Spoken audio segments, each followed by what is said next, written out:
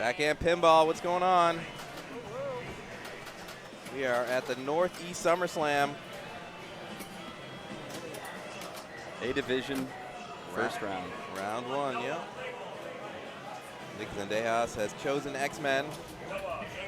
Pretty controllable game. A good choice here, I think.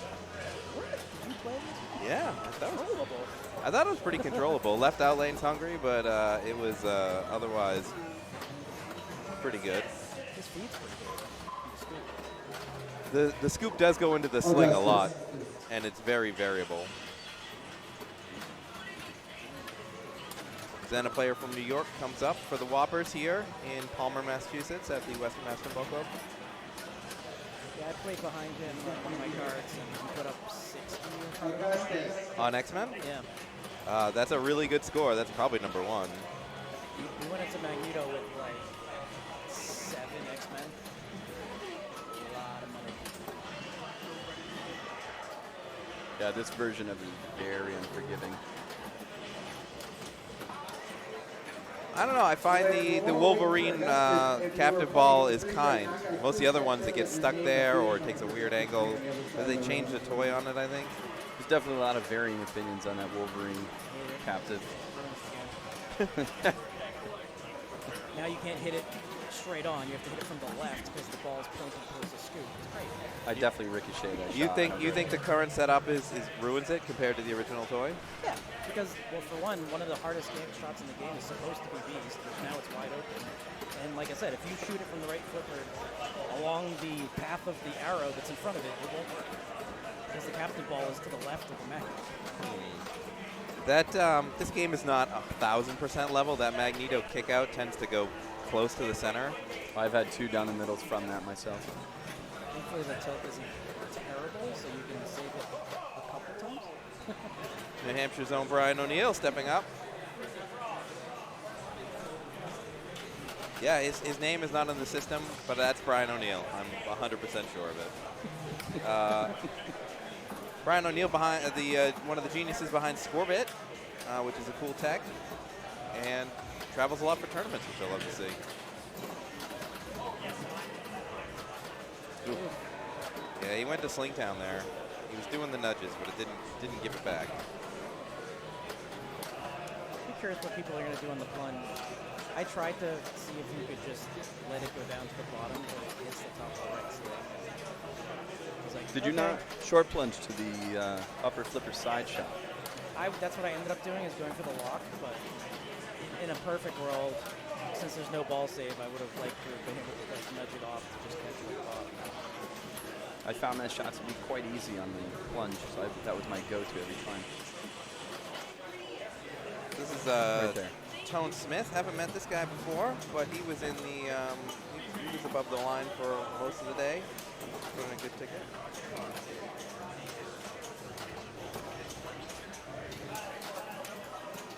Whoa. You're in trouble when it's on the top of the sling right there. I think because it's set up so hard, people aren't going for the Brotherhood Hellfires down here. I don't know, like, I try not to overthink this game. Probably could have saved that. I try not to overthink this game. Like, I think that stuff just sort of, all the scoop modes and everything just sort of come. And I'm just shooting shots, trying to get X-Men. Eventually, if I do it well, I'll get into Magneto. And then, you know, every game I should be starting Wolverine. Yeah. At the very least, to put up a small foundation. That's another reason I don't like this mod, because the magnet and since the captive ball is behind the magnet instead of like on it, it'll pulse and like throw it back into it. And sometimes you can hit it once and it'll just start it, which normally it's possible to bring Wolverine into other things. But you can hit it once and it should be like, oh, okay, it's running now. It just hit it 4 times. I think, Kevin Duffy, unfortunate gets borked there. Hits the top of the sling and then does a little moonwalk out. Those are similar to the scores that we've been seeing in this game. The balls are very unforgiving. If you get a hold of one, that's huge. Then doing his weird juggling. Yeah. Pinball has a lot of personalities, I'd say. He thinks he's a player. I don't know.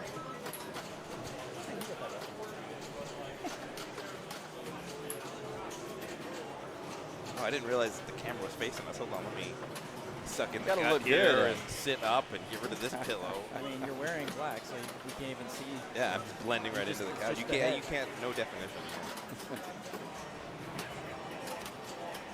Okay. So a little defensive flip there. I'm curious if people know, people in the group know about like hidden lock in Magneto. See? Wow, the magnet really screwed him there. So And he like moved in the it. state that he's in right now, where he has two locks lit, the side and the orbit, you can actually lock it up the middle. Yeah. The light's not on, but you can. Yeah. Brian O'Neill stepping back up. There we go. There's that short plunge to the upper flipper. I wonder if 10 million is going to be enough. I had 8 million on one of my cards that was 8th for almost the entire weekend. This game was very unpredictable. I mean, I think if you don't know where the shots are and what the weirdness is of it, certainly. It's definitely leaning left. But the flippers aren't super bouncy. You can't get control. 2 or 3 hits right now on that captive ball. What he's going for, it looks like. Wolverine's ready. Takes the danger, though. So 2 years brotherhood. You think that was a shot to beast? Oh, one more. It's hard to tell. Yeah, there we He's go. just going to Yeah, go right at it. Like you said, get a base. Yeah, get the multi-ball because I guarantee of the 4 players, one of them won't. I said the most important part of this multi-ball at the beginning is light with blackbird. So you can get that out of ball. I know how to do it, but how do you like the Blackbird? Just You ask. can either hit the scoop 4 times or you can spell the win. Okay. And Blackbird is the mystery award. Yep. And it's the blinking blue light right above the scoop on the end. Got 2 balls to play here. He's got a trap. This mode is pretty standard. You have to hit Wolverine, then hit one of the other playfield shots indicated in red, and then hit Wolverine again. And the one side is regular jackpots, the other side is double jackpots. The one that's the most is It'll also be on the screen with the arrows pointing in the direction. That was a little unkind. He had just finished his Addaball, and I thought that he was in a grace period for the Addaball there. I thought one of those 2 was going to come back. This is brotherhood. This can be a big deal. You guys know the exploit / strategy when it comes to the villain multi-balls? I don't. I'm still in awe that Brian Neal made that center save after getting his second danger. He made a big move with 1 danger, and it didn't tilt out. Yeah, I think this game has All right, the loosest tilts in the bank. Strikes knockout tournament. Go on over to the projector area. We're going to be launching the tournament in a second. All the matchups will be on the projector. When your group is done, you are going to come over to the kiosk over next to Stingray. Oh, like you said, that's the danger You're spot. going to put your placement in. So please, have at least 2 from your group come up to verify that the placement is correct. All right, Joe, you were saying about the villain Do not strategy. play extra balls, So watch if- extra balls, and make sure you keep track of whose turn it is. If you play Can't hear out of myself order, think. you will get I an can't either. automatic DQ for that round. As Brian This starts is a these 3-strike magnificent. knockout. If there are any 3-player groups, the bottom 2 get strikes.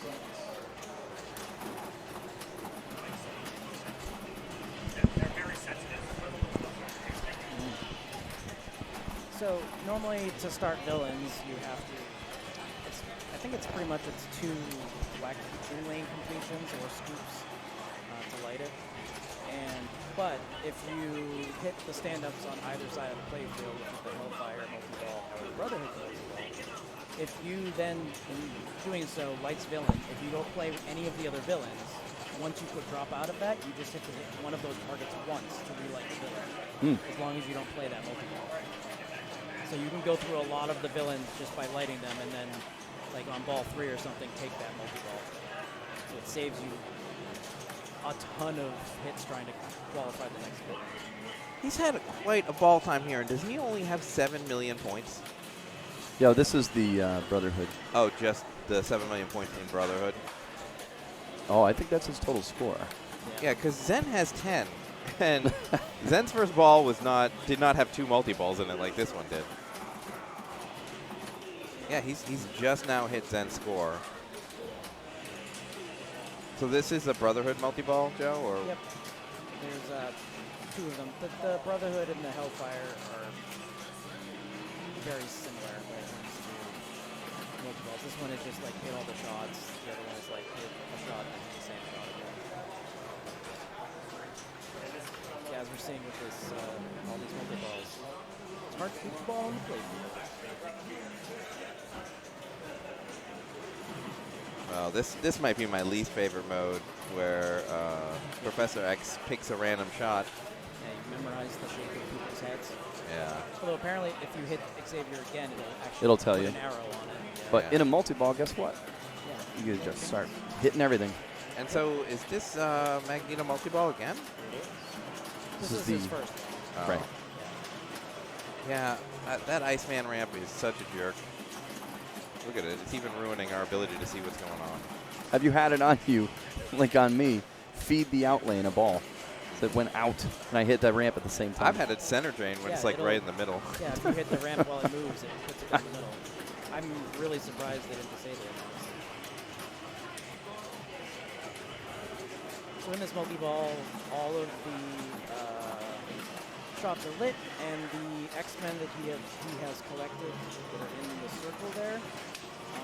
Single jackpots are the blinking ones, doubles are the solid ones, and anything that's not that is 30K.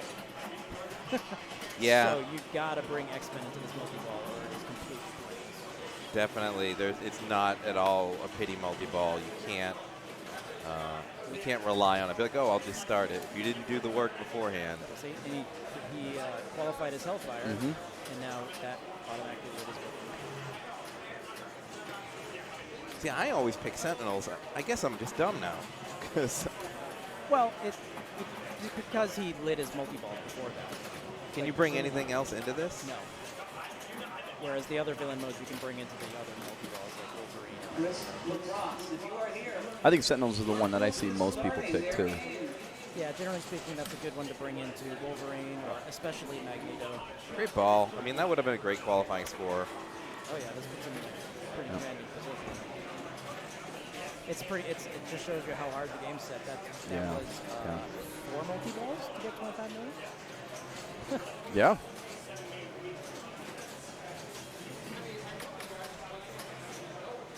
All right, players 3 and 4 here have quite the mountain to climb. This is Tones. Do you Yeah, pronounce yeah. it? I think so. I don't know. I haven't met him. Yeah, he's being defensive. I don't really like. Doesn't look very comfortable in the game. Okay, stop. No. Oh. See, he could have just held that flipper up continually. That ball would have stopped on the flipper. All right, he was going for Wolverine. He knows he needs a multi-ball. Kevin Duffy steps up. Kevin Duffy, Massachusetts player, has a couple games in his collection.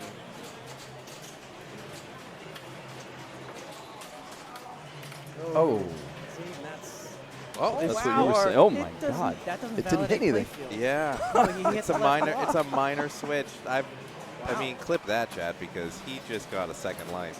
Interesting. Well, that's good to know on a game with ball save. You can hit the block targets and let it go and replenish. I guess the chances of me knowing that in that moment are Right. next to 0. Okay, so he's Okay. doing something. And Get a baseline. yeah, you know, and I don't know this. I assume that we're doing 4-2-1-0 scoring. Yes, we are. So, you know, 1 point is absolutely better than no points. And so you always want to be thinking, I need to do something. This may not be like the optimal strategy. He may want to bring X-Men in, but he's on ball 2, and Brian just kind of blew it up a little. So in this situation where it's, generally speaking, very hard to feed the in lanes, to light his Blackbird, he can just keep on putting it into the scoop. To light his Addaball. Is it backhandable in this copy? I haven't tried. It is. Oh, there it is. And One for the atta road. ball. Oh, look at that. Oh, love that grace period. Perfect up and down in that left element. Thank you, Lyman. We miss you. Dig.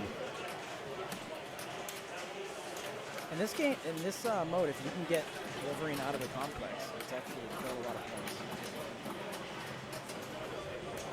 The super is, I think, I want to say 5 or so. He could have held up the right flipper there. Like, get a trap, man. He does.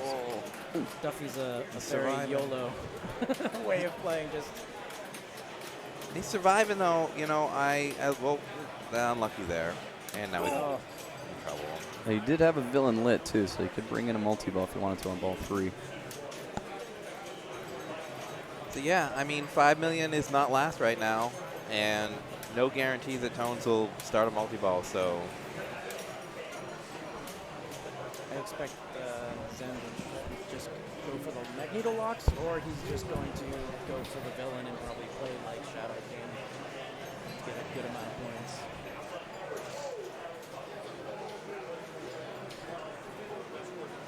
But a single ball play, right? Yeah. Yeah, see, he likes that short plunge. Yeah, that's the one I like, too. Yep. He skipped it. We don't know. He doesn't even know how many more locks he needs. Okay. Okay.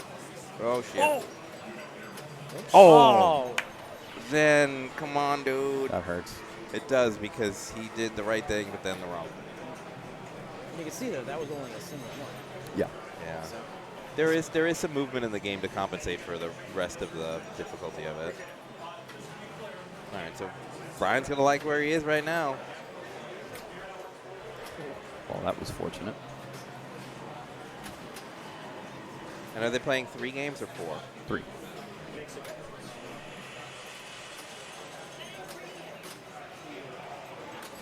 Look at that. Like butter. with those Deadpool helping combos. So he starts Here come the Frazier trolls. multi-ball, or whatever this beast mode is, I forget. It's not a multi-ball. It's also not Frazier. Get those Nightcrawler pops. And this the trolls, you only need to hit them once to light the extra The ball. trolls. They are trolling for sure. What we're talking about is a Nightcrawler pop-up targets, or is it? I don't know if it's Nightcrawler or not. I don't know Yeah, my it's X-Men Nightcrawler. anymore, but Which is weird. I think that the setting might have been changed because it's only one hit to put them down, and that's definitely not how it is now. I mean, Brian just knows where the limit of the game is and when to move it and how much to move it. So he's at 29. This would have been a top 10 qualifying score. I wish I had the ability to mark the screen. On the far left above the in lane, there's this weird target situation. I think those are the Brotherhood targets. Brotherhood are the white targets on the right. Okay. Hellfire. So the Hellfire targets, when the ball is in that area, you have to preemptively nudge, because otherwise it's going to lose its momentum and think about the out lane. And you can tell every time the ball goes over there, he's given a little bit of influence. I'm actually a little surprised he's not going for Nightcrawler because, as you can see, it's 500k a shot, but also the trolls are not that deadly comparatively to everything else. And if you get X amount of shots, you light set your ball, which I believe is 2.5 or 5 million. Oh, his strategy was to get to the other multi-ball. He was ready. Yeah, and you know what? I mean, he had to love that. He pressed a little bit of points there. I mean, Got to feel pretty safe at 34. Most definitely. It's a big hill. especially since the rest of the players, 3 and 4, have not set up the playfield well. They don't have a ton of X-Men collected in hand. I don't really know what their lock status is, but I don't think it's good. Yeah, Tom has not even lit his lock stage. What do you think of the Pops 4 score 1,000 strategy?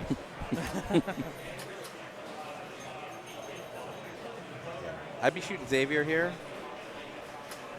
Oh, no, he's going just for the locks. I don't think he's done Wolverine. Why is he just not wailing on Wolverine?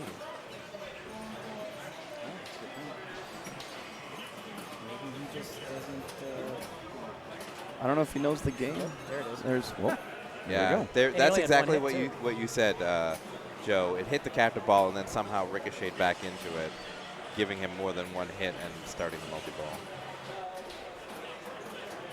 Oh, and so he's got the Nightcrawler running as well. This is great for him. He could surpass Zen if he just keeps the multi-ball alive for a decent amount of time.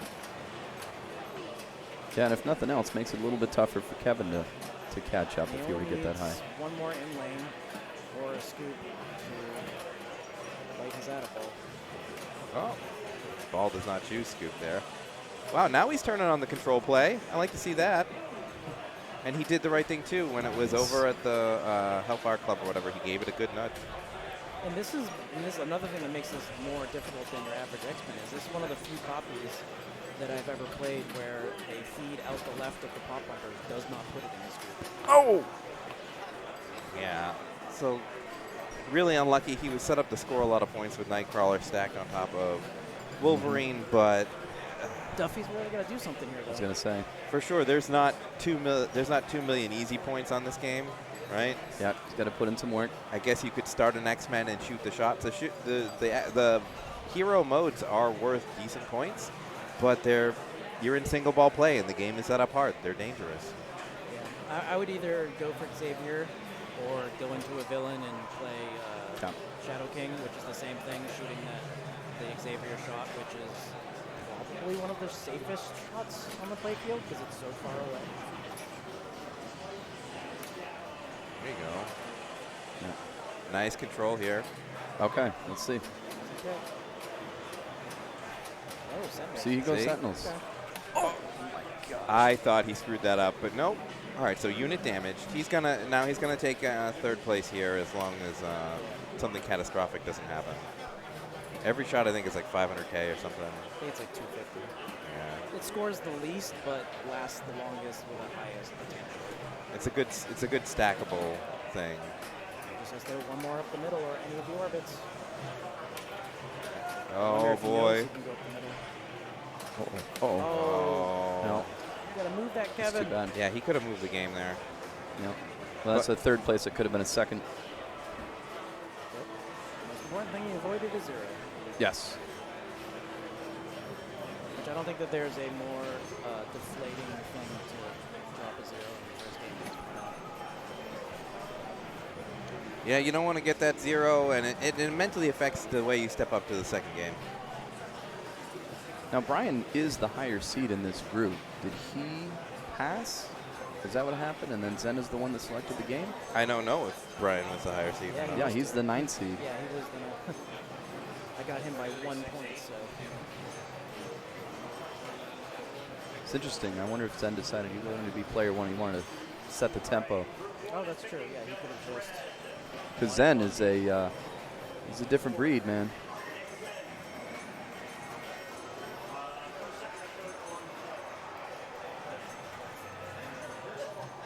So the rules are, in this round, the highest seed is going to be able to select a game, and nobody else in any of the groups, even if they are finished, is allowed to start until a higher seed makes the selection, which is Brian O'Neill. So they just finished the game. We'll see if the game is available, so we can go right to the next one.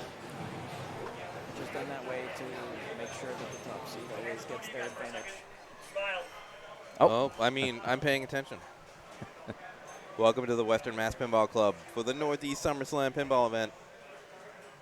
This is the third event, which is also running concurrently with the fourth event. There's a strikes tournament happening right now. And the B division, I believe, is also playing Yeah. from the main event. I think it was, 25 to 40 or something made B division. Yep. So we were using the Never Drain software if you want to see what the seedings or standings were. I bet there's a command in chat that you can type to do standings, but.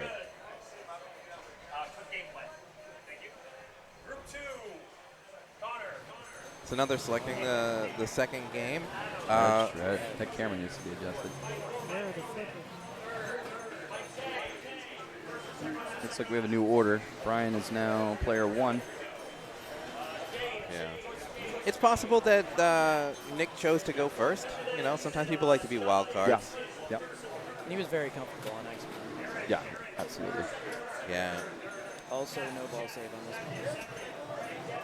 one. Well, Especially if he goes modes or if he goes for multi-ball. No, looks like he's going multi-ball. we'll adjust the camera in a little bit. Our backhand pinball's Mark Hatnout is also running the tournament and playing in the tournament. So. Oh, that is.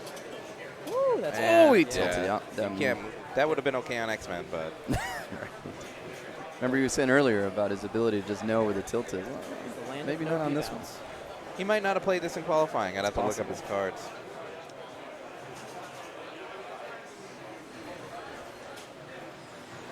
I don't know about you guys, but I had a ton of fun here. Oh my God, this weekend was fantastic. Yeah, NEPL finals, and now probably the biggest Whopper event in New England history. Mark had to adjust the camera. Yeah, to that's make not sure the- you get to see me. that's I not don't the see camera where- purpose. Whoa. Joe, the people want to see. Yeah. Well, they got to see the contrast. Oh, that's what it looks like to not have a hat. Now he needs to rotate the camera 4 degrees southeast. All right, so we're on Judge Dredd, one of the 4 super pins by Williams. What is your strategy in this I game? start with Blackout, and I don't think that he knows that you can change your mode unless he's purposely going meltdown, which Yeah. I would hope not. I'll That's admit the captive ball. my rules knowledge on this game is very low. I know the judge letters in the center will qualify you for multi-ball. Those are drop targets. I know that you can shoot the left ramp for progressive points, and I do that a lot because it's fun. Now, Blackout is a multi-ball, Yes. and that's the one that I would start with trying to start if I could, and if not, I'd go right to the multi-ball itself in the middle. Generally, the order that I go for, and most people go for, is Blackout because it's a multi-ball, and all it is just 2x scoring on the playfield. Yeah. And then you can play Sniper, which is just hitting the right vertical up kicker 2 times in a row. And then Safe Cracker, which is move your car But for into the the center, middle scoop, yeah. which at the same time also likes your letters because every time you get in the scoop, it gives you a letter. So that's a great mode to prep you into Yeah. having. You got to go up the middle for that. I am not confident in this game.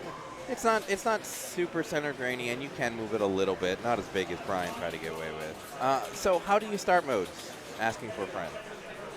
So that blinking yellow circle in front of the left Okay, so ramp, left ramp, yep. and then after you play that, it'll move to the other one, which is above the little Oh, the flipper on sniper right. tower? Yep. Yep. And it just goes back and forth each mode you play. All right. Yeah, I've seen it lit, but I didn't know how to light it, or if it's just always It's automatically, ready. yeah. And another wild card in this game is that you could play it the same way you can do Scared Stiff, is you can left ramp all day, which constantly builds. Yeah, it's like Forever. 500,000 It's plus. like 250, 500, Then gets 90 years for 750, a million, keeps going higher and higher and higher. If you can consistently hit it, I could not. And if you miss that ramp, you're dead practically on the return. And So. Zen told him how he thought of that Yeah, game. that slingshot killed him. I found the right flip in this game to be a little weak. So that left ramp was a little more difficult than other ones I've played. I find that is every single time. Every single one. Yeah, pretty much. It seems that That's always the interesting. right flipper, especially if it's getting played a lot, because that is a very steep. So if you're playing at home, a good way to play this is to drink every time you've committed a crime that shows up on the screen. So is it Dead 90? by the end of the ball. Yeah. So 90 years for kidnapping, so or 85 years for treason. I know a certain ex-president that qualifies for that. Only 5 more years than the previous one. So I don't know how you get those awards. I think they're on the right ramp when the Yeah, they're right all ramp those insert all is of the flashing. inserts with the jail Yeah. bars on them, which can be the right ramp, left orbit, the upper right loop, and then also the upper left ramp, which is where that blinking green shot is right now. So is it worth playing out some of the other modes? Like this is the tank Ooh, mode where here the we go. green shots are worth points. So this one, I'd say that it's worth shooting 2 of the shots, because tank is the upper left ramp, that stand up on the right. What was that? Oh! No. What was that? He tried to live tap pass on a Williams Yeah. game, or I think he decided to flip way later than. It was almost like he changed his mind mid-flip. Yeah, he did. He was ready, though. He had qualified his multi-ball. Then you just got to shoot the left ramp 3 times to start it. That'll still be there.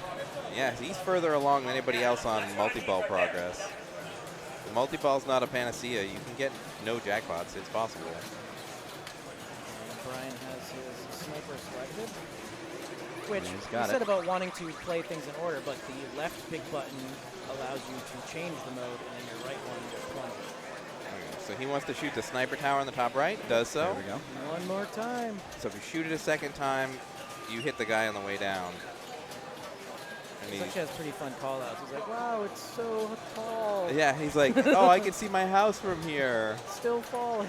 It's a underrated game for sure. I know people were like, it was based off the comics when the movie was whatever, but it's good. All right. So, And as you see, like, he played the left ramp. Now it moves to the right ramp. He has to hit the right vertical up kicker to Yeah, start the next mode. start the next move. so you can see that you really can't post pass super effectively on this copy, I found. So he shot the left ramp and then used the passover technique to get the ball to the left flipper where he could shoot that target. He doesn't have a lot of points though for. Oh, he's in Safecracker. That's why he's going for. So you know this is so he locks in the value. So then it's going to be 2x, then 3x, then 4x. Oh wow! Did you see that? He gave a very early flip and it like caused the rail or the plastic to stop the ball. I actually had a ball get stuck to this. Oh, 3x, here we go. 3x. See, he did it again. There you go. See? Yeah. You get most of your mode points in bonus, so don't tilt this game. Yes. Super important to remember. And as we already saw, this game is super sensitive. One more shot left. Oh, that's 4x. center. Oh, here we go. Looks like It's late. I think, is it the Dead World or the thing disabled? Like, isn't it supposed to go in the loop and lock up every time? So it's I was just about to mention that at this point, this is one of the few Dredds that I've ever played that doesn't have the Dead World mod installed. Oh, so that's a mod. Yeah, because it was costed out in the factory. So That's after the crazy fact, because it's somebody- like designed to do that if you Yep. look at it. So yeah, you can actually get a mod that holds all the balls in there. And practically everyone's done it at this point. So most of the Dredds like that, they think that that's just the way it was. So his jackpot is lit in the center.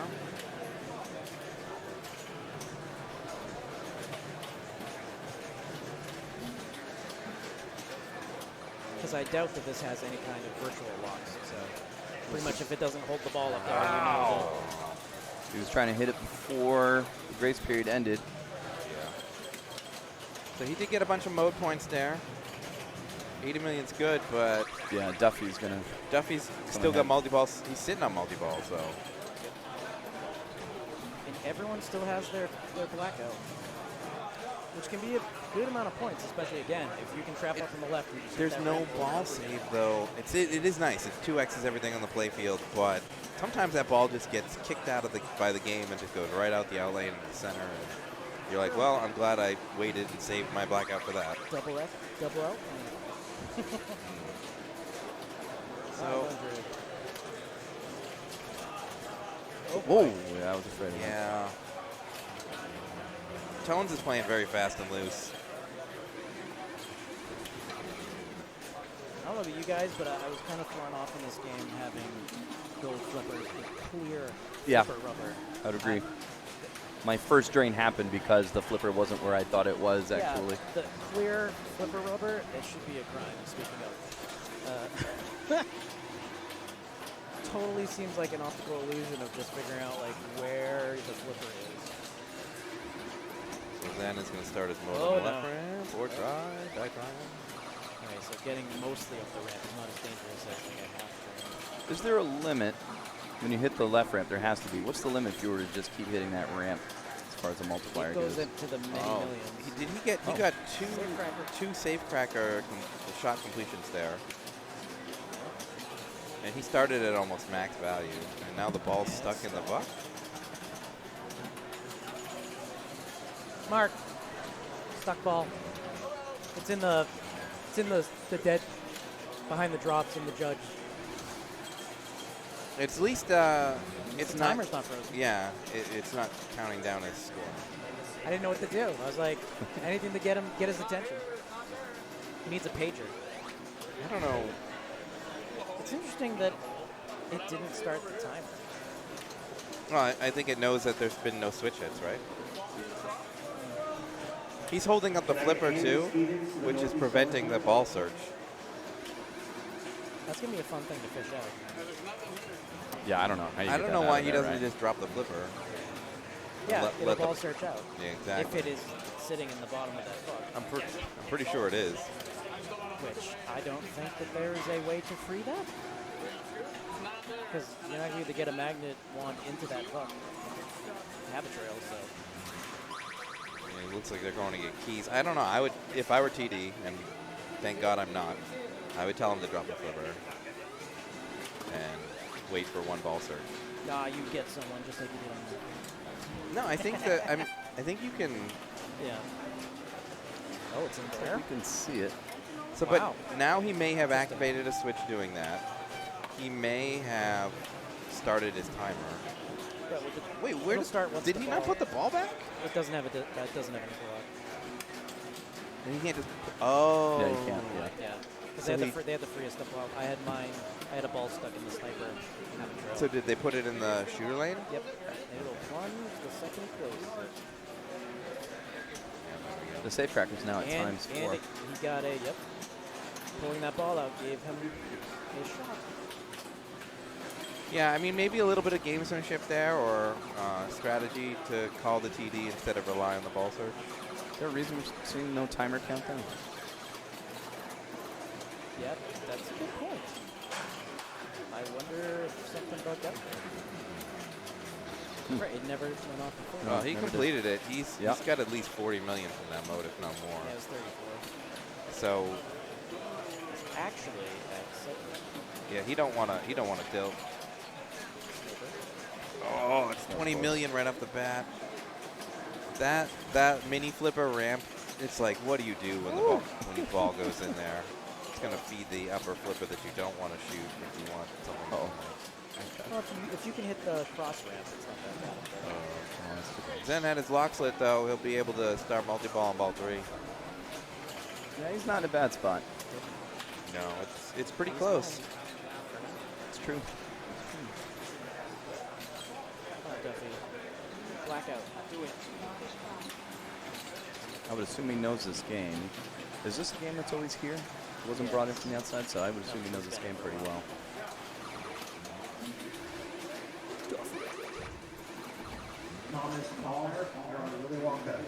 So Duffy is putting his favorite Taylor Swift playlist on.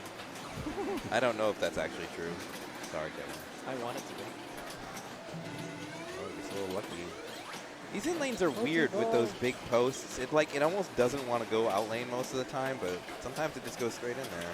Yep, so now he's in the multi-ball, which is shoot the scoop behind the judge, and then hit a ramp. And then do that 4 times to get the good ramp. You have to get fear, death, fire, and the one you can't read. Say pestilence. All right, he's ready for it right now. See the red arrow in the middle of the screen. Yep. Get in there. Gotta get some control here. Oh, there Oh, he that goes. fell in. That was Ramp. pretty free. Got the- There's the ramp. Another one. Gets a replay, so he'll be able to play a free game after this. Oh, that was on the plastic. Yeah, that would have been really unfortunate for him if that was on the habit trail and got stuck. He would have lost his multi-ball.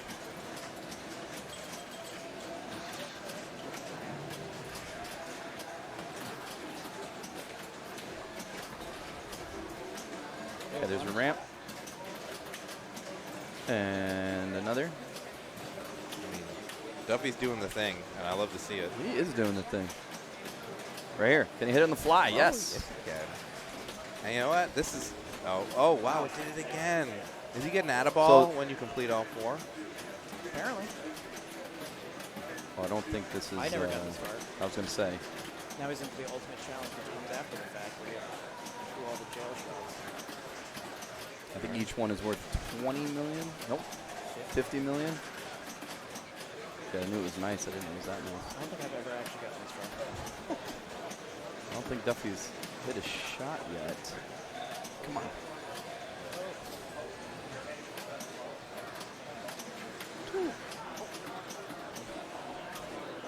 He is allergic to trap. I just don't think the game's letting him. There we go. There's one. Yeah, 10 mil. Shoot crime Oh, they're scene. just tens forever. Yeah, maybe. I mean, after getting the 3 in the first game, Duffy is doing the right thing here. 350. That's going to put a huge amount of pressure. That might have been, I think 368 was the top qualifying score. Yeah, I wanted to say. So This is only on ball 2 here. yeah, he is only on ball 2. It's really nice to see Kevin play like this. How did he finish in the first game? Was he last or third? Right, yeah, he's 3rd. So, Oh, yeah. right. I could just look at the screen. Uh-oh. He's got his locks lit again. He could just go do that again. Highest qualifying score, 381. No, because now it's each judge completion lights one lock. So now if you're going to make it to a second one, you're going to have to live for a while. A lot of drop hits. That's okay. He didn't That's want okay. to tilt it, right? Get that bonus. Yeah, that was fantastic. You can hear some cheers go up. Yeah, he put on a clinic. 97 So mil bonus. that would That's be gotta be the highest qualifier. The highest qualifier was 381. He's already at 460. Got to feel pretty safe. May not even need to play that last ball. Yeah, but at the same time, Zen's multi-ball's ready. I think because Brian didn't do really much of anything in his multi-ball, he's in the worst spot here. He's still, but no player has played Blackout, so. That's true. Will Brian change the mode before he plunges?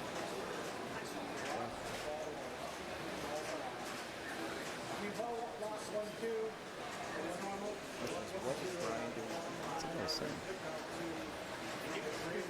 He's looking up the flipper code. Oh, they might be trying to make a group decision on another game right now. Yeah, Mark was getting some advice by the looks of it. Brian's hosted a tournament or two. He knows a few things.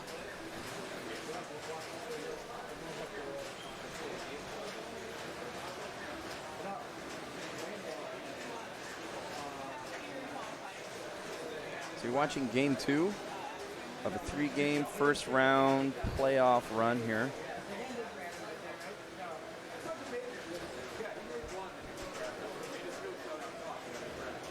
Top 2 advance, and bottom 2 are done. You can see the standings and the brackets at Never Drains. You can search 2023 SummerSlam.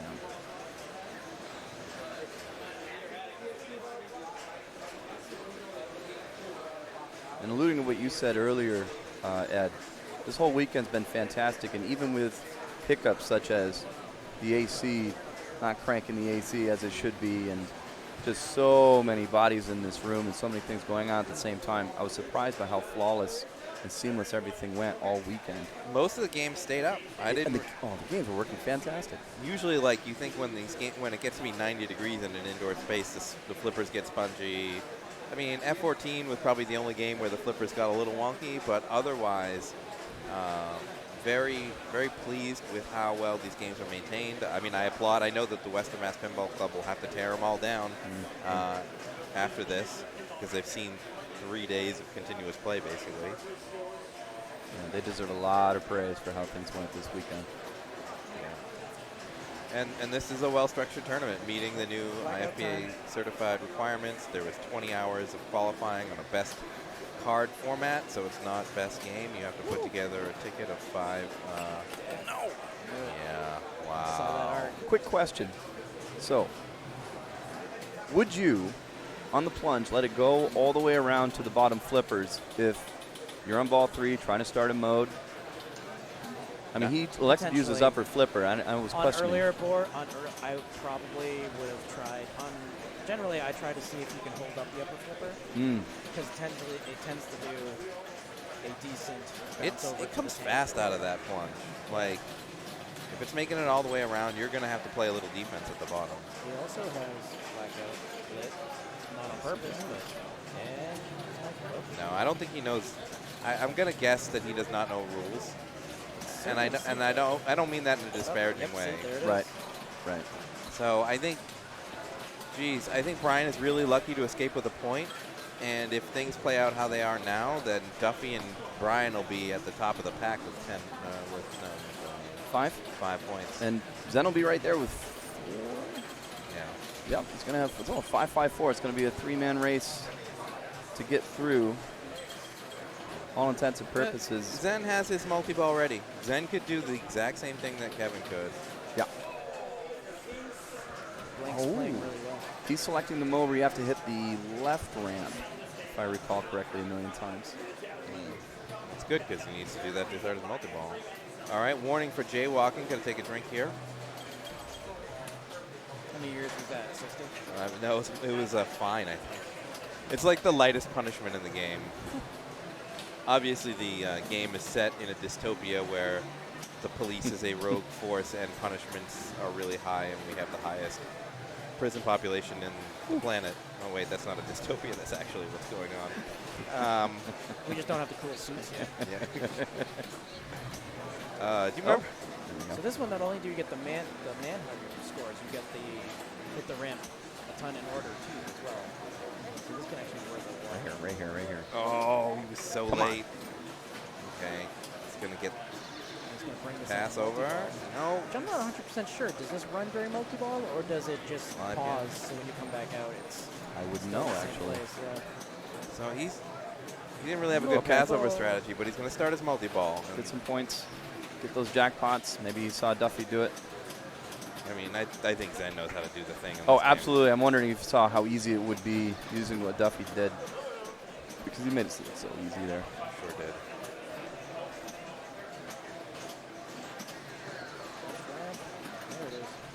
Down to oh no! Oh, now he's grace. in jail. Right. Now you tried. Yeah, so right? it just freezes the mode. Shoot left ramp. Get that 100 million? No, that can't be right. No, He's got 100 million. What is the left ramp worth? Like 10. Okay. 5. Yeah, he's just gonna go straight back for it because he knows that he does not need to grind out 10 million on a ramp. He needs to go back into That multi-ball. feed is pretty crazy. Instead of going with plastic, that would almost went to the right side. So maybe he will get a manhunt point. He gets 6 million for that. So that probably goes up. Probably starts at like 3 and goes up 1 million every time. Oh, wow! I thought he was in trouble there. He's got blackout.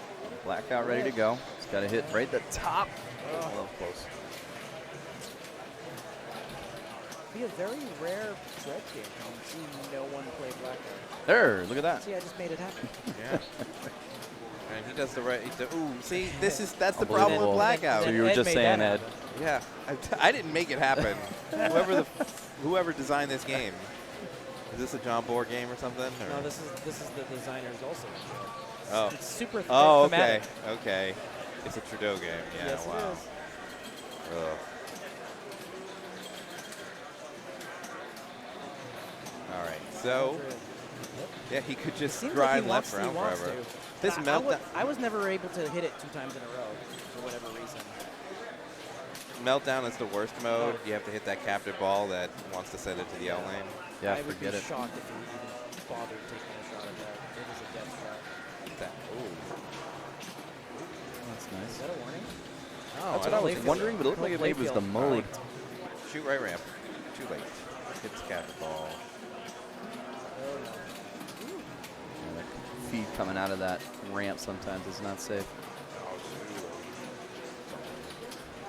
Seems like pretty much if you get up to the Dead World area in that corner before it turns, that's where it starts to get nasty. 18 years for assault. Do not Drink? have to drink. No. I Oh, you don't have to drink. Yeah. Okay.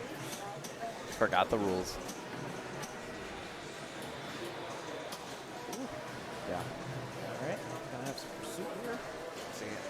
I might shoot the left ramp here.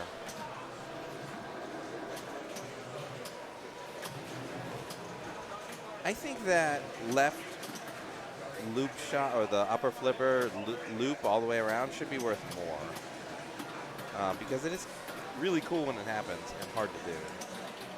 Or also, or you can do a favor to the operators and hit the upper right ramp to make the credit dot go off.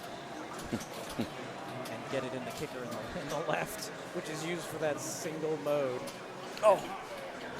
I mean, that was savable. I mean, yeah. And he was safe at second. Take it and get into the last game. Yeah. All right, Duffy's going to have a plunge off here. Great work Good by job Kevin by Duffy. Yeah. He stood around a long time now, but it was worth it, man. Oh, wow, there is a ball save. You see that? It looked like it just didn't hit a switch. No, it said ball save right on the DMP. Oh, wow. Oh, and Kevin's There going you to go, get to put his initials in. Good job. Well done. Nice to have a game like that on stream.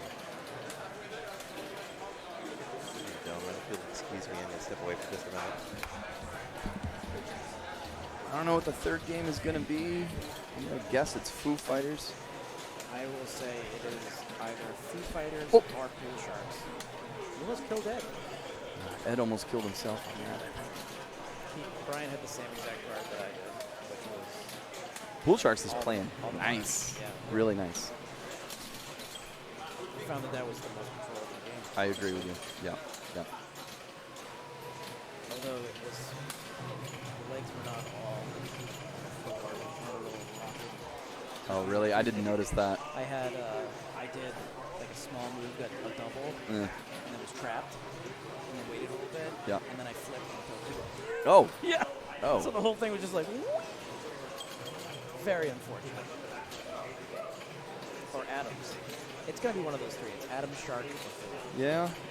He didn't enjoy the way that Mr. was playing, if I had to guess, it'd be Shark or Okay. Well, I wasn't aware of Addams that. also is very controllable as well. Yeah, Addams did play nice. I think I only played it once. Put up an okay score As on long it. as you don't trust Thing, if you get Thing, you say, no, I'm going to do this myself, or I'm just going to do nothing. It's had an entire 3 days to try and learn, and it's incapable.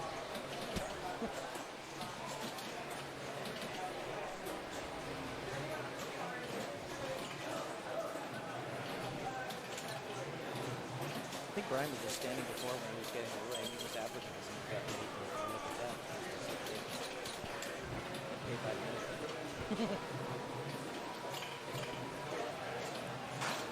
Yeah, we're going to see a pretty fun game here with the scores being what they are. It's going to be 5-5-4. It's actually weird to have a large edition event without just a towel with Liquid Death. which seems to be at all of the room. It is the drink of choice.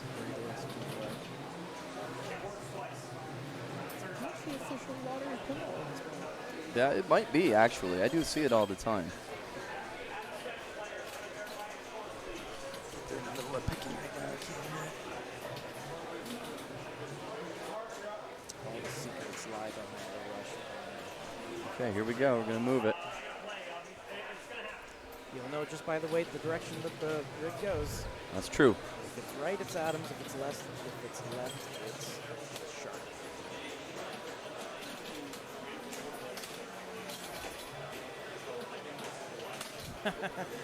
If they pick Shark, well, someone should choose to go first and go 8 ball. just piss off the entire group. I mean, is that... That's quite the move, though. Can you do that? I mean, yeah, why whoever's not? First. Just first player gets to make the selection for everybody? Gets to choose Oh, if it's 9 ball or boy. 8 ball. Wouldn't that be something? That'd be hilarious. That's probably one of the few things that you can go first and immediately piss off your group and Right. throw them off. Right. Here's the standings for everyone. It's fascinating that Brian's name is here, but not in the bottom graphic there. Right. But look at these standings over here. We have James McFadder and Justin Fontaine definitely moving on. This third game is meaningless for them, as the other two players, Eric Geddes Now we're not and going to Jeff, see what direction it goes in. will just have to be pleasantly surprised. Oh, I think we're still waiting. Joe, for don't Card peek. Whiz. Don't peek. They got to put in the scores for Dredd here. But Brian, oh, there it is. Brian and Duffy with 5. Nick with 4. And Nick just has to get second or first to put some pressure on someone else. And a quick shout out to Mark winning A Division NEPL yesterday Yeah. without ever going to sleep on Friday. I only got 4 hours of sleep, and I felt like I was screwed. Are you saying you didn't sleep at night? He didn't? No. Oh, my God. Oh, my God. Well, I thought it was a figure speech on no sleep. He legitimately didn't sleep. Oh, my God. He was here so late, he just didn't bother to go to bed. I don't believe it. I mean, the magic of youth, right? Yeah. Yeah, Oh, I think Mark. he's like 34, and I'm like, wow, I guess that 5 years really makes a Took big 5 years difference. off his life is Yeah, what it did. I got 10 years on him. Well, he's going to win the 24-hour now, confirmed. Well, it's, Assuming he got in. It's unbelievable. looks like James and Justin are starting to lock out Group 3. We got Card Whiz going on. There's some good scores down at the bottom there. Mark Yeah, Mike's and Pat. Eric Geddes is going to have a lot of help in order to advance out of that group, and Jeff is locked out of it. Well, I don't think, Geddes, the best he could do is a 4. Oh, right. He could tie if someone were to get last place. Can't even get the magic 6. So Justin or James would need to come in last. Correct. And Geddes needs to win. And Geddes needs to win, and then there would be a tiebreaker. Yep. But and then Mike Kaczynski is through. 2 wins will do that for you in this format. Oh, look at that. 8 points done. Yeah. Pick first on the last game. So look at those scores on Addams family. Like, very close, and none of them really walked away with it. Correct. And then same thing with Foo Fighters. This Foo Fighters has no ball save, and I didn't realize how much I relied on the ball save on the Foo Fighters. Oh my God, this one's a brutal. And I this could one, not get a hold of it. If you plunge it or elect to plunge it, either way, it doesn't matter. It sometimes will hit the captive ball and then ricochet on the out lane or down the middle. Yeah. It doesn't Really? always plunge around like it should. I found that this was one of the few, at least every time I played it, every single ball went up the ramp, No, which is so rare the- for Not me. Foos that I played. that it does, and so that's why you want to use the auto plunger. I tried I used auto plunger. precise plunging or like short plunging to the flippers. No. Nope. Auto plunge and then shoot the left orbit, and that will start the skill shot.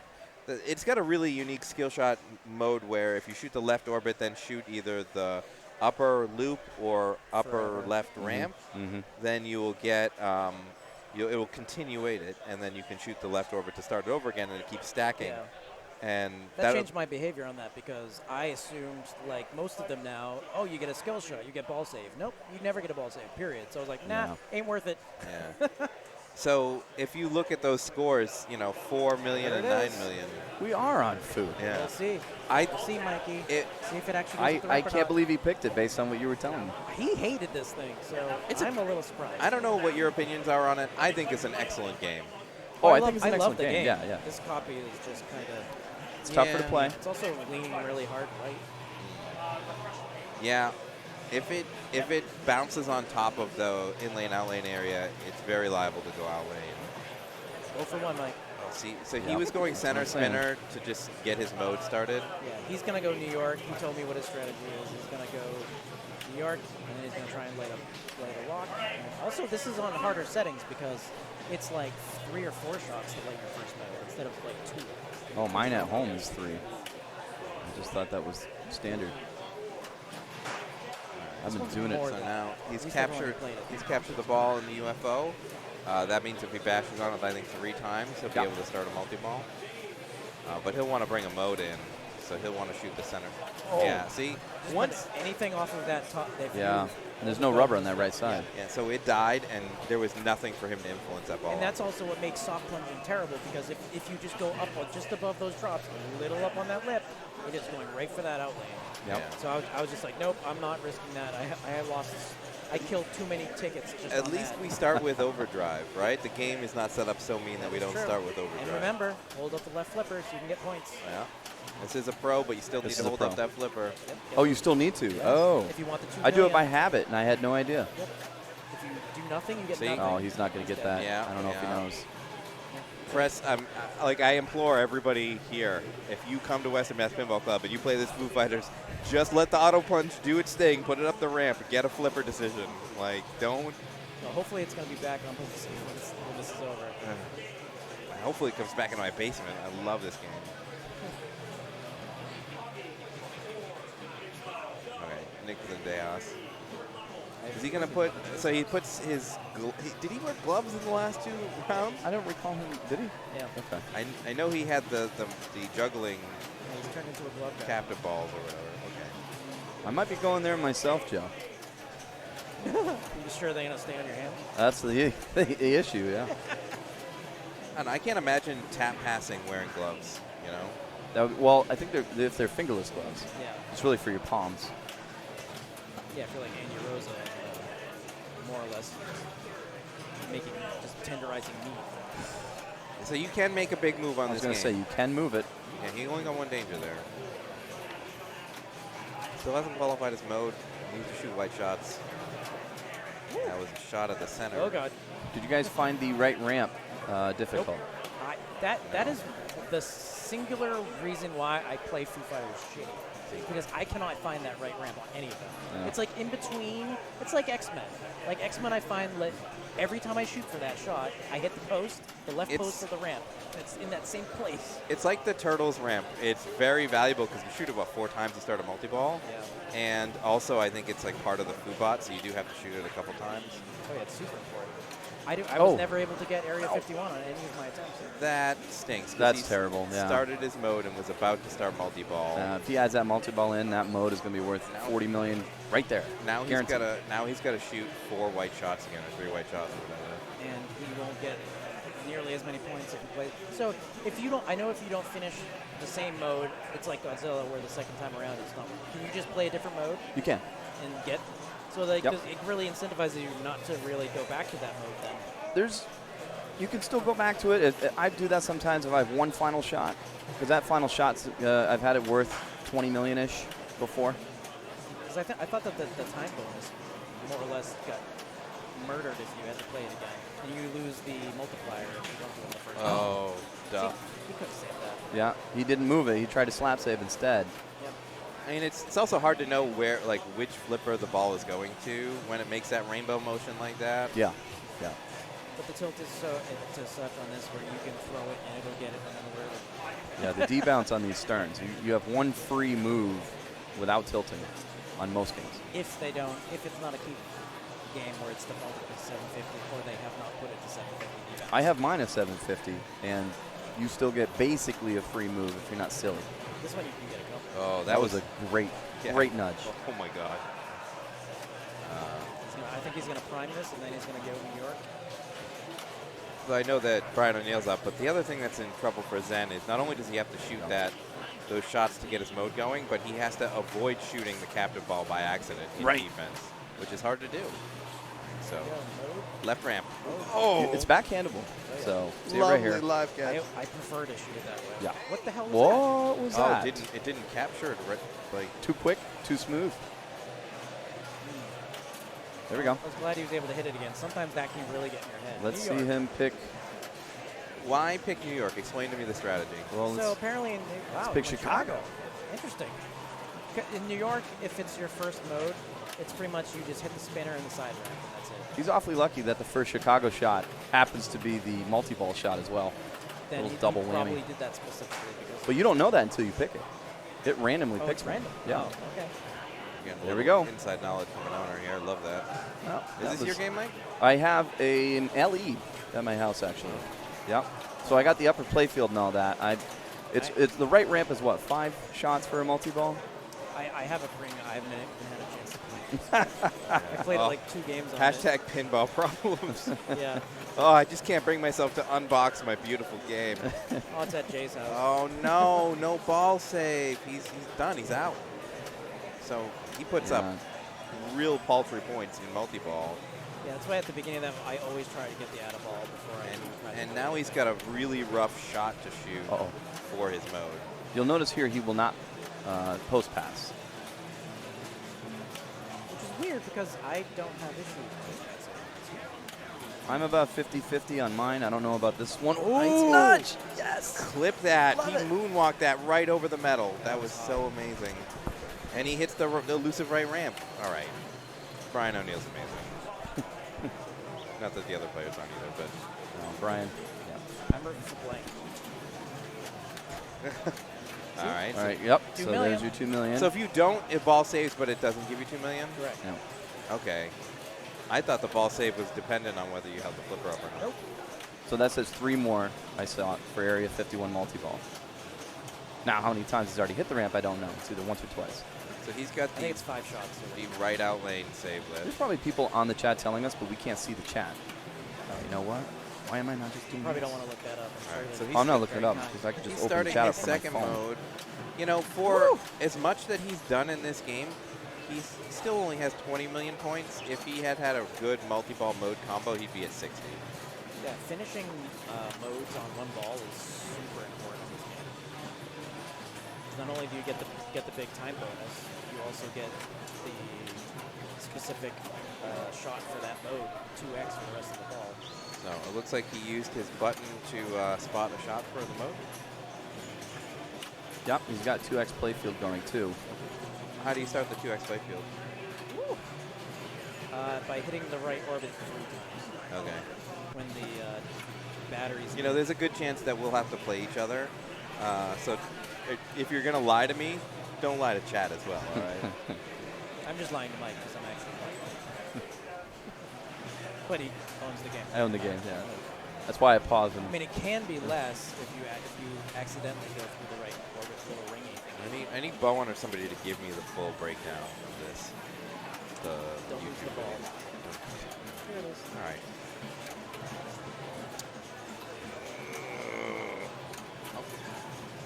He did the first bounce to get under control, but then didn't trap it. oh, hold it up. There's your 2 million. Barely got it. See, that was the auto launch, and it didn't auto launch up the ramp. The auto launch is not as good as the button because the ball is bouncing and moving. I see, yeah. Yeah, I always find that you think it would be that, but it doesn't wait long enough. You think, yeah. It punches that out of there real quick. Not- Uh-oh. This Things- is where you'd Things probably... are dangerous right now. Oh, it almost came right back out, too. That's always the way it is. Every good save is very quick with death.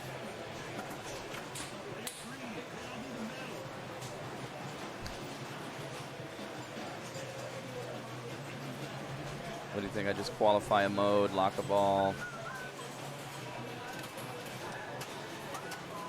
Yeah. Ball 2 still? Okay. So he's going 2. for the center. He's going to accidentally hit the catch ball and start a dead multi-ball. His multi-ball's not Oh, ready. no, his multi-ball is not ready, no.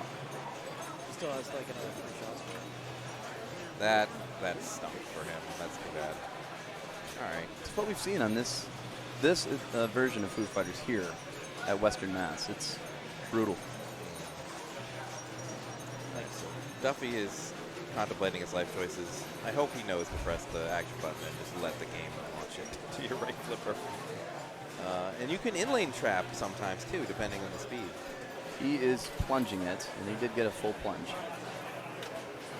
Yeah, and then Looks like he's, he's going for a lock right away. yeah.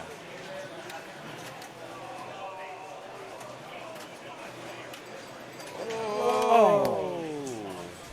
Throw the game, Kevin. Use your warnings. Okay. Well, it's hard in that moment, like, to know exactly when you should be gonna influencing. say. That stuff comes natural. And plus the direction of the ball coming down that small ramp, which is right near the flippers. You got to do it quick. So, Brian O'Neill's in a good spot, despite wow. not making the most. A backhand. Of the That was amazing. And he's got this right here is a multi-ball, and it's Oh, it's but naked, he locked but out his mode. He Could got you? Yeah. screwed by the you could have started a mode. Yep, Yeah. you can stack. No, but he hit it, but it didn't catch in time. No. Oh, I don't think the mode was. Oh, it was. It was Oh, good. hey, no, I've been he wrong went- before. That's why he was pissed. No, the mode start was ready. He just didn't shoot it. I'm Oh, I pretty think he positive shot it was that good. left shot. Yeah, he hit it, and it didn't give it to him. That'd be the second time. No. That's He's- something to look out for. He's still in a great spot. Which Nobody I've never else has seen- really I've put never anything seen someone together. do that before. That's twice now. Yep. You hit it too clean, you get punished. Yep. And when you Which play is with too bad. Xavier, Mike, that's going to be in our heads. You make it sound like it's going to be selected or something. Mike, like we have Mike this- is the one who gets to select. Yeah. It's like we have the same ticket or something. Yeah. Yeah.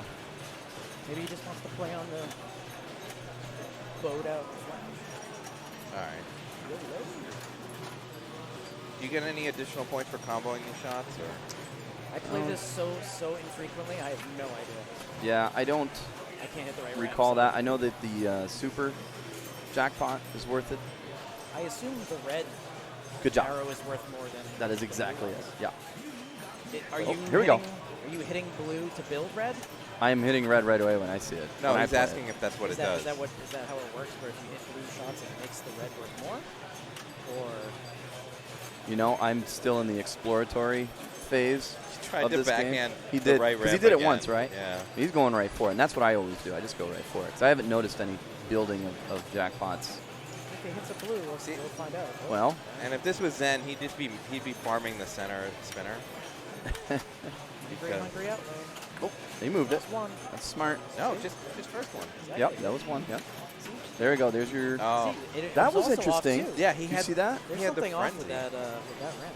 So this is a frenzy mode. All switches are worth value, and he's going to be able to put regular mode in there. Back into New York, which is just spinnering and side looping. Apparently, what you told me. I didn't know. Even though it doesn't light the side loop, the side ramp, it spots shots, which I didn't know because again, it's not lit.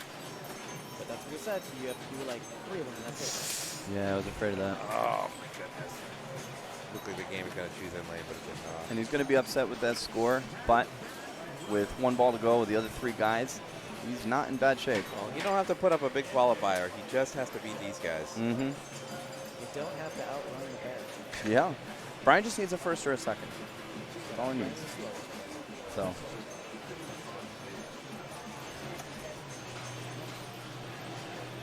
See if Tom has a See, maybe plan. switching the song will do it. Wow. So he's going to lock a ball, and Why did he punch so hard into the chops? I don't know. What happened there? All right. What if that was just a mess up with the button? It just- Very late shot. It looks like he might have been trying to go for the. Oh, there you go. There's the skill shot, and there's the skill shot progression. Oh, wow. And He knows he's done. it's very likely that he may get 0 points, and that's too bad. But he did amazing to qualify He was the 24 seed. for to beat 100. You know, there's 123 players. Yep, and so we basically only beat take 100 24. people. Yeah, Yeah. that's pretty impressive. Coming in 24th is still impressive. And I believe actually he'll be tied, if I'm not mistaken, when Matters- everybody gets matters eliminated. How many points the other people have. So it's Oh, is that how they're doing it? Okay. yeah, it's really up to. See, That is interesting. I don't know what's going So on. there's a kick up that holds it, and it must be kicking up right when the ball's going over it. Yeah, it's too early or something. Yes. Or too late. Yeah. Too late. It's whatever it is, it's not the right way. You were right. Yeah. It's multi-ball. Now it's multi-ball's ready. Jackson chat, right? There we Okay, go. There we go. So now he's got a chance. He's running a mode. He's in multi-ball. So if I were him, I would be chasing that out of ball on the left stand-ups. And you can absolutely put 60 million if you complete this mode in multi-ball. So the ball save is not very long. And it's only 3 hits to those stand-ups to get that ball. What mode? Did he choose a mode? Which? No, the ball's in the There we go.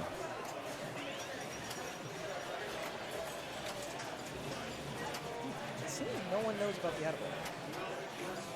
Well, explain it to us. Let's So like it's the radio targets on the left. You the hit 2 it 3 circular white times. targets Yeah. above the left sling. Yeah, you hit it 2 times. He's got a it'll ball. Light the radio. Yeah, and but it would still, point game almost chose out lane for him, and then it was like, no, I want to see what he can do. He didn't hold up the left flipper, but does get the ball He saved. loses by 2 million. You sure to many run guys over true. there and tell him that.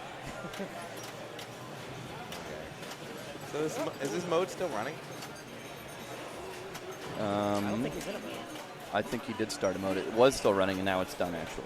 So he gets That the out of green ball. shot Yeah, was the. He didn't complete it. 'Cause he said He did not complete it. Correct. Yeah. And it's also blinking in the center of the playfield. You can see it glowing orange. Oh, yeah. Because during Oh, this, oh. he was just hitting the Overlord, and that like almost no mode like focuses on that. So. That was a beautiful like little I was tip. about to say, he knew that it was going to be a problem.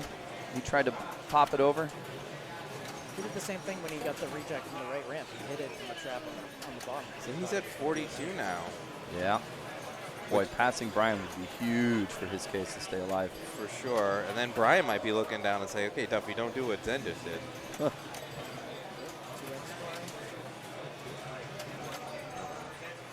All right, qualify mode, or you can hit the right ramp. Yeah. Woo. That's where I'd be looking. Uh-oh, forehand. Okay. Actually, there is a case where if Zen passes both of them, that Duffy and Brian tiebreak. Bonus coverage. Oh, it's your first danger. Warning. See, you can get 2 of those. Well, let's see here. If you're saying, yeah, Zen were to win, he'd be at 8. He has the finishing shot lit on the Oh! Overlord. Oh, he's ahead of Brian. Oh, Because he wow. just used the button to get the Magic final button shot. points. Boy. Just like you want to see in competition. Crazy. A non-flipper button for the win. He gives a little salute to the camera. Well done, Zen. Yeah, that was awesome. That was good game knowledge. Yeah, I mean, if things hold where Zen stays in first, he's going through guaranteed. Yeah, and Duffy just needs to pass, I think, Tones to maybe force a tiebreaker. Well, no, Smile like because that. Brian, sitting in second, gets 2 points. Duffy would only get 1 point. Yeah, but Duffy is 1 point ahead of Brian. No, isn't he? they're tied at they're 5. Tied. It was Zen who needed. Yeah. Okay. So Zen did what he needed to do, yeah. and that's something. Yeah, so Zen will definitely be through here. Okay. Just wants to get something. Which is exactly, I mean, he doesn't need a lot. If what you're saying is true, he only needs to pass Tom. And he should be able to pull that out of this. No, No. he needs to pass Brian O'Neill. Yep. Oh. Yep. And they're so close together, you might as well just say he's got to win this game. Yeah, then probably taking this in naked is not like If he does win this game, that will force a tiebreaker. ball safe. He has, Give it to him. he has a ball. Oh, there he has a it ball is. locked, guys. In the he still has a ball. Wow, that's the one time the auto plunge did not send it up the ramp. Yeah. Mike was like 0-17. Oh, there it is. Oh no! So that's it. Yeah, that's too bad because Kevin had such an amazing game on Judge Dredd, but Hungry right out. Nick saved himself. He's going through. Brian was second with 7 points. He's going through. And Duffy stays at 5. 3-way match. oh, does he? So if you pick this, we don't have to pay. Nice. Well, that's fantastic. Well, now that if there's any tie breaks in this round going on. Well, guys, I'm going to go to the bathroom. I don't know if I'll Yeah, be back same. in time to announce anything. Same. I'm but- glad we were able to let the internet know that. Yeah, it's yeah. Maybe I'm not thinking. You sure you don't want to see if Mark has a wireless headset? Oh yeah. Oh, that'd be perfect. We could Play-by-play? Naked gun this thing. Oh yeah, why not? Maybe he's got a GoPro. You could just go for the entire experience. Enrico Palazzo. Although I suppose we can just take these off for now.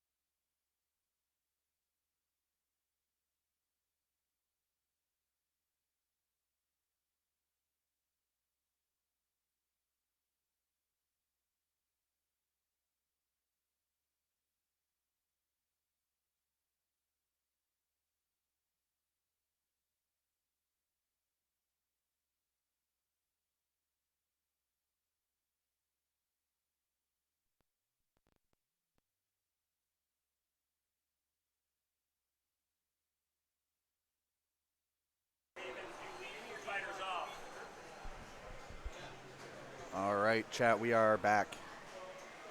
Headed to what is the quarterfinals for A after this first round has been completed. Our top 8 seeds have now entered the bracket. And we'll be starting off with Foo Fighters with our #1 overall seed, Mike Havens.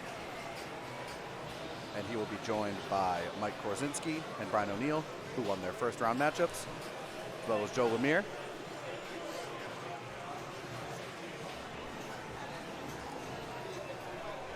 All right. And I am joined by,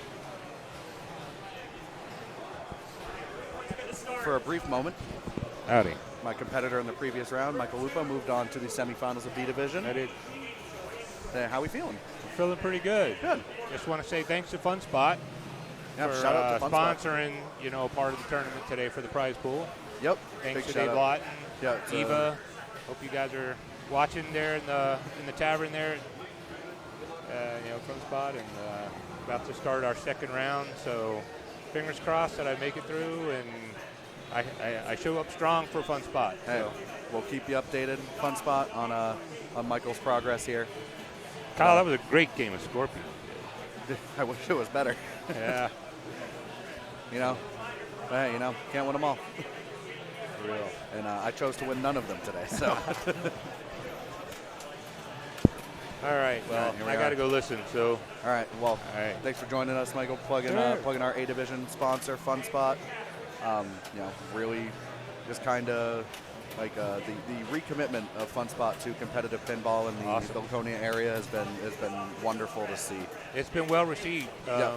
A lot of people here have come up to me seeing the Fun Spot shirt and said, "Oh, you're Mike Lupo. Really appreciate what you're doing at Fun Spot there." And I have to say, well, it's not me. I just started talking about NEPL, and Dave, who is one of the owners there, loves to play pinball, and we became friends, and we began to just talk about it casually, and from casually it went to him buying a couple new machines, a Mando Premier, Yep. Premium yeah. Mando, and a 007, I think limited edition. So Wow. and then they overhauled Xenon. Ryan Fields there overhauled. All right, I got to go. All right. I'm going to be up here next. Well, hey, So. thanks for joining us, Bye, Michael. man. Good luck in the next one. All right, see you guys.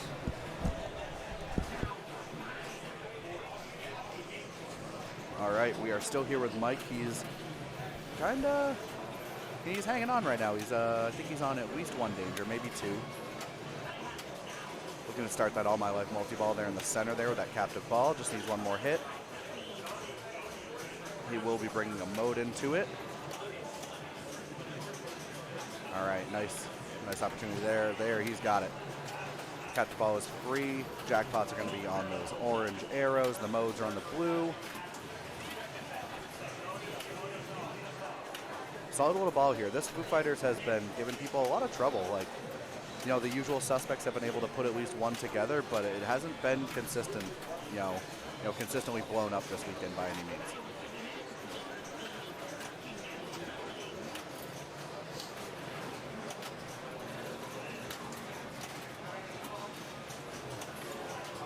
No, misflip there. It's tough. Tough read. You can't really make those reads when you got 2 coming at you. Gets that mode shot. Hit it again. You have a nice opportunity here. Another one.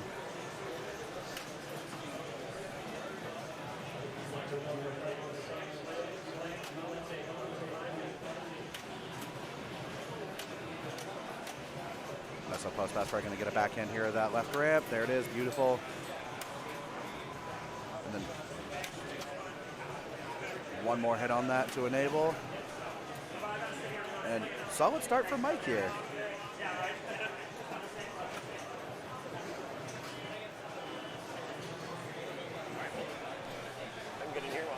All right.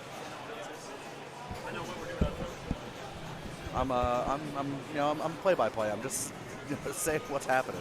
All right, so little short plunge.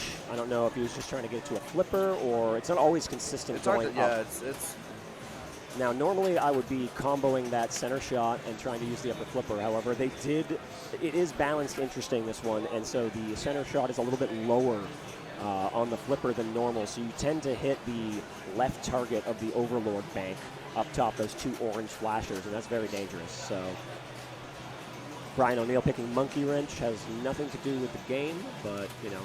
I mean, what's the vibe you want? So I also pick Monkey Wrench. Yeah, so there's that center shot. He tried to combo it up. 3 white shots will light your mode on the left ramp. And in the first mode light, you can just repeat the center shot, which is safe because it brings it back up to this, and then you shoot the mode shot. So very backhandable. That's probably the safest way to go about it. Yeah, some copies are a little harder than others. This one, since it's steep, it's very easy. So New York, you're shooting at center spinner, and it is going to light a random shot for you to shoot after.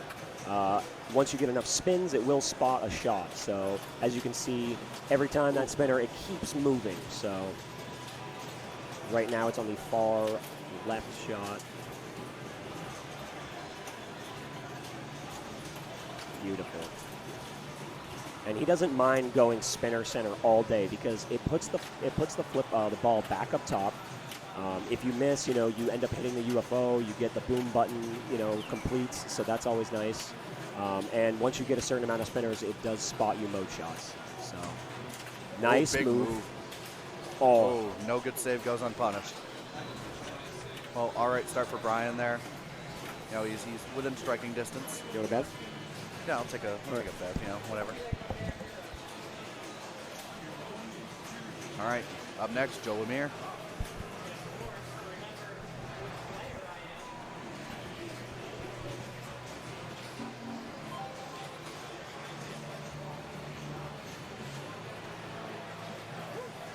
Let's see, this says a lot about a man. Where are we going with? Looking like he's going to pick Everlong. He goes with Everlong. This is, I think he's the first one to pick Everlong, I don't know what Marcus grabbed me here. It's a bar. Some gun from Treehouse. Shut out. Beautiful. Crispy boy.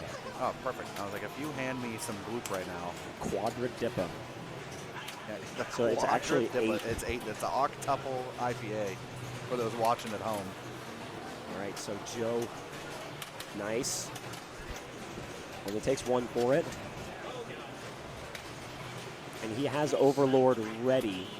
So here he's avoiding at all costs that center red shot flashing. Nice tap to get control. Oh, yep. There we go. Breathe it out. Yep. So he's chasing after Spelling Van here in order to light a mode. He needs 2 white shots. There's one. And he's trying not to shoot up the center because if it ricochets and he hits that Overlord shot, it's gonna. Nice move. Beautiful. No dangers either. Oh, and that's that's what he was trying to avoid at all costs. But this can be worth big points if you end up bringing 2x into it and get a super. So, I mean, this game is playing so difficult that if you can put up 50 or so, you're putting pressure on people. Bless you. God, I'm allergic to Western Massachusetts. Somebody call the ambulance. No, I think I'm allergic to the Howard Johnson in Springfield. Right. Shouts out. So here, grinding red shots. As soon as you lock a ball back in the Overlord, it lights 2x jackpots all across. So he has those 17 seconds allotted. You do go down to 1 ball play unless you add a ball like Joe just did. So 2x jackpots with 2 balls in play is huge. His last jackpot is that upper orbit with the upper flipper. That can be very tricky. And his chance. Oh, he was watching the other ball. It was pretty fast. Oh. And that thing is screaming out of that center shot right now. Okay. We love it when it just passes for you. So this is his ideal setup. Up the center, shoot that upper orbit. And that's what I was talking about. It's a little off than most. Ooh. Nice. Good trust. He's going to do the little tap. There it is. Nope. Ooh. Nice little nudge there. Oh, we almost accidentally got it. You see the Overlord flashing green again, so he can put another ball in there. And he is trying to. It would behoove him to do that, I think. There we go. There's one. Got There's, it. Yep. Very nice. So Super Jackpot's lit, and he's 2x'd. Huge. Oh, and we learned that Joe still, that's the first time that Joe has collected the super on the first multi-ball, which is how you get one of the foo arms. So now we know that if Joe has ever foo-ball multi-balled out, he has done it the peasant way of starting the second multi-ball instead of super jackpotting. We learned today. This is great. This is what I said. Putting up 50, 60 million on this hard-playing foo right now. This is great. He would probably have upwards of like 200 if you would have a mode stack here, but you can't win them all. Right. So he's got 2x going, and he's thinking. He's got to shoot that ramp. Yeah, 2x counting down. Ah, bummer. No. Oh, he's got ball save. Okay.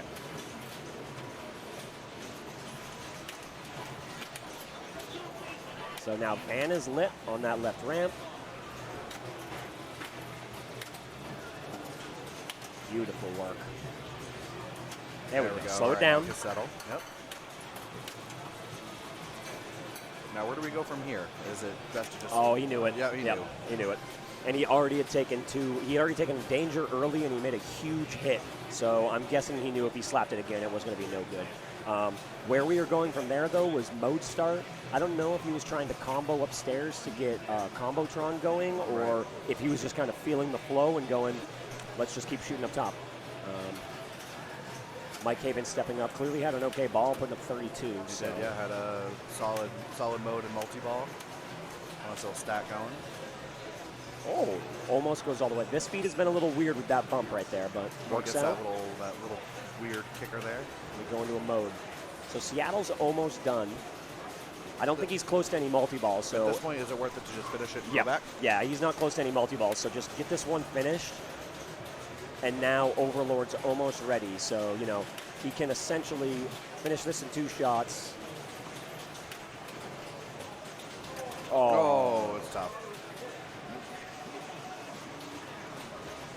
Now, so that's unfortunate because he's going to have to relight the mode in order to try to complete Seattle again. One of the big things about this, even if you have the boom button lit, sometimes it's worth hitting it for your last shot so it spots that center shot.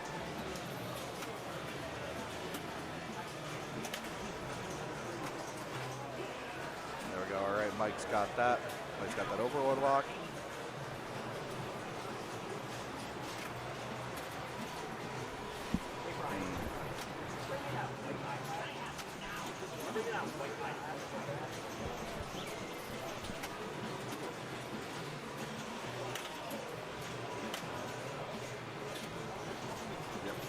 Patience there. I on more than one occasion panic when that ball gets to that position. Especially on this copy of Blue. This has been rude. Hey, Falcor, thank you for the follow. Appreciate it. Thanks for tuning in. This is the Northeast SummerSlam main event. These are the A Division finals here. This is the quarterfinals. We got through the first round, and our top 8 seeds who received a bye for that round have now entered the field. And this group has our #1 overall seed from qualifying, Mike Havens of Burlington, Vermont. Who also won our Classics Target Match play on Friday night. He sure did. He's been on fire all weekend.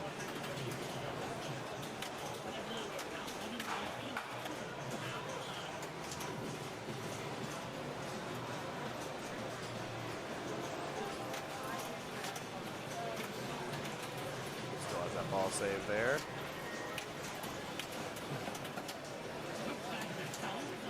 It looked like he was caught between 2 mines there. Looked like he just didn't quite trust the dead pass. All right, and we are in this little 2-ball. Yep, so this is that same multi-ball that Joe started. And I think unfortunately it's done. Ooh, nice little save.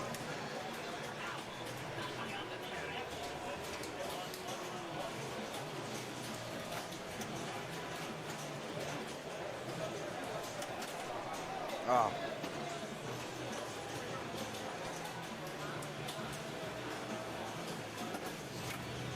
No dice there for Mike. Brian's back up. Brian looking to, build upon his ball one.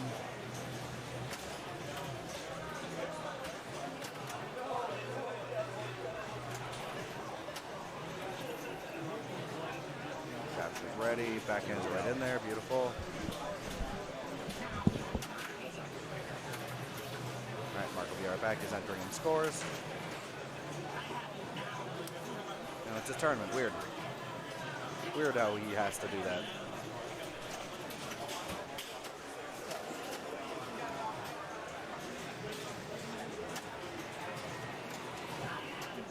Started run. He gets his overlord.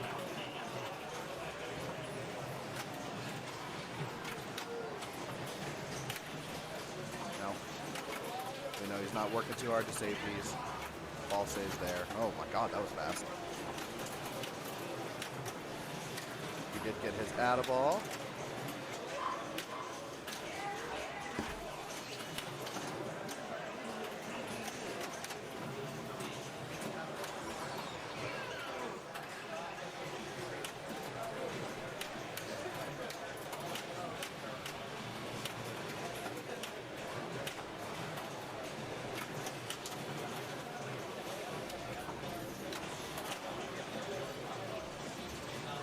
Oh, beautiful nudges there.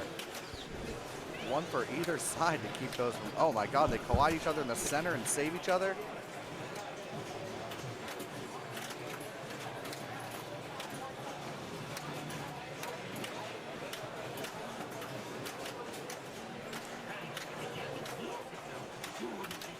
Just fantastic control right now for Brian O'Neill.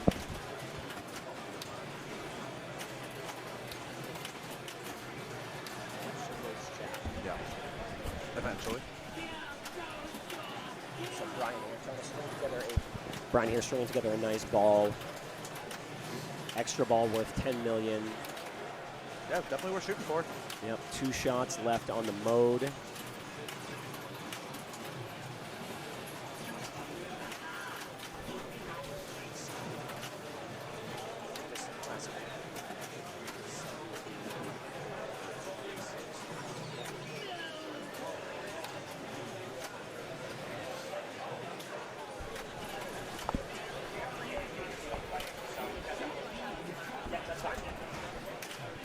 Ooh, tough drain there.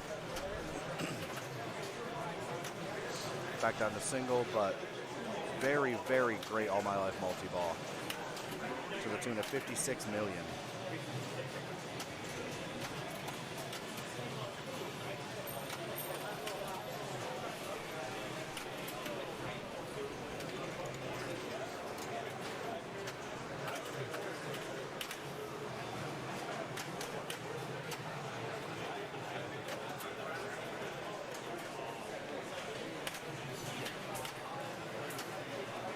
Nice read there.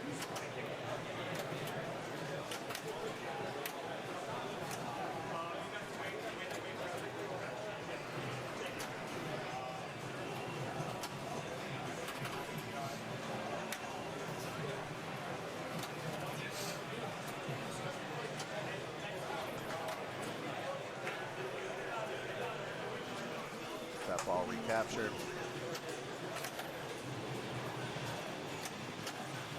Ooh, pulled there on the ski pass.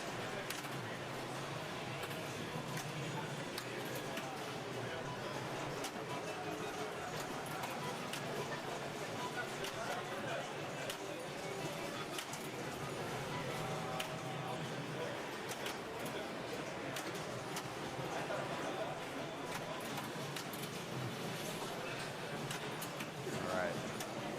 Ooh, and gets a mode heading into this, into the bot frenzy.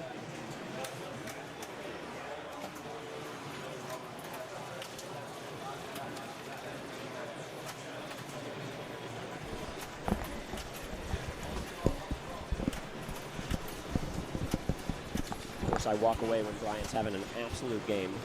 So this mode finishes right up in the Overlord shot. A little bit tricky on the backhand on this game. Like I said, the geometry is a little off due to making it challenging. There it is. So that's 2 modes down. If he can finish a 3rd mode, that will give him the opportunity to light a mini whiz. And he is in the Foobot Frenzy, which is why that center spinner is currently lit blue. So another extra ball. Great game right here. Way out there.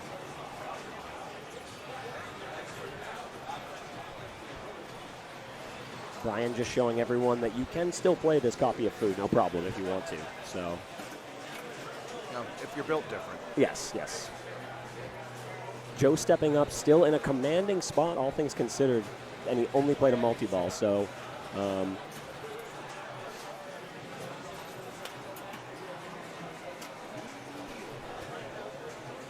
Right, that's true, Strez. Use that action button. Spot shots where you hit the spinner. Yep. Or after it.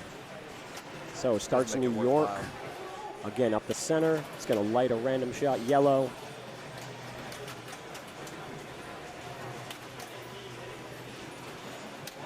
And Joe's trying to shoot at that right ramp so we can get Area 51 somewhere built with the hopes to have it on ball 3.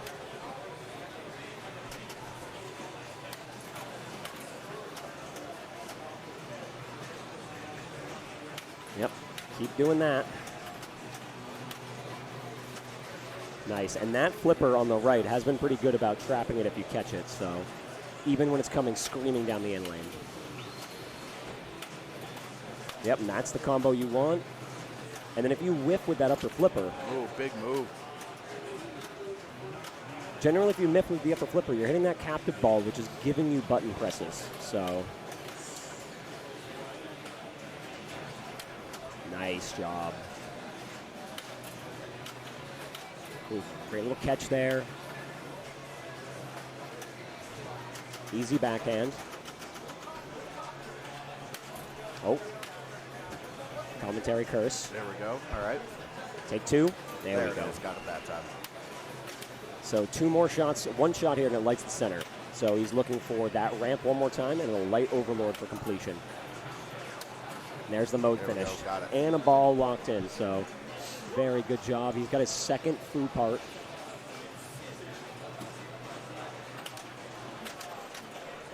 He actually might have 3 foo parts, but. So back to shooting white shots. 1 more lights another mode. There it is on the left ramp. And if you see that target up at the top where Overlord is flashing, that orange target, he is required to hit that in order to start the second Overlord multi-ball. So he has to shoot a risky stand-up target or be shooting at that right ramp. See if he chooses New Orleans, Seattle here, or is he going to... Okay, picks Roswell. One of the more difficult modes, but it has huge scoring, so... And he does have that left ramp 2x for the remainder of this game, so... Yeah, I think those are some fun bonuses the players forget about the foo parts, is they can really jack up some of the scores depending on where you put the shots. Nice patience. Good dead pass, and he's really wants that ramp because he needs Area 51 progress. Oh. Smart. He's been playing the premium. He held that flipper up instant. Nice dead pass. 2 more shots to the right ramp for Area 51. In this mode, you're chasing. Spot some shots there. Yep, not a bad choice. Just catch a couple shots, catch a couple million. All right. Well, he certainly closes the gap. It's still pretty wide, but not as wide as it once was.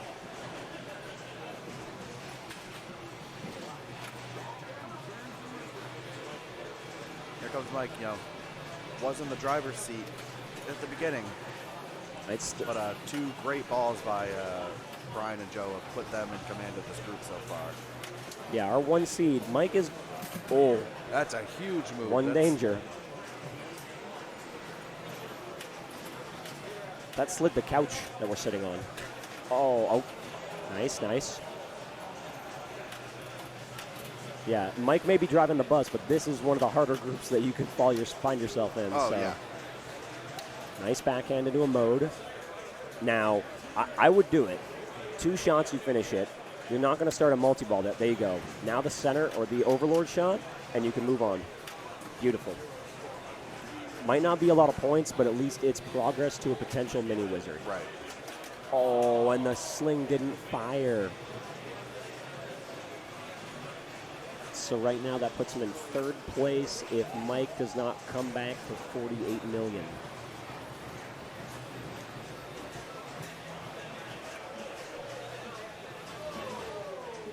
About 35 million will close that gap for Mike and pick him up a point. Okay, his mode is ready. Oh, nice. That's a lot of trust there. Yeah, and he shooting that ramp on the fly Yeah, is that pretty shit's- scary. Yeah, that shit scares me. Oh, get it. Nice. Just can't seem to get a trap. Still, yeah, it just won't Still let him doesn't. have it. Oh, Good beautiful save. It's going to make it do it again. There we go, Mike. There, Okay, right deep there. breath. He's able to settle it. Right the ship. Oh, misses the ramp. He could be shooting at the drop targets right now. Yeah, so right now he's trying to juice up his mode by adding van parts. So the more that you shoot those drop targets, the different parts of the van you can add, it can spot shots, it can multiply shots.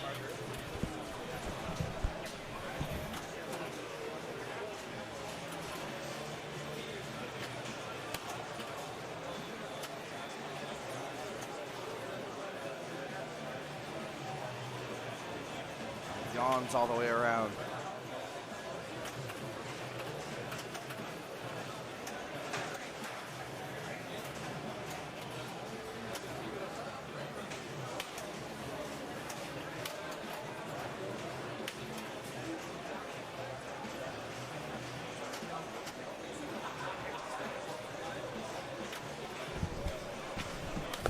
Ooh, big move for Mike. And he That's gets two. the ball save. I'm glad he knew so he didn't slap it again, or else that would have endangered. So he is on 2 now. That was worth 2. And he's still, oh. Oh. He had the drop targets juiced up so much that mode was probably going to be worth a bunch, but that's the risk you take when you try to build out. Yeah. I mean, I think he knew that.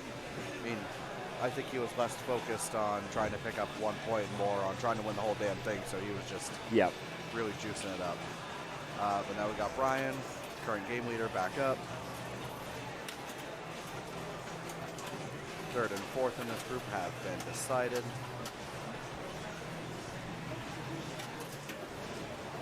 So Brian, again, pretty ahead. New Orleans it is. This is a shoot a shot, shoot the same shot.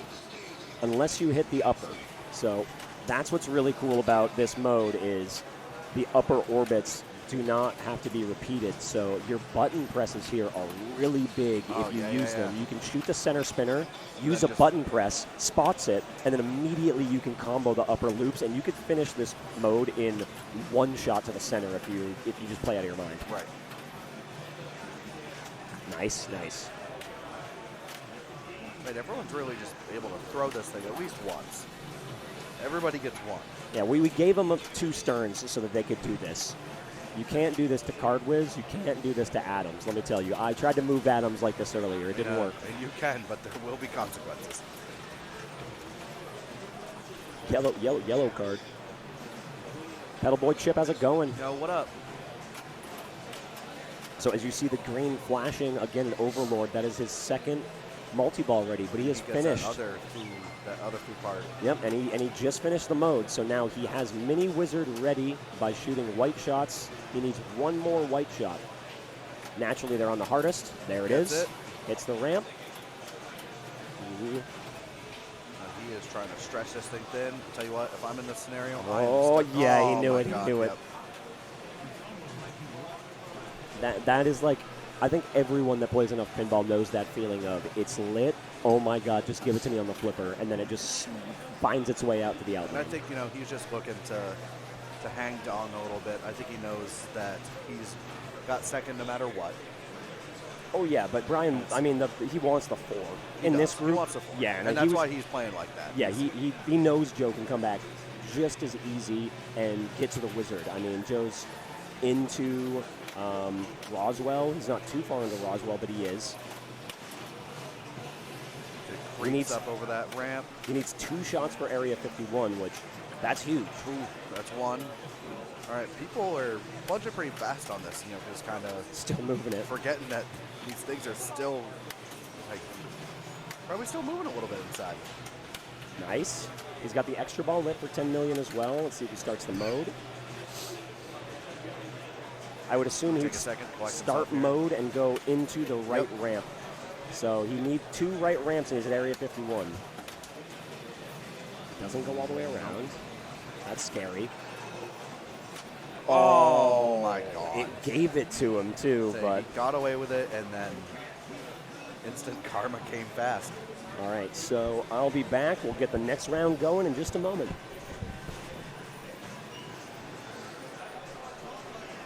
All right.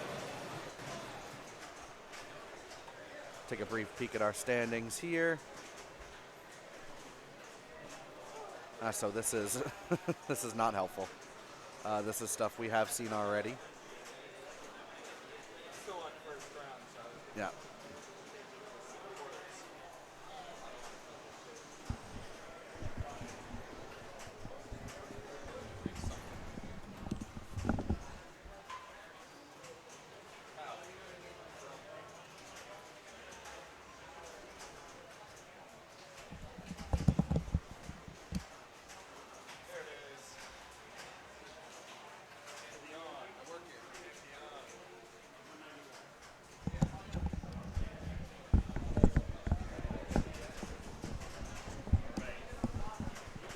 All right, there we go. So, uploading standings from that previous round. You can see we got a pretty tight game on F-14 Tomcat, except for Daniel running away with it. Pretty similar story over on Judge Dredd, and pretty similar story over on X-Men. Close for second through fourth, and then our winners just kind of really establishing dominance. Same thing in Foo Fighters. So, oh, Daredevil, are you talking like the logo, or like have you seen the prize? We got a small belt for women's and for A winners. Just couldn't quite afford the full size belt yet. Being year one, we'll get the funds up. Hopefully get a full-size belt that all competitors can wear instead of, putting it around a doll or something, or, putting it on your dog. But the belt is the grand prize. You can probably hear, right here we are making game selections here. I'll be updating you. Looks like our top group will be headed to Paragon.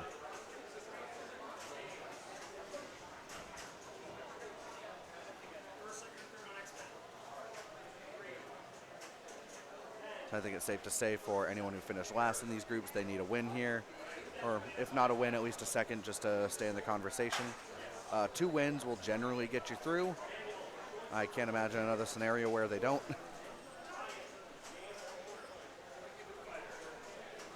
All right, we got Group 2 heading to Judge Dredd. We got Group 3 heading to X-Men. Group 2 and 3 just trading games out. Just doing a little switcheroony.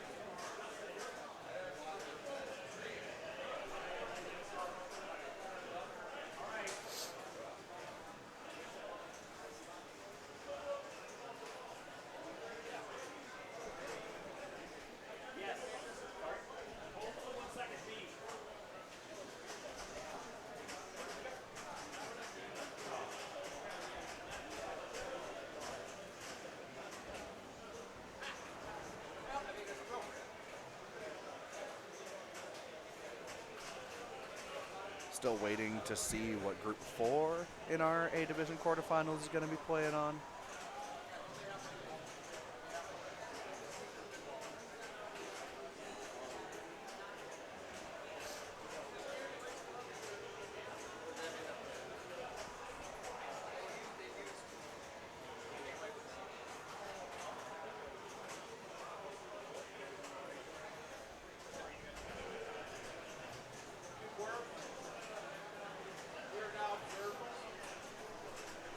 All right, it looks like Group 4 will be taking over Foo Fighters.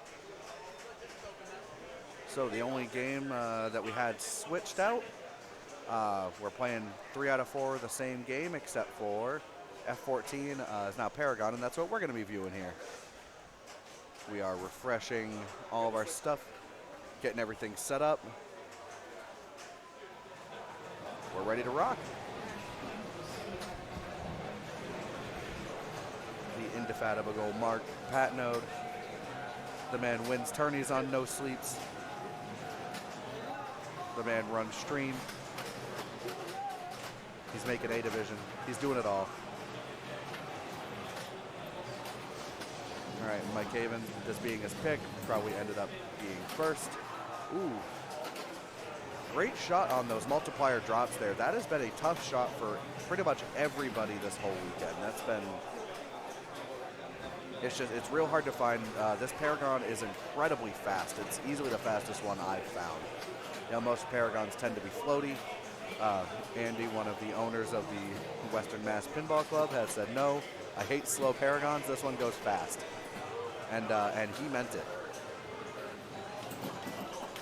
Now, you will see pretty soon. This game will probably be wrapped up quick. So that's happened a lot to myself and a lot of other competitors. Gets over in that dead zone there. The lanes are so tall. Hey, Brian actually owns a Paragon himself. His is not nearly as fast as this. I thought for sure that this one would treat me a little kinder, and I can usually make my way on Brian's copy, but this one is brutal out here.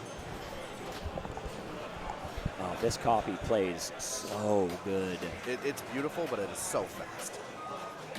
Like every game of qualifying that I picked it on my card, I blew it up. It is. Hey, Brian has found he's got the first 2 down. Next one will be 2x bonus.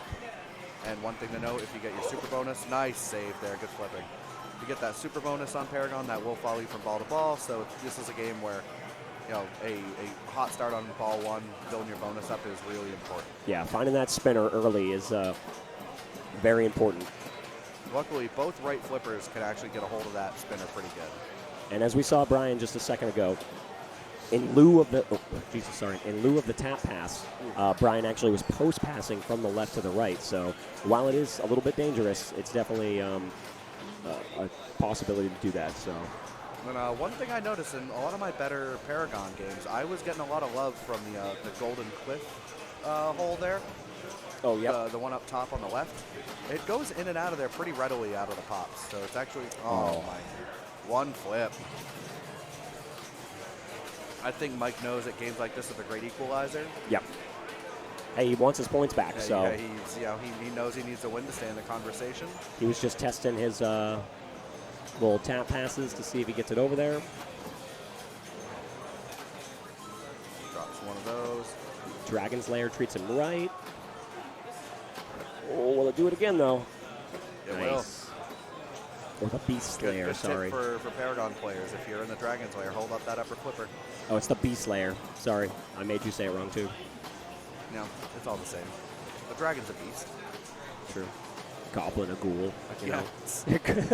Little green ghouls. Good spinner rip. Oh, and then right. Oh, my God. So that happened to me as well. Those drop targets, you know, you can hit them. Some of them are a little tough.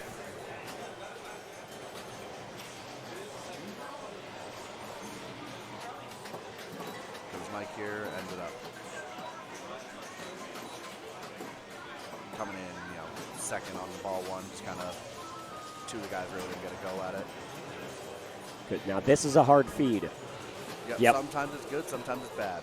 And sometimes it's the tip of the left flipper, and sometimes it's the tip of the right flipper. You really have to be watching to see how fast it comes out of that little. Oh God! Nothing. Nice job. Well, oh, and see, you can see how fast this is. Like you miss a shot up there, and it's coming right back. It's coming right back, pretty much as fast as you put it up there.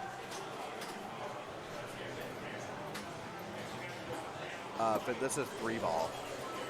3 ball, yes, correct.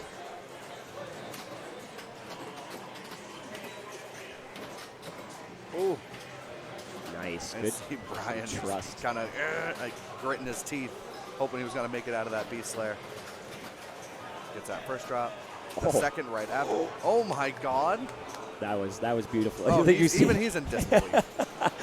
The eyebrows raise up, and he's like, oh, okay. We're playing like this now.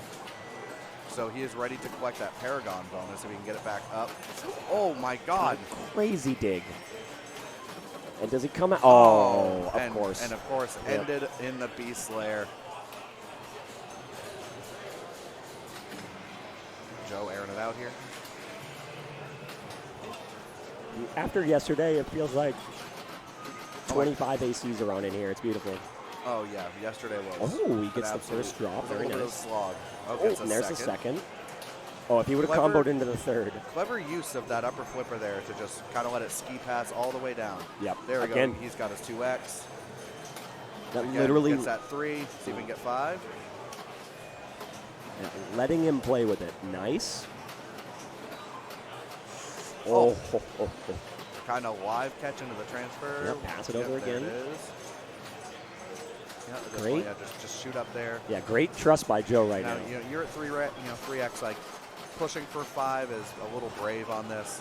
At this point, you might as well just start building your bonus if you get it on the left. Absolutely. Get on the right, take a whack at it, But if you're on the left flipper, it's time to start cashing in. Time to time to stop cultivating mass and start harvesting. Yep, you got to harvest.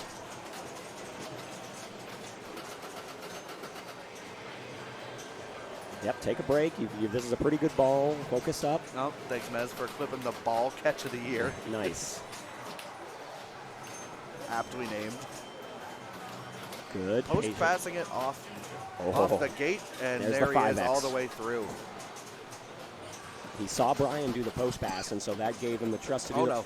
Hey, he hit the 5X. That's got what he it, and wanted. he- and And he's he's got super super bonus bonus. 20. Yep. So he's going to, he does have to hit those multipliers again, but base ball value now is 20,000. That's just, Yeah, and he's in the lead. So now, unless he tilts like a Papega. yeah, every player gets to calculate that he's minimum 170-ish, 180. So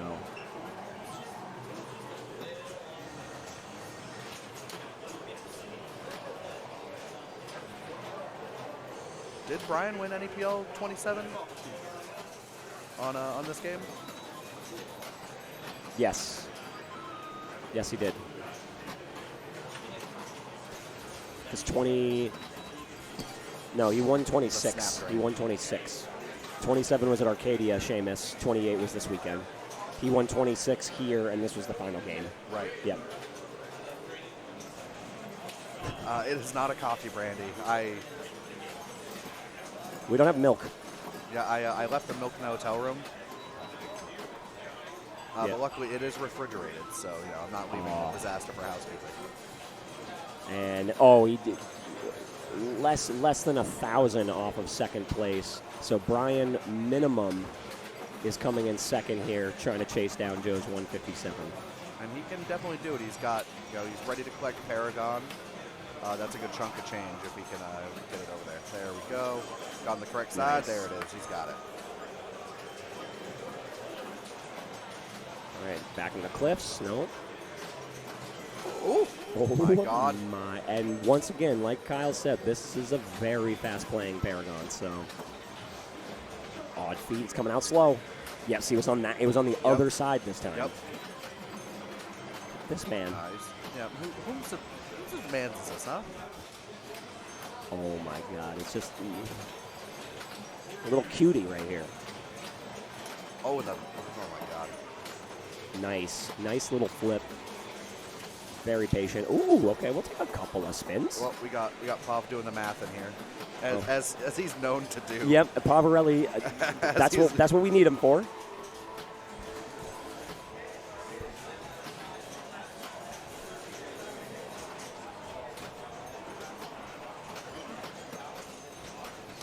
Pavarelli, I'm about to text you if you can hear me.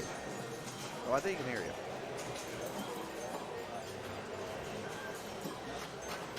Ooh, what? The drop catch on the... Oh, I had that exact drain earlier. Where you're real late on the left. Then you hit the tip of that upper right flipper and just absolutely rocket yourself. So Joe does have to play a little bit. Oh. Joe does the walk off. Yep, Nice. and he hits the Paragon. That'll do it. So it finishes as Pavarelli predicted. Yep. Hell yeah, Bob. Thank you. Yeah, I just sent you one. Thank you. I feel my phone vibrating, so I'll check that in a moment. Yeah. Yeah, Joe walks away, and he gets another. So that's 3 scoops. A drop target. It's got to end some point. There it is. All right. Okay, okay. Yeah, someone just...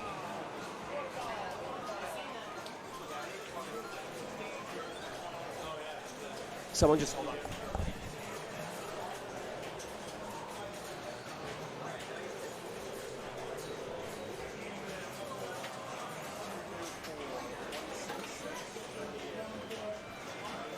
All right. Well, there we go. That was Paragon. Yep. Head back to the bracket here. Take a look at B division real fast. So we are in progress with semifinals in B. As of right now, your group leaders, Zoe is the top seed remaining. Her and I actually were very close to making A. Yeah, right below the cut line at the 11th hour. But, you know, sometimes that's how these formats go, dude. We, you know, I pumped, but I didn't quite dump.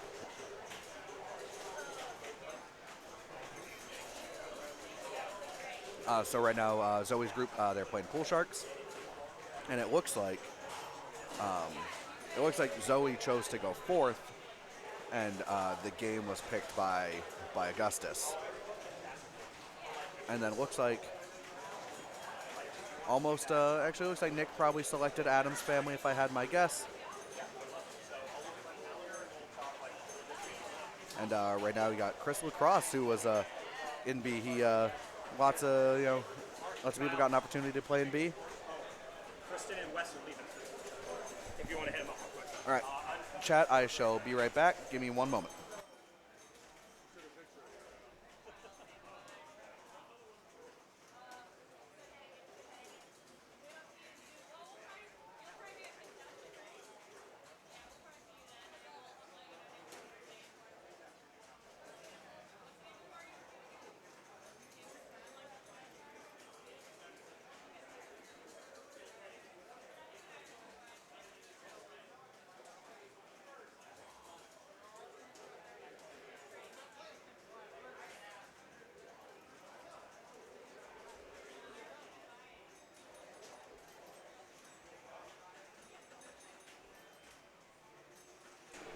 All right.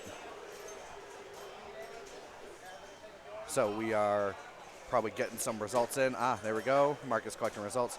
Wow, that's a rough Addams family go. My God.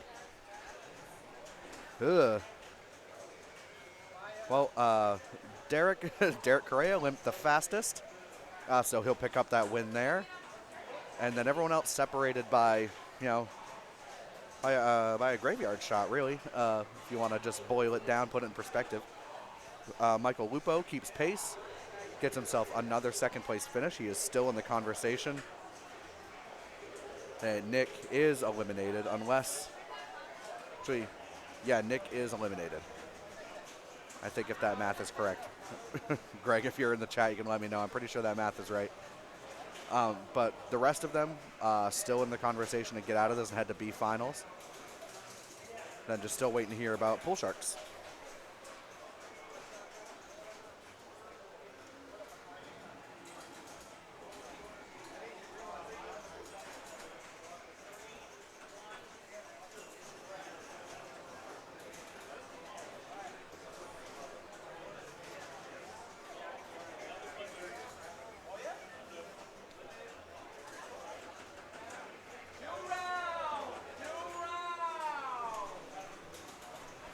There's one of the owners, Daniel Young. There's a 3 Strikes tournament happening simultaneously for those who did not make finals. Looks like they are down to the nitty-gritty as well. They had a good turnout today for day, technically day 4 in what has been a long weekend of pinball. Again, shouts out to the Western Mass Pinball Club. Just so much work going into getting these games tournament ready, and issues all weekend were minimal.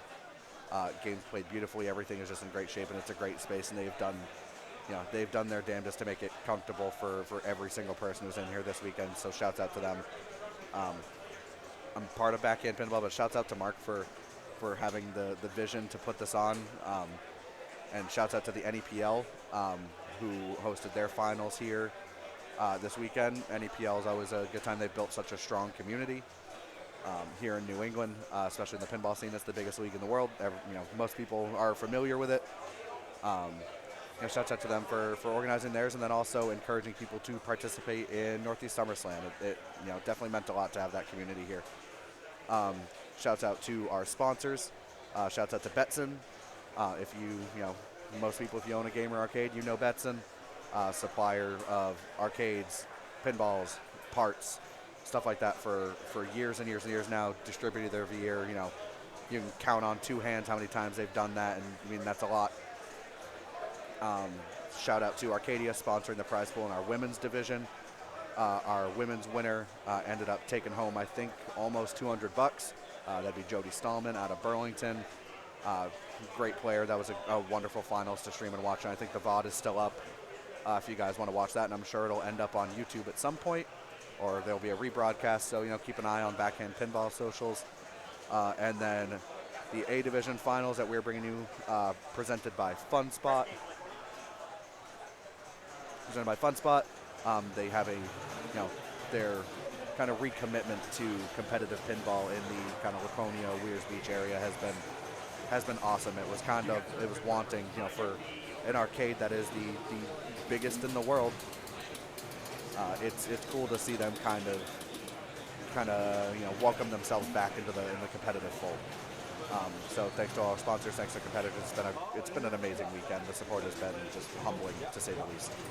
And back here looks like we're playing Card Whiz. This is a two-player EM, pretty straightforward. All the lanes up top correspond to a color. There's green, white, and red. Green lights in lanes for 3,000 when lit. White lights that left orbit kind of shot for 3,000, as well as the right shot there, that kind of behind that scoop that opens the gate on the right. That's really nice to hit if you have that lit, if you have the white lights lit up. And then red corresponds to the out lanes, and then there's a target up there as well as the green one lower. And then, if you're bored doing that, you just want to knock down drop targets, that's how you're going to get your bonus for certain pairs. And, kings and jacks, three queens, full house, royal flush. That's how you get bonus for that. Then this is a 5-ball game. It'll be double bonus on ball 5, so definitely worthwhile shooting for those cards. Huge for Mike, has that gate open. That's the importance. If you can finagle the ball over there, it's huge.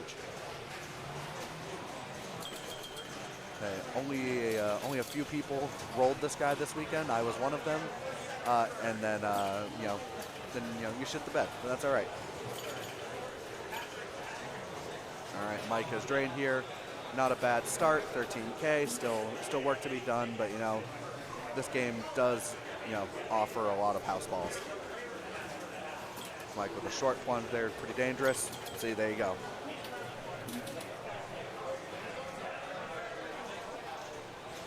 Walking out with 600 points on this thing is not a great feeling. Mike hits no lights. They hit the white one up there, perfect, gets the gate open, 3K on that shot. Looks like he's gonna go to work on these drops.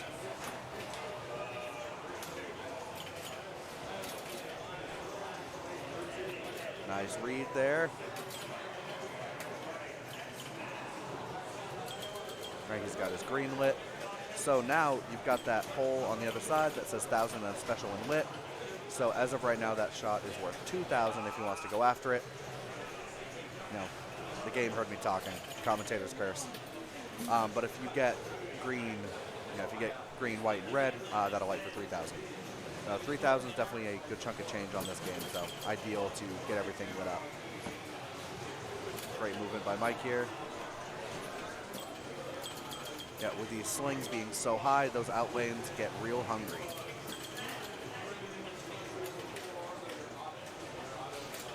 Here we go, just kind of gently caroms all the way down, back and forth.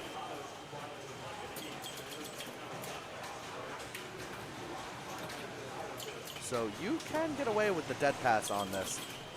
If it's coming up that high on the flipper, that sort of momentum, you can get away with it. But, you know, you never know with these things, so it's almost always, you know, better safe than sorry.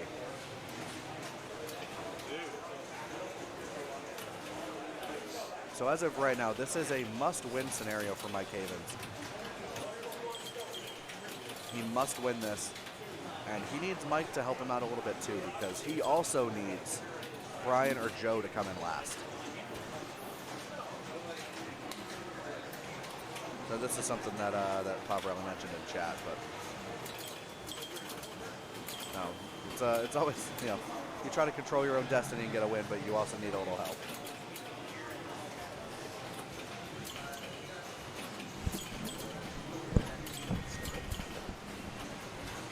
So, to card Whiz.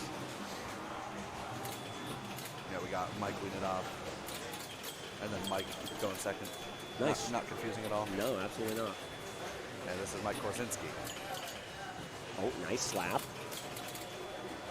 Chase Yeah, he's had a rough ball 1-2. Seems like he's put it together, kind of getting these reads right.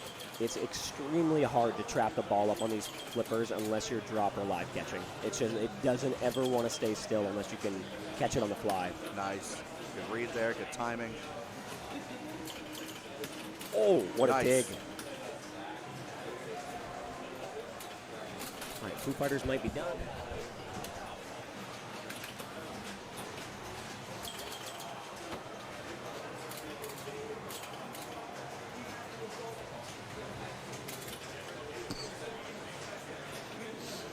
Gets it back up top. He needs red.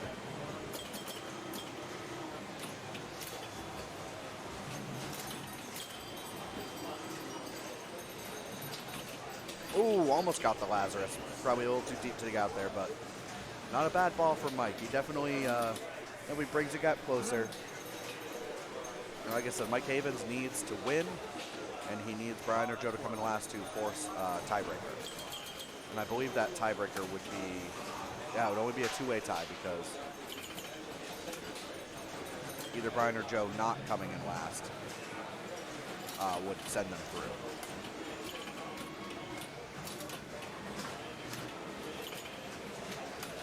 And, you know, Mike, this is a... Why? Could have done that.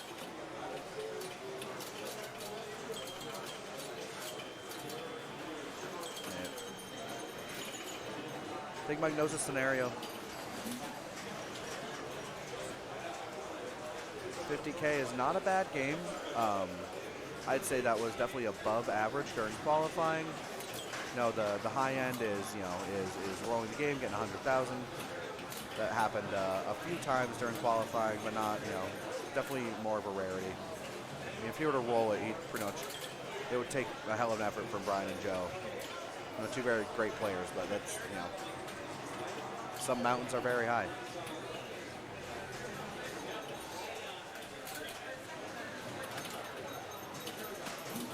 All right, they each got one more ball to suss this out.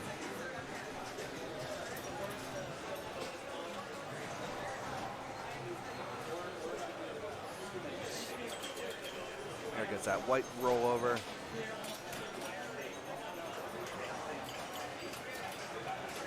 If I get it trapped up on the right, I'm usually trying to shoot that orbit. You know, just put it back up there, get 3,000.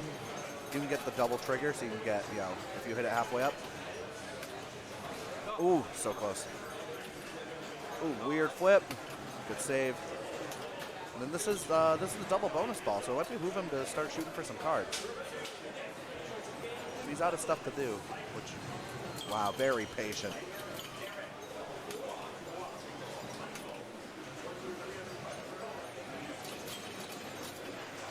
Oh, that's dangerous. Good bump.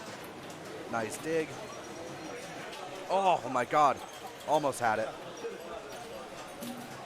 All right, Mike finishes with a score of 58-740. That is a solid score, you know, all things considered.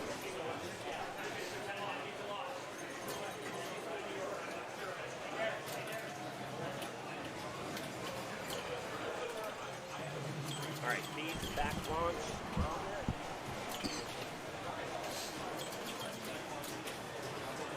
All right, come back, and I'm guessing they're ball in play 5. So Yep, this is the final ball for Mike. nice Great, nudging. yeah, great nudging. You know, one thing that's important with these super high slings and super low out leans is not just the bump, but also the timing of it. Yeah, you want to ricochet it up and down quite a bit if you can manage. Yeah, so. you do not want that ball going west and east. You want to go north and south.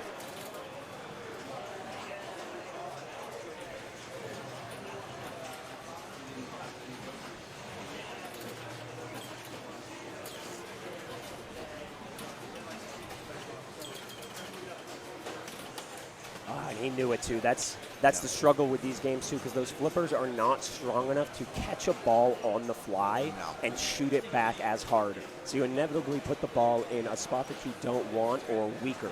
And it's just, they took a picture of it, and that's fine. And we're taking a picture of it right now. Oh, I missed it. It was like 58 and 34. But I saw Brian take a picture of it and instantly restart it. Yeah. He's ready to get going. Yeah, he wants to flip right now. He's feeling good. So as of right now, he knows the bar is Mike's, 30 and change. Yeah, 30 and change, and then 54. Now, does he get? Oh, he gets it. Grid Pusher, shout out, baby. Thanks for the 4 months resub. Thanks for the primer. Shouts out Jeff Bezos. If I see that man, I'll beat him up. Jeff, I'm sorry. Steal that dude's lunch money. Oh, Joe with the hyper plunge. I'll take the caviar right out of his pocket. Joe knew if you hyper plunge it gets around to the center. It's not easy to get those jokers at the top, so. It's not. And to get back to those in lanes, if you shoot that 3,000 and get it back up to the in lanes, that's a feat. It's not easy. I mean, I prefer to get it halfway up, trigger, and then get it to trigger on the way back down. Yes. All right, so Carbarelli was keeping track. They needed about 32K each. Cool. Or for one to win. Yeah.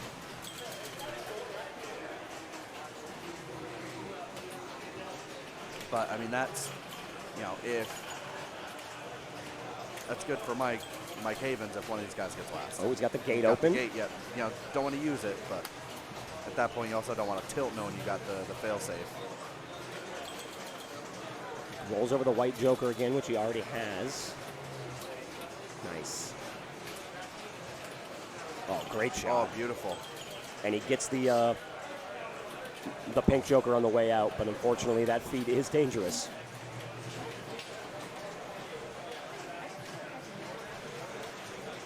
All right, we're back to Joe.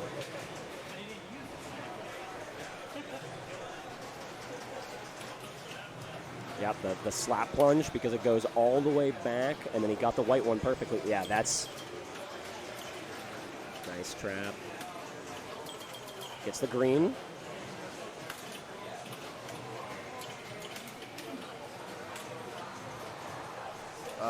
Greg, the game does have bonus, but you have to hit certain cards. So if you get kings and jacks, you get 1,000, 2,000, 3 queens is. Yeah, the only bonus. Yeah, the only bonus are those hands in the center, and you've got to drop. You essentially have to drop the entire bank if you want max bonus, and that's. I did it once in my game. It's not easy. But the one funny thing about this game is that there are score targets hidden behind the drops. Yep, two 500 and a 3,000. And then you can sneak them. You can hit, like, if you drop one and expose it, you can hit the 3K behind it. Yeah, the center queen, if you drop it, you can just shoot that 3K target.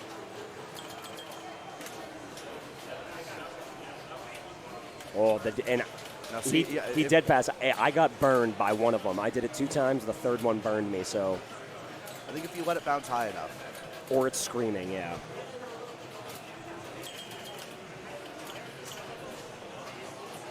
Oh, look.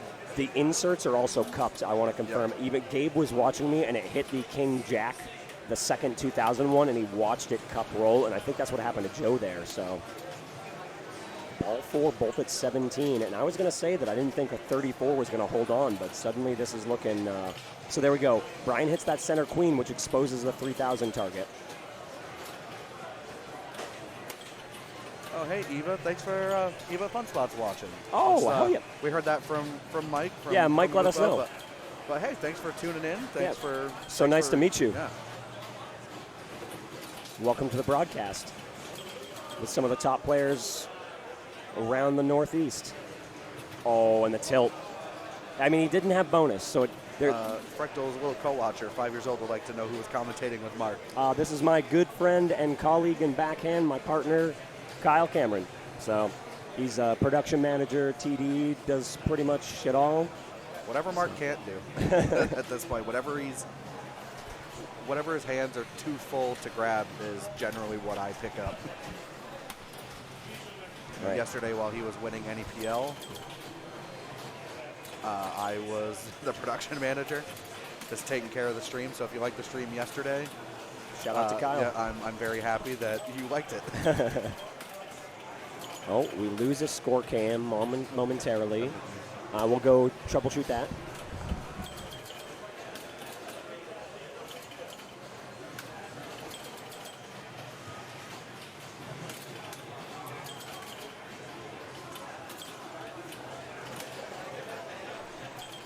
Yes. Who's asking for money?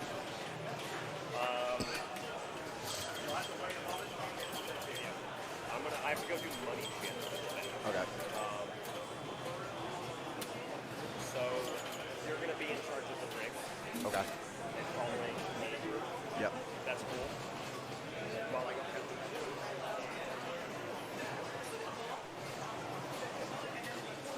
All right, back over to Brian. Last hurrah here, I believe. Yeah, Joe is now officially safe.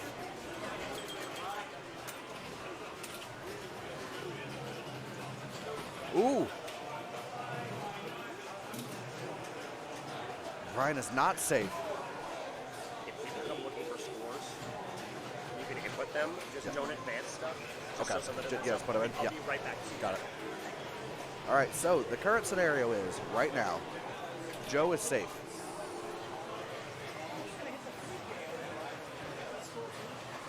If Joe passes Mike Havens, I believe Brian is also safe.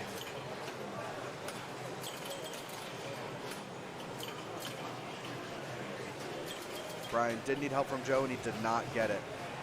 So it looks like we are going to have a playoff between Mike Havens and Brian O'Neill to determine advancement, if my math stands correct.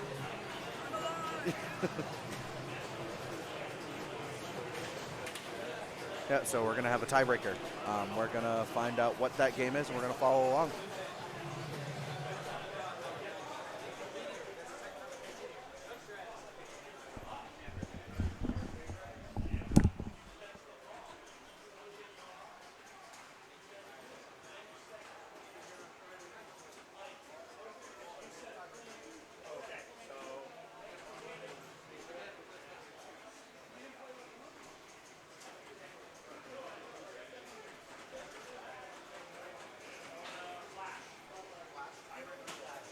Hold on, I gotta type in scores real quick first.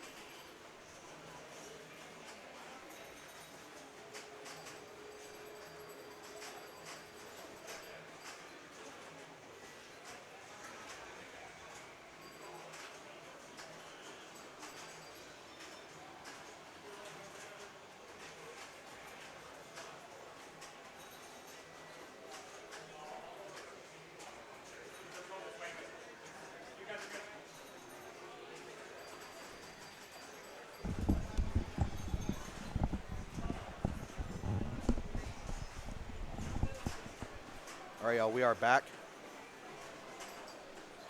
So we're actually, I will flash the other A bracket groups right after this. So here's our tiebreaker. Mike as the top seed is selected. Flash, which means he'll be playing first. Brian will be playing second.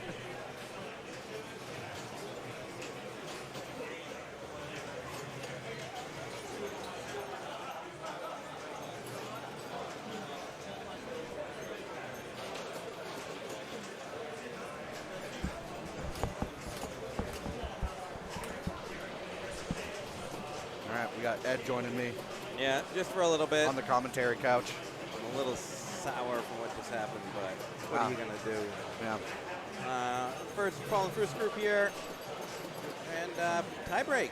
Tie break. Yeah, Mike so got a. I guess I won't Yeah. Yeah. Well, this is what happens. Yeah. Yeah. But Mike got a clutch win on Whiz. Hey, Brian needed help from Joe. Joe had to beat Mike, and he did not. So here we are. So Both. who's through, Joe? Joe is through. Joe got 7. These two are tied with 6. I mean, that's rough to have 6 and not go through. It is. Yeah. It's.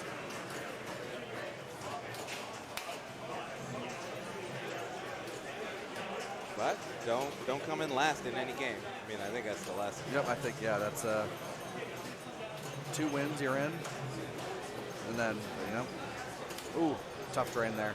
Yeah. There's a pretty low scores for this game here. What ball are we on? 3? 2. Yeah. Just getting rolling. Kinda. So strategy on this one: shoot all of the left drops down, and that will light the spinner lane for 1,000 a spin. Bonus strategy is also good because almost everything gives you bonus. You complete the 1, 2, 3 lanes, you get 2x bonus. You complete 1, 2, 3, 4, you get 3x. And if you go down the center like that, you collect your bonus.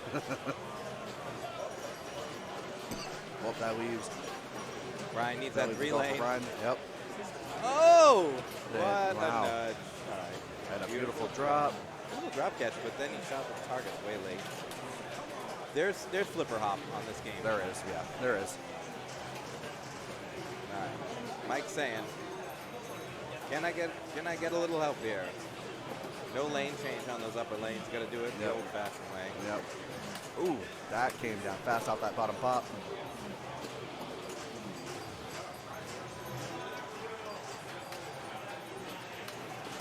Yeah, that spinner shot is later than you think because of the flipper hop. Right. And it doesn't exist on the right-hand side. All right, that stinks because that's this is obviously. I think Brian's got 40,000 points in it. Yeah, obviously very achievable for someone like Brian. Especially if he hits that 3 lane. Oh, that's what you want right there. You're getting a bonus advance every time you go through when the pops is sending up there. Very controllable. There we go. Oh, no nudging though. Failed Don't live like that. catch. Failed live catch. But he's going to go through the lane, and then he's going to get. There we go. All right, he can slow it down. Now he can shoot the shot. Oh, just missed. Too early. Great nudge there to keep that out.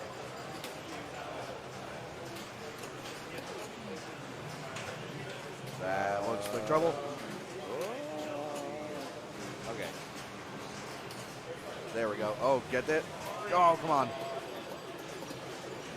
Still, going through the 4 gives him 4,000 points, which he's getting there. He's almost there. I think he's got him a bonus. Yeah, at this point, yeah, just don't tilt. It's going to be close. Definitely don't tilt. I think he does have him. Even if he goes out and out lane, he's going to get 1,000 points. So yeah, he's got it. Yep, he can. Stop nudging. Yeah, don't tilt. I mean, I can't believe He got it. nudging All right, this he got much. it. Yeah, I know. So at some point, you got to do that math. Yeah. Well, so the seed 1 and seed 2 are out.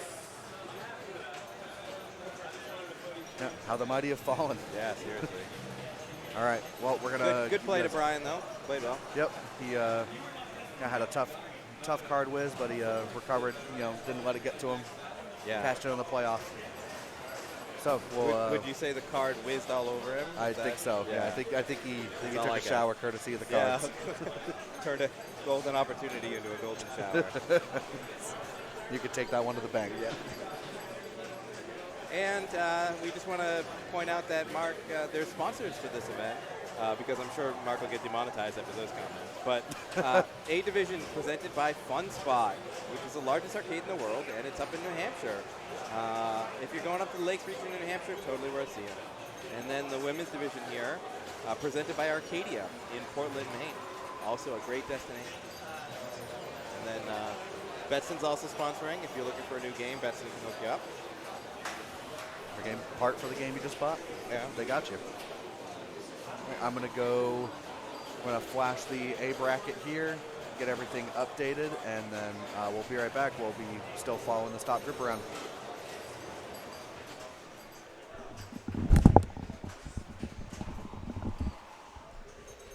No, we're in the semifinals now. Can we bring up the pre? Oh, this is B division. That's fine.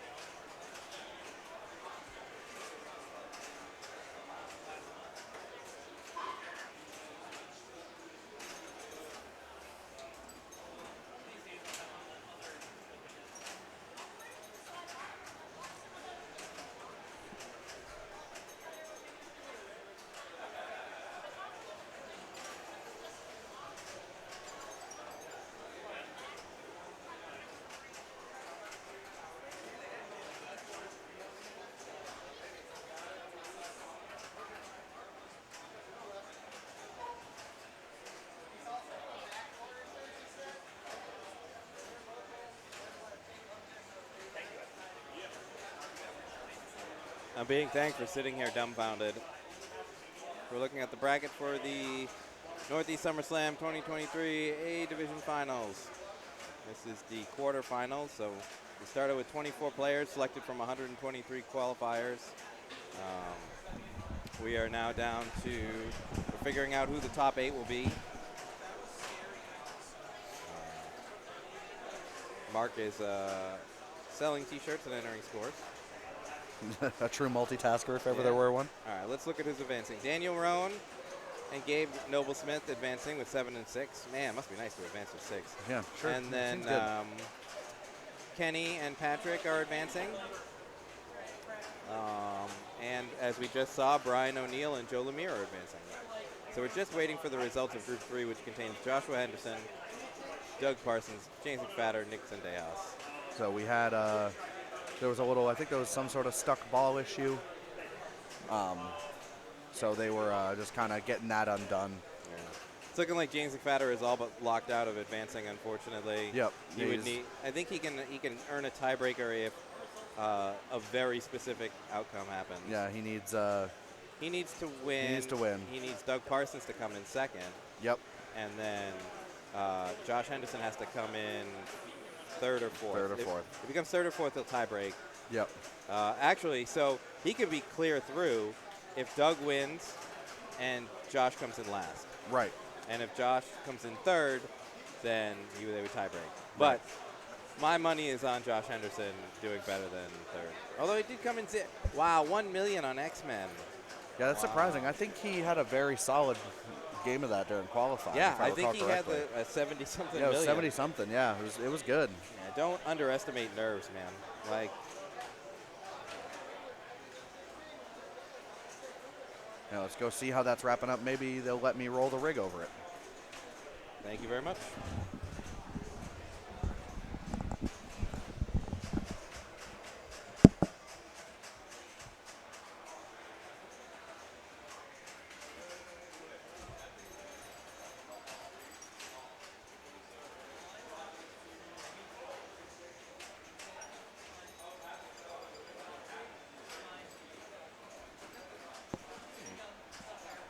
Got a little chat iPad going here. Nice. X-Men could be low scoring with the ball save off. Oh, absolutely. Look, I'm not saying that X-Men ain't hard. It is hard. But it's gettable. And I think I'm surprised to see Joshua not start. Like, I don't think you can get 1 million and have started Wolverine. And I think at some point you just got to be bashing on Wolverine, being like, I need a foundation score, you know?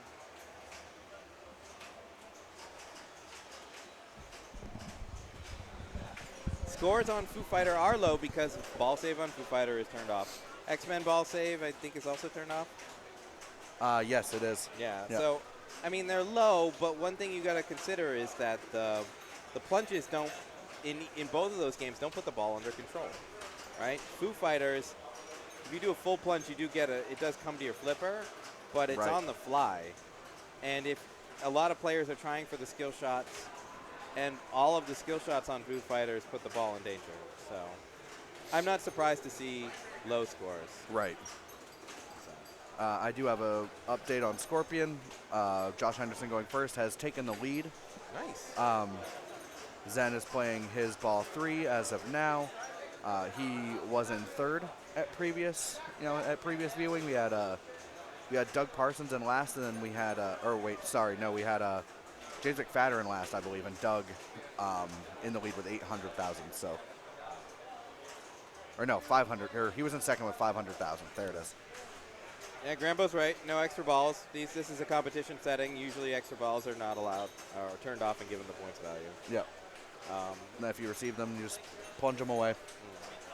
Yeah, on X-Men, the game is also leaning left. So there were a couple center drains out of Magneto that were pretty visible. Yeah, Zen needs to pass Josh.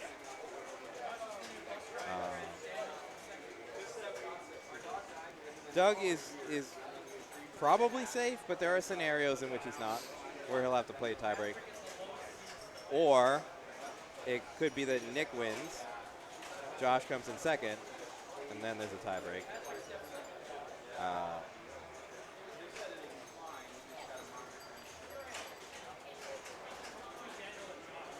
Yeah, I think that Doug is guaranteed a tiebreak given the scores. I think so. Yeah. At the very least. Well, worst case scenario. No more tiebreaks. I want to be at 10th. So we have results from B. We've got Zoe Vrabel and Augustus Eustace advancing from Group 1. Excellent. Group 2, we're sending Derek Correa and Chris Lacrosse. So those are our finalists for B. Oh, they're at the finals. Wow. Yep, they have one less round.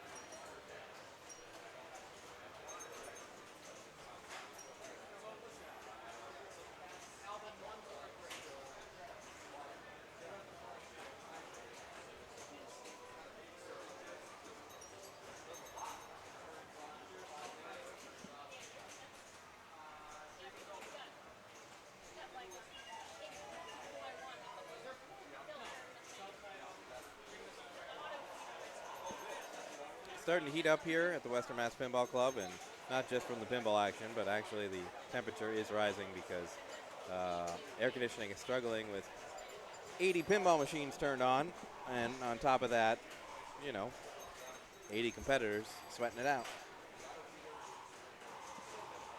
So, if you haven't been to the Western Mass Pinball Club in Palmer, Massachusetts, it's definitely worth driving up for. It's a reasonable $20 donation. All the games are on free play. They're all well maintained. It's got era of games from the 60s all the way up to modern day games. And if you're just tuning in and wondering who Backhand Pinball is, Mark Patnoud is Backhand Pinball. And Mark is graciously hosting this tournament. It is a certified IFBA tournament. We had 123 entries, so it's not certified plus. But still should be a good Whopper haul for the people who've made it over the cut line. There are also cash prizes for finalists, and James McFadder is joining me. James. Hello, hello. I assume that it's not good news if you're coming over here sitting with me. No, it's not good news. Scorpion had to go a very specific way. Josh had to lose. I had to win. Well, Josh could have come in third, and Zen could have lost, and you would have. Zen would have come in second, and you could have tie broke him. Yeah, that's true. But Josh won. Doug took second on that game. Josh put up 750K on Scorpion. That's a big score. Yeah, 760. Doug with 647, just over $250,000 on that. Yeah. But that's pinball. Sure is, man. Over here in 9th place with 6 points. Sucks.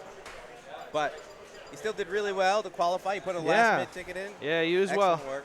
Definitely, and it's definitely a tough crowd. I mean, these are Oh my God. these are like probably 16 of the best players in New England. Every single person here is like deserved their spot. They fought for their spot, and they put up a great effort. And we're about to see some really high level play. I mean, Group 1 was crazy, right? Mike Havens puts a lot of time in here and knows all the games and is really good. Yeah. Joe Lemire is top 100 in the world. Yep. Ryan O'Neill is top 100 in the world. Mike Kraskinski knows all these games too, and he's very good.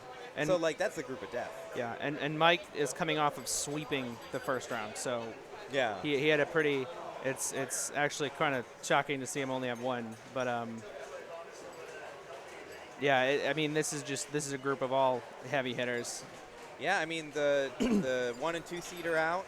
The 3 seed is advanced and the 4 seed is advanced. So Josh Henderson will be driving the bus from this point out. He'll get to make all game selections for as long as he's in the tournament.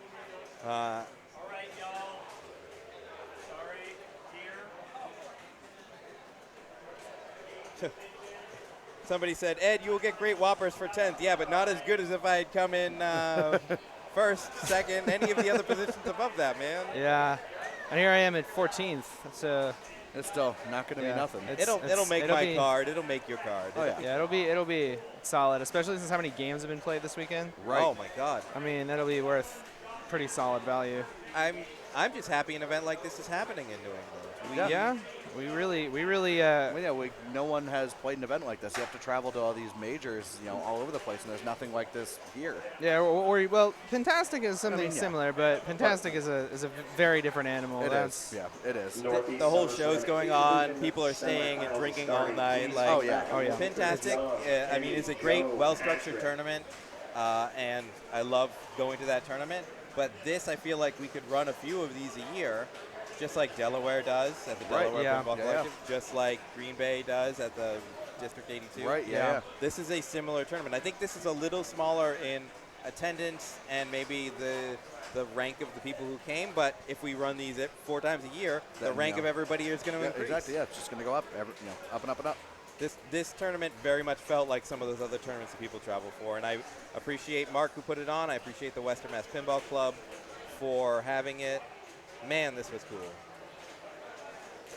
I mean, it still is cool. Yeah. For those who didn't get a 0 in Meteor. Yeah. Well, I'm going to have a long car ride home. Yeah, it's... Just be like, never pick a Meteor, guys. And I was like, oh, I want to save my Foo Fighters pick for next round. Well, but actually... All right, here's our semifinals.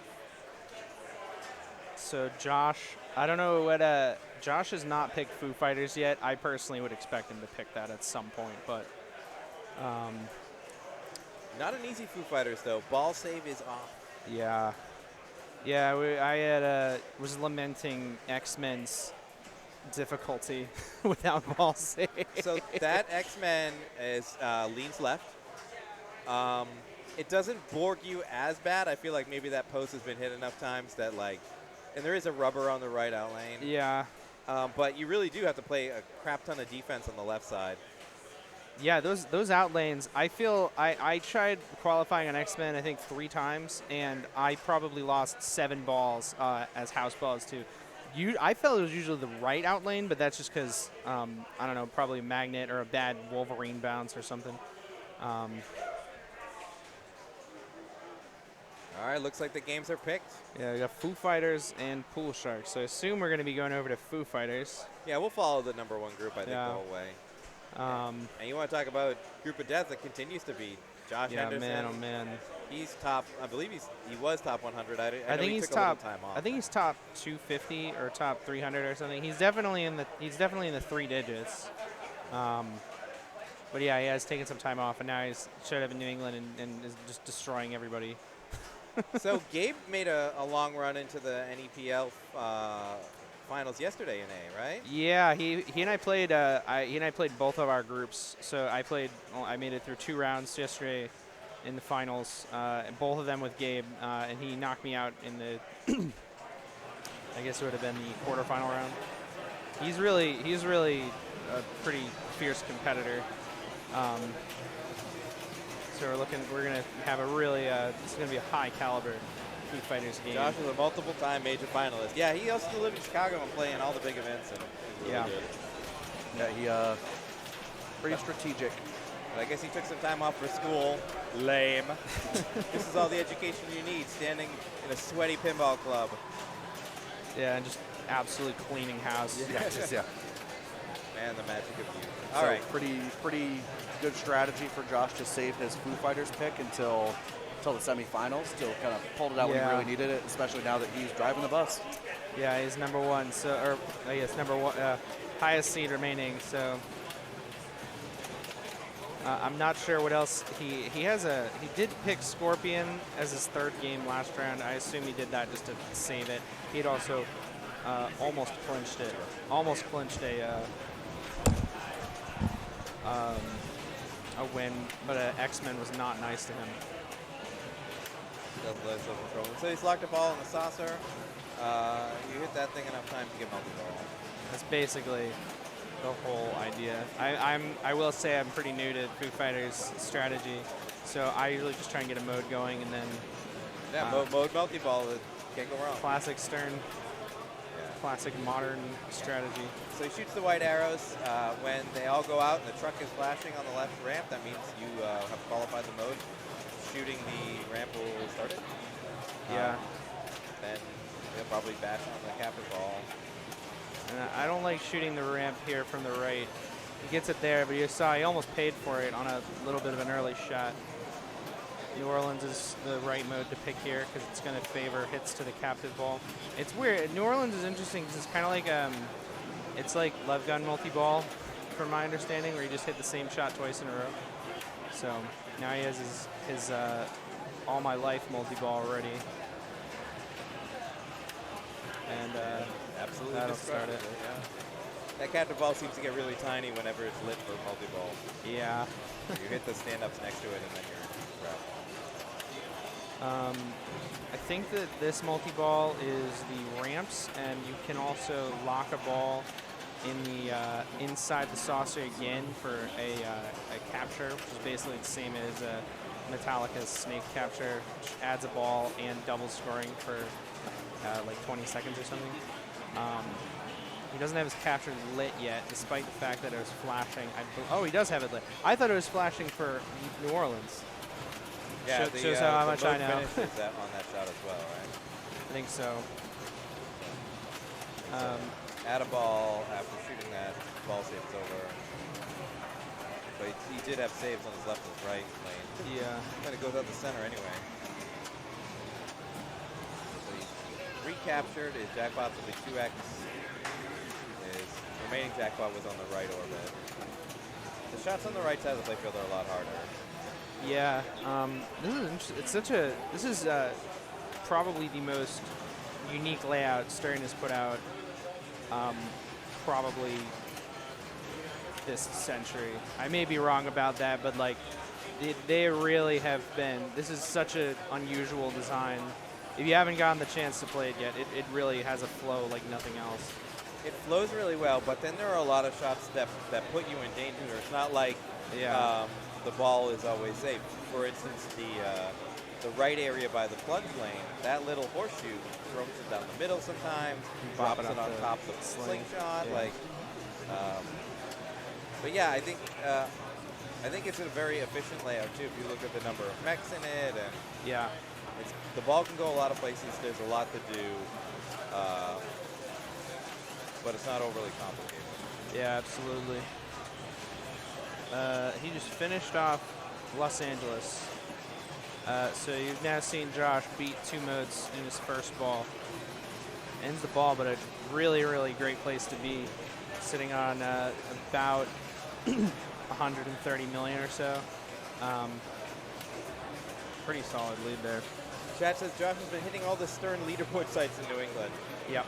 Which is, now that we have Stern Insider, we can go check that. Some of the places have the leaderboards right on. Yeah. I forget his handle. I think it's multi-brawler. I think that's what it is. If you're in New England, that's Josh.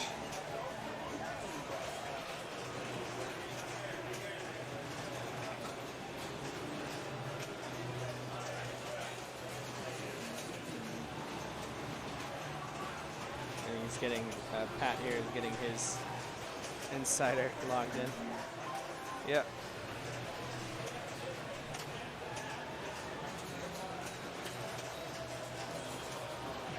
And yeah, you can see kind of how the bounces here are very punishing.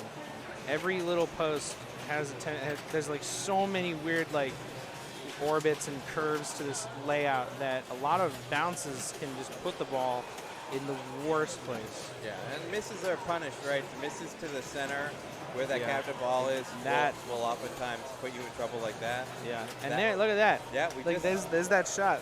That shot in particular. That right orbit is so weird because it sends it around the back and then through that little loop. It's how you get your playfield multiplier, but it's also just I lose to that a lot.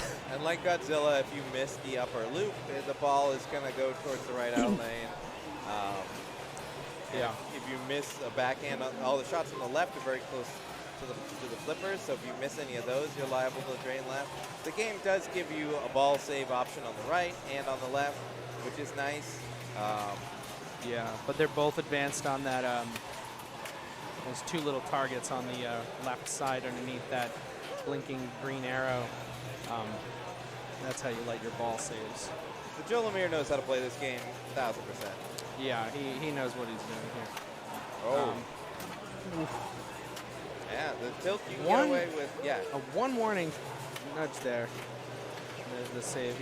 I think he has the left flipper up instinctively. If you haven't played the premium, there's a little post that pops up underneath the tip of the left flipper. And you have to hold the left flipper up when the ball comes around there so that it bounces off the post. Well, he held it up because if you hold it up, you get 2 million points. Oh, is really? On the pro. I didn't know that. You still get a save on the pro, yeah, but you don't have to get hold the it up. 2 mil. Okay. That is good to know. It's always nice to get flipper activation points, Yeah. Joe was playing New York, which is the spinner mode.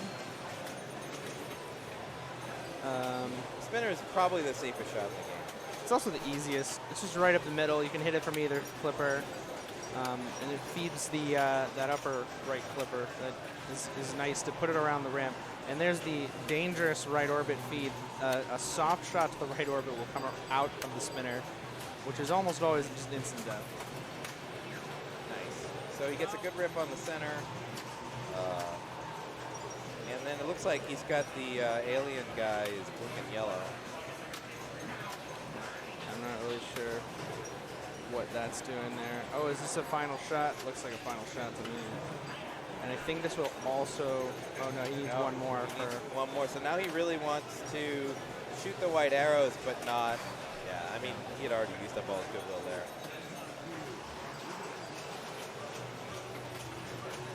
All right, I'm going to step away for a minute. All right.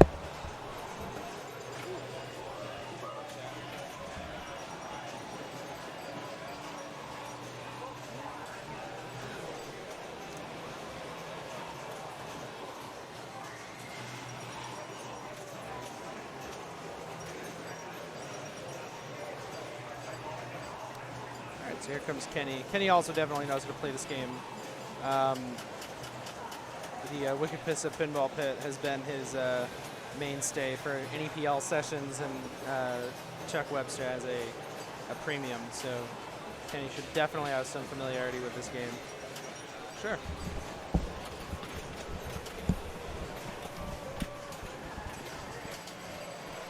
All right. Hello, everyone. I'm back again. Mike Lupo here. Welcome back. Thank you. So Kenny has his lock ready, even though it there's already a ball in there. He'll be able to pick off his his lock shot. He takes New Orleans. We've been seeing different modes. I guess actually, so Kenny and Josh both picked New Orleans as their first mode. Joe picked New York. Oof. One warning save there. Oh boy. Tilt seems to be a little generous. A little generous, a little loose, yeah. Yeah, I'll say. I was playing 007 earlier, and just a little nudge, man, you get two tilt warnings. Yeah. And there's some. What are the other ones? X-Men was pretty unforgiving with its tilt, as was. I mean, all the other games are really games that generally have unforgiving tilts anyway. But these games have no ball save. Yes, yeah, these ones kind of expect you to have ball save based on the way the shots are aligned. So Kenny gets his multi-ball going. And there is a ball save with the multi-ball. There's just no ball save on the front. And unlike some of the more recent Sterns have like skill shots that add ball save time, like Godzilla has that, and Iron Maiden has that. Right. This does not have that, so I don't think there's a skill shot that's worth. Wow, and double drain there. Yeah, that finishes New Orleans with 28 million, but his All My Life was worth just over $1 million, so probably not too happy about that. He has taken second place now. Just narrowly over Joe's 44 million. And he's going to work his way back towards another mode. Probably, yeah, he's focusing on that right ramp so that he can get his, probably will progress towards his Area 51 that way. And here is Van, is spelled out. I love the spelling of a three-letter word. I feel like little unnecessary to spell anything. This is my first time ever playing Foo Fighters today. Oh, really? Yeah, or for this tournament, yeah. Yeah. I definitely don't have that much experience with it, so like I don't know what modes are best and what's the best multi-balls and the best stacks and stuff like that, but the general idea for early play is something that I kind of have the idea of. So Los Angeles is a good second mode. This is going to favor shooting these ramps, and Kenny should definitely be focusing on that right ramp now because it's going to be progressing him towards Area 51, which is another multi-ball that is I find to be significantly more valuable than All My Life, but it is also much harder to start because it requires that right ramp for some reason is extremely difficult to hit. I find you just don't shoot at it very much. Not really sure why, but you can't backhand it, can you? No. The only real shot in this table that you can backhand is that left ramp. Yeah, I count on that. Which you really should backhand it. You right. You don't want to be. Definitely don't want to be forehanding the ramps. We have a follow from Incognitone. Hi. So is anyone noticing that this pinball is not level? I don't think it's leaning to the right. I think the camera's just a little crooked, but it's a bit tricky to have everything set up and with the game shaking. It's been a couple hours since I played this Foo Fighters, so I cannot attest to whether or not it is played actually level when I played it. It wasn't, the ball wasn't a straight down ball, stayed straight. It was true. Yeah. But, after a shake like it just had, he could have bent the legs where we were. Yeah. I mean, we had on X-Men earlier. Josh moved the whole game about 4 feet. So. Oh wow. Yeah. more like a 1.5 foot, but still, it's like it was enough that if the rig were on top of it, we'd have to realign it. If I'd have known it was this generous, man, I might still have done it. I might still be in it, for the B division. It's funny. I fully expected Josh to pick this in our group in the quarterfinals. Excuse me. So what's he gonna choose? I expect he finished. Angeles, yeah, he didn't finish LA, so he's gonna go back to LA. There's another ramp. Yep. I don't know how many he is away from area. Oh, area 51 is lit, I think. There's a flashing insert in front. I believe it's lit. There's an extra ball lit, which I think I'd expect that to be worth 25 million or something.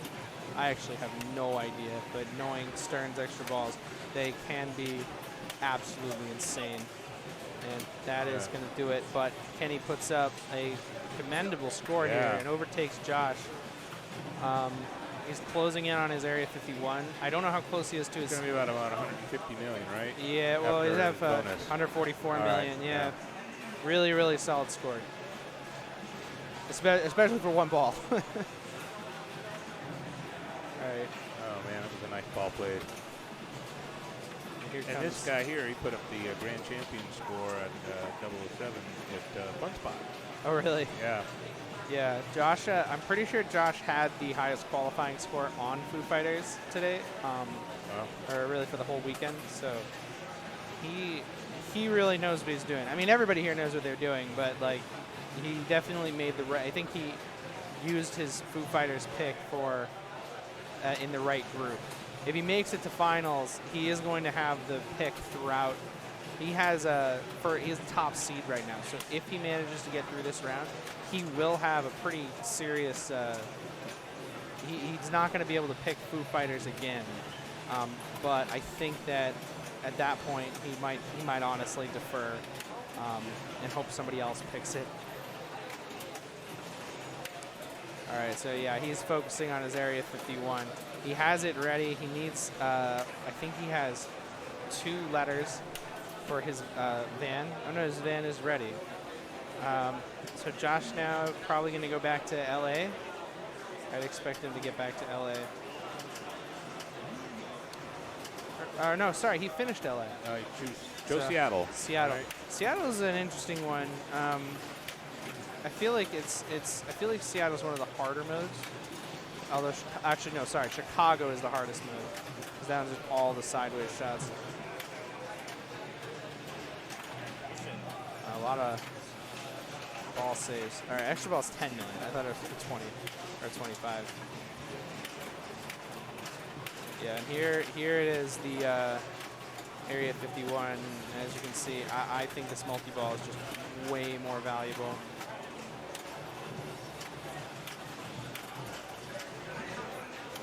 You got the extra ball, so. Yeah, he's 197 million. So Foo Fighters scores can tend to shoot up very quick. Like a lot of the more recent Sterns, you could really expect to see just like out of nowhere somebody put up like, no, there's a couple hundred million. But as you see, he just has, now he's at 250 million. I'm actually not sure where that 50 million came from. So I didn't see, I wasn't watching the scoreboard as it was being collected. But yeah, this is really, really kind of putting on a clinic here. 9 million, so. It's up to 288 at the end. You can hear those slaps. You can hear him slapping, man. Whack! He's right behind us. Yeah. All right, on the other side of the posters here.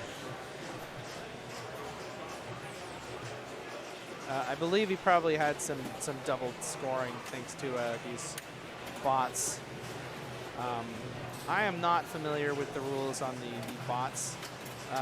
My understanding is that there are these foo bots that you get and that they boost scoring on different shots. So as you can see, as he picks these off, it's telling him like, oh, you get bonus 2x scoring on this shot for the rest of it. Whatever. Wow, I'm feeling a little hungry all of a sudden. Yeah. Some barbecue. So this is DC. Or what is this? Austin? I guess this is the first wizard mode. I have not seen this. He's now 355 million. Yep. Super jackpot at 5x. Yeah, is there a playfield 13 multiplier million. concept on here? There is. It's those. He does not have a playfield multiplier active. It is lit through that lane, the little curvy lane above the shooter lane. This looks like a bunch of angry hornets here from where I'm sitting. Yeah. Yeah, he's at 488 million now, so 502. there's a 31 million point jackpot. Yep. So this is like, you know, you can, this is really just, there's so much happening all at once here. It's wild. Yeah, the right orbit feeds the playfield X. It's really tough to tell, but shooting the right loop, that right orbit all the way over, sends the ball around through that little lane above. And there's one flash, there's 3 inserts there, and I think every time you roll over that insert, it advances the playfield X, and once you have all of them, I forget if it just starts it or if it lights more. And it, like Stern, everything's a hurry up, right? So yeah. You don't get to have it for the rest of the ball. No, it's just going to be like 20 or 30 seconds. So now Josh has bot frenzy going. This is a bit of a spinner frenzy, so he's just going to try and shoot the spinner a lot.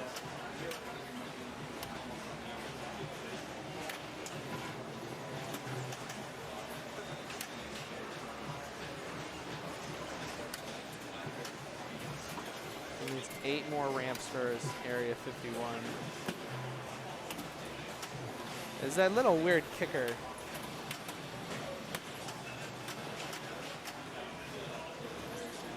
Let's see what he gets here. The van didn't stop. I think that, oh, there we go. Oh, wow. I'd definitely take New York here. New York is going to be a spinner round. That is absolutely. Yeah, he chose Chicago. Chicago, though. Okay, well. Yeah, I'm not really sure I agree with that. Chicago is like you shoot, I think Chicago is like you shoot the ramp and then you shoot a sideways shot. I guess he's, I guess he's taking it so that he can make the sideways shot off of the spinner.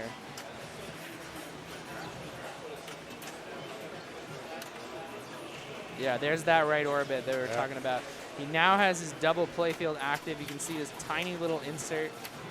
We're located just over it's like a yellow circle just over the left slingshot. That's indicating his 2x playfield is running. So there's a side shot for 16 million. And nice little shake there. Really have not seen Josh shaking the game too much. He's just really keeping this ball well under control. Wow. There's a nice loop for 8 million. This guy's really good. Yeah. You know, it's funny.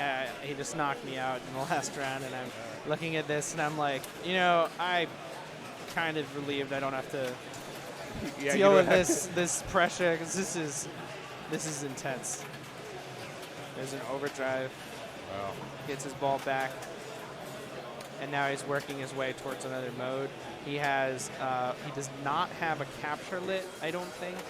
So I would probably here go back to working on the Area 51 right ramp.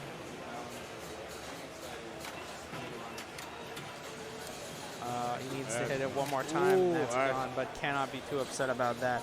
Sitting on, he's going to have well over 700 million here after a bonus. Nice job. Yeah, so he's sitting at now 706, I think. 707. Yeah, wow.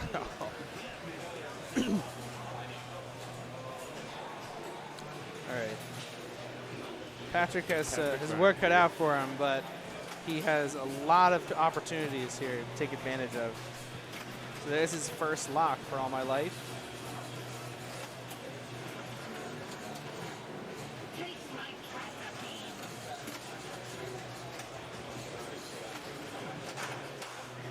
Overdrive. And he doesn't hold up the flipper. You're just talking about how if you hold up the left flipper when you get that overdrive, you get a quick little bonus.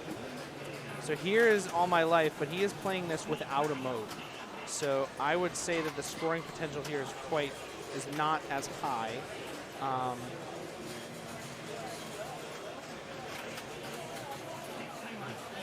My guess is he was going for the spinner.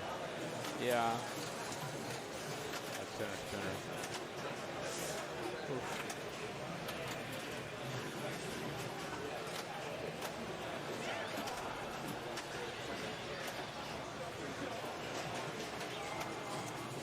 And that's the end of his multi-ball. Yeah. That's the end of the ball. Yeah. A little over 3 million as Joe will take the stage.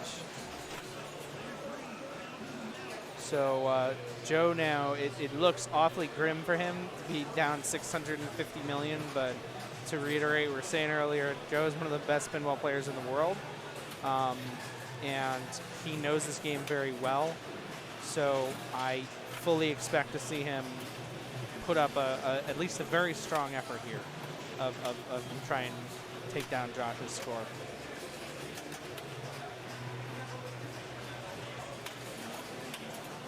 So he's focusing on his van letters, which as you can see doesn't have very many places to get them. Little tip save there. Keep it under control. 4 away from area 51. Still has a lot of work to do in that regard. All right, so here's his van. All right, here's New Orleans. I forget if he finished New York.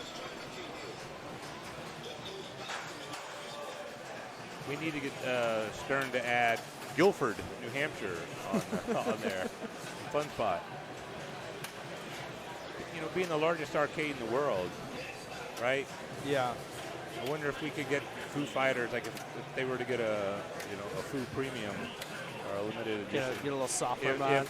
If we could get them to like show up next year when they come through the Bank of New Hampshire Pavilion and come do a little promo or something, you know, that would be kind of fun. Yeah, that'd be pretty great. Really unexpected pleasure to have something like that happen in my backyard.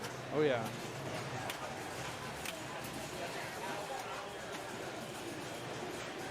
And you know, we got the Fun Spot. If you don't know, if people don't know where Fun Spot is, it's in Guilford, New Hampshire. It's on Lake Winnipesaukee, right at Weir's Beach. It's the largest arcade in the world, or at least it was at one time. I believe it still is. And they have the best craft beer selection for all us beerheads, probably in the Lakes region. They're an untapped location too. So. Yeah, it's a really, really spectacular place. It really is. Lots of stuff for the whole family. Got mini golf, bowling, biggest arcade in the world, as mentioned. I forget the metric. I believe it's still the biggest if we're in terms of area, and which is nice. It's really, really a wonderful spot. So Joe thrashes New Orleans, closing out that mode. He's very firm shake there to keep it out of that out lane. No kidding. And the kicker did not favor him there. And that will, nice little flip save there. The ball is a little bit out of control, and it's not easy to regain that control. So Joe finishes off with a little over 90 million here, after bonus at least. So Kenny now has 2 modes finished, 144 million on the board.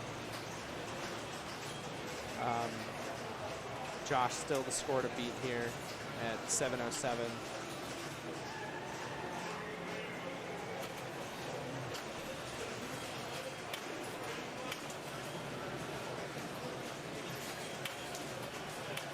Kenny's trying to get back into his mode. Oof. And that's why I really don't like shooting the that left ramp from the right flipper. I think that is the safest way to do it. That should have given him his mode. Yeah. I think something's that. I think he hit the ramp so fast that the pop-up post It didn't kick. didn't Oh, kick up. Either that or now it's kicked up. And I Yeah. don't know. We'll see what happens if he It hits it should have again. been. Well, now he has his area 51. Okay. I don't think Kenny's going to be too happy about that because now he's playing it without a mode. He could have brought in a difficult mode like Right. Chicago, especially since I guess if he finished that mode, he would have been able to go and get that wizard mode that Raymond was just playing, or not Raymond, Joshua was just playing.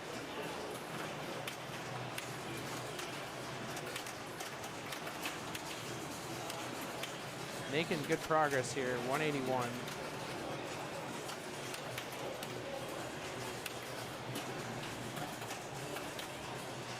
Galloping Ghost may be giving Fun Spot a run for Biggest Arcade. They might be, but Galloping Ghost is, I think Galloping Ghost probably has more games. That is outside of Chicago. I've been there a few times. They also have, they're very tightly packed in there.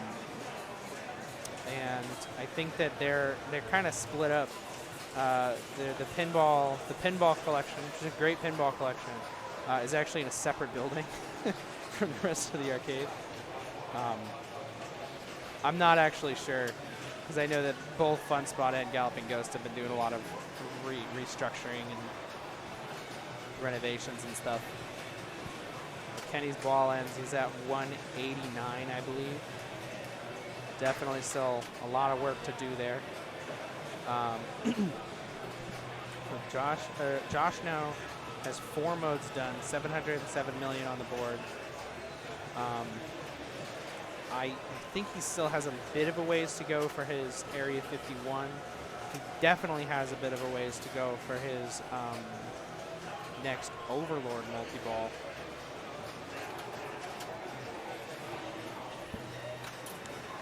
Trying to get control there.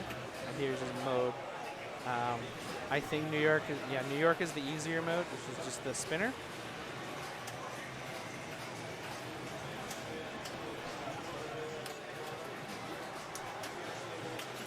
Nice job keeping control up top.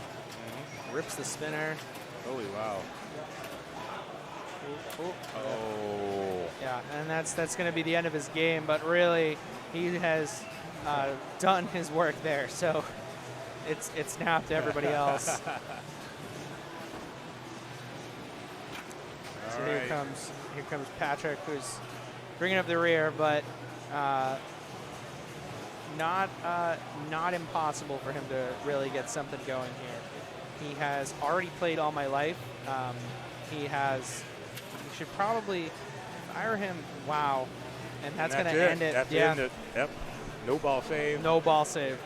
So Pat is going to take a 0 on this first game. And Joe is looking at a... he's currently, if this game ended now, he'd have 1. But knowing Joe, he'll try his best to make sure that doesn't happen. He's got a very high bar. He needs 730 million. Yeah. Or sorry, 630 million. Why didn't that ball save? Because there is no ball save. They're turned off. It is turned off.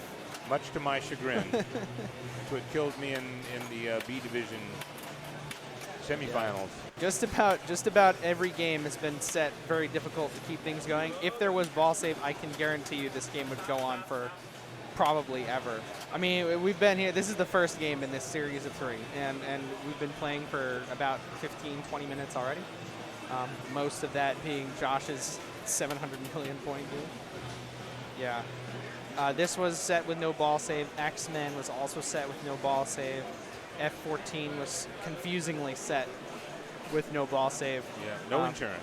Yeah, that was a tricky one because it says you're insured on the display, and on the light you are not insured though. Wow, and there's that. So Ed and I were talking earlier about that little hook there, and that is the danger of that hook. A lot of games that have that kind of like loop in that over turnaround. Yeah, Spider-Man is kind of like that too with the Spider Sense lane. and it oftentimes will drip in and bounce off the post and into the out lane. Mando's got a loop like that right in the front, and if you back into it just right, it goes whoop, right down the middle. Yeah, that one's just a spin trap though. So Kenny has locked at least a 2 for this game. I can't stand it when it doesn't flow through that right. Yeah, this is kind of the thing about this game. My only real frustration with it, and I think that there's a few games that have this kind of like, there's like lanes or loops or ramps that are very clearly designed to flow one specific way, and they don't always do that. It's great for flow and it's great for some fast shots, but it also can mess with you a little bit. I like what they did on Ghostbusters with the little check gate. It's a one-way gate, and it does. If you make a half shot up the ramp and it starts to come back down, it stops at the gate and goes over and around it, and it just prevents the ball from just draining on you. Yeah, nice little nudge there. He keeps the ball in control, keeps the ball in play. Kenny now trailing by 530 million. Only. Just only a little bit. There's that kicker, almost killed him. And he has a capture ready on that inner loop. He's playing his bot frenzy right now, which we saw Josh play and put up a pretty solid score with. Whoa. He got a little bit of a break there. Side ramp. I don't know. These UFO lights keep showing up. This is one of those rules that I just do not get. It has to do with this like weird kind of like all these little circles in the corner on the display. Very confusing. Got to have something to do with area 50. I think it has something to do with the combos, and the way you get combos can determine the value of the action button or something. It's a little obtuse. Yeah, I was wondering, like, the action button was lit. I didn't know what it did. Yeah. You know.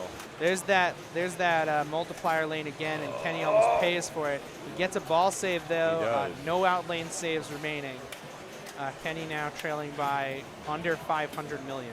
Can he earn another out lane ball save? Yep, he has to do it on those 2 stand-ups located just above the left sling. They're a little hard to see. More like over the left out lane. Okay. And that will give him, I think it alternates between giving him a left save and a right save.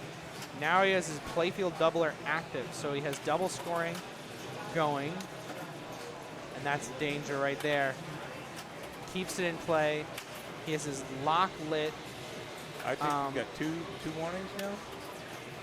I think he has 1 warning left. I'm not sure though. No, and we've kind of been talking about how this game has been very generous with the tilt save. It's not a tight tilt. So nudges are going to be really helpful here, and I don't think warnings are going to play in too much. There's his lock for his second Overlord multi-ball. Kenny passing a $250 million now. Still 500 million to go. There's no out lane save there. Nice little nudge to keep the ball in control. At minimum, he's got a 2, right? At minimum, he has a 2. So Kenny really just has to pass Josh. 2 more for another multi-ball. He's just going straight for that multi-ball. He is not looking. Looks like he's not planning on taking a mode into it. He could take a mode. Oh, never mind. He takes the mode. There we go. I guess he was setting it up. I think he was setting it up. Yeah. 1 shot to start the mode. I mean, 1 shot to start the multi-ball. Here is Chicago, I think. Is this Chicago? No, it's Seattle. Home of the Foo Fighters. Oh. That little tip off of the flipper. I don't think he meant to do that at all. Nice little save there with the tip. He now has his left lane ball save ready. And here is Monkey Wrench. So this is the second Overload multi-ball. UFO captive ball lights with the action button to spot the highest value shot. The UFO animation is when that player uses it. So yeah, the UFO captive ball is right next to the Overlord. The spinner is right next to the center spinner. And I guess so. What determines the value of those shots then? Because it looks to me like it had to do with combos. Because I know that there's this weird like combo diagram in the lower right-hand corner of the display. I thought it had something to do with the combos.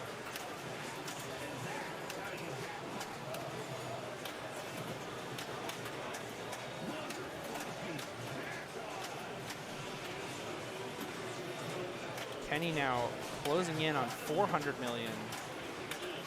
And if you had any question about the caliber of play here, this should pretty much answer them. Because, like I said, I believe the highest score in qualifying was 400 million. Wow. And so I'm not 100% sure about that, but we are seeing this is just absolute insanity here. To have two scores now, Kenny is now past 400 million, 320 million away. Whew. Oh! Sorry, guys.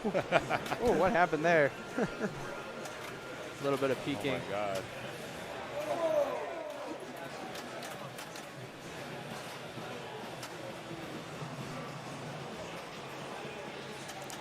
I'm still, yeah. Taking a breather there. See it played at this caliber. This is really exciting. Like, you are seeing world-class play here. I know that a lot of the players here are from New England. Not very many players traveled. You know, we're not like Pinburg where you have people from all over the world, really. But this is seriously world caliber pinball play. And, oh, man. But still. Nice. Nice. A commendable effort there. Absolutely. To cut Josh's lead in half. And now Kenny will close with 430 million, and Josh will put a GC on this game. Wow. So after game, champion. Yeah, Wow. Game 8. a really spectacular showing there. All right, and we'll be going into game 2 now. I'm not sure what the other standings are looking like. Kenny gets a high score as well. All right, well, I'm going to take the headset off and let's see what Mark's up to. We were supposed to get some prize money today for my one win. Okay. I didn't know about that. That means I should get some prize That's money right. too. We both do. Good to know. We should both. All right. And so, where are we going next? So Josh is going to be picking the next game. I would expect him to pick. I'm not really sure, actually.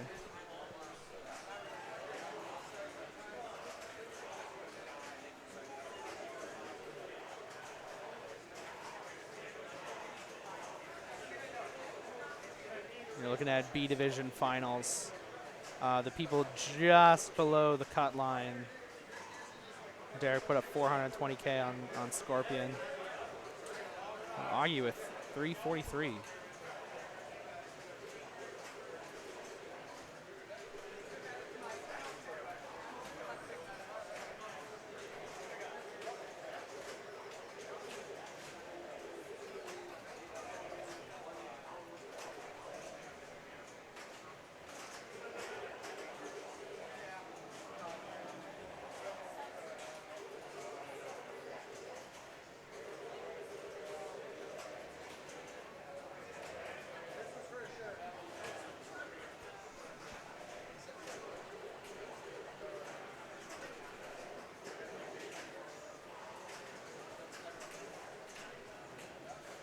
I do believe that the games are over. We're just punching in the scores right now. So we should be moving on to the second game in the series. We're going to follow Group 1 here.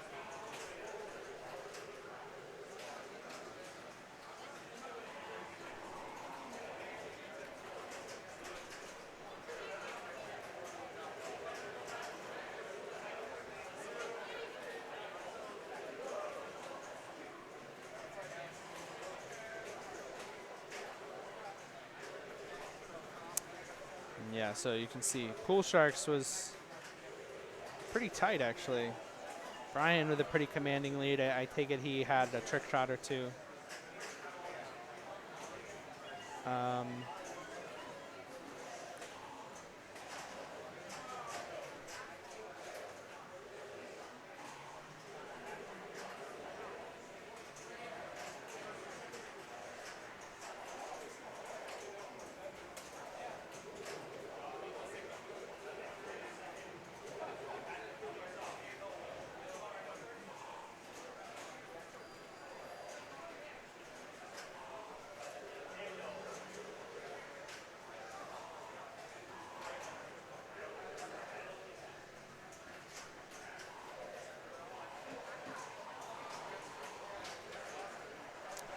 Unfortunately, I can't hear what games are being chosen for the next round.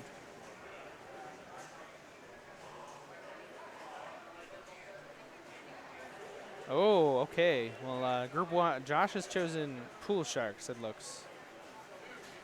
Pool Sharks is a game that I don't have a ton of familiarity with, but it is a game that I have been enjoying. I got my qualifying, my clinching game was on Pool Sharks, actually.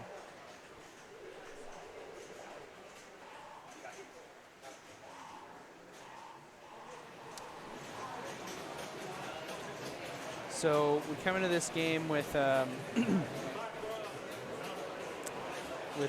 Josh having the 4-point lead. And in this format, the magic number is 5, I think, guaranteed. Actually, no, sorry. I'm not really sure, to be honest. It's a bit of an interesting thing when you have a 0 and you're playing 3. All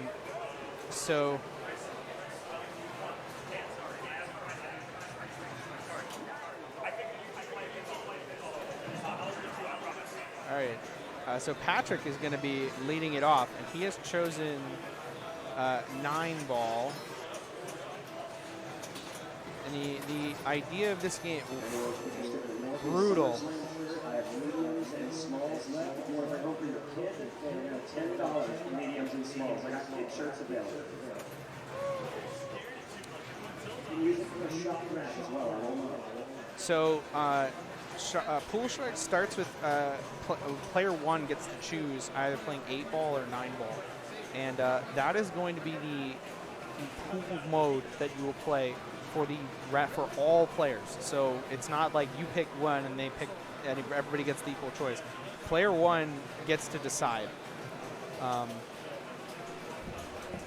Whoop.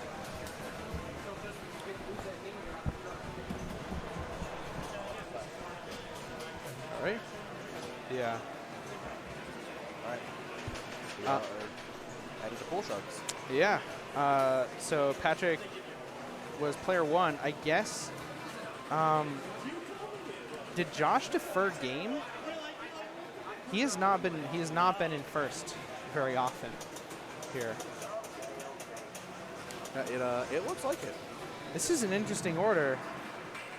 Kenny is player 2 here. Okay, so we are playing 9-ball. As I was saying, player 1 gets to choose between 8 or 9-ball, and then you play out. All players get that mode. Right. So there is some advantage to going first. Yeah, but it's not really going to change. It doesn't really, since it affects everybody equally.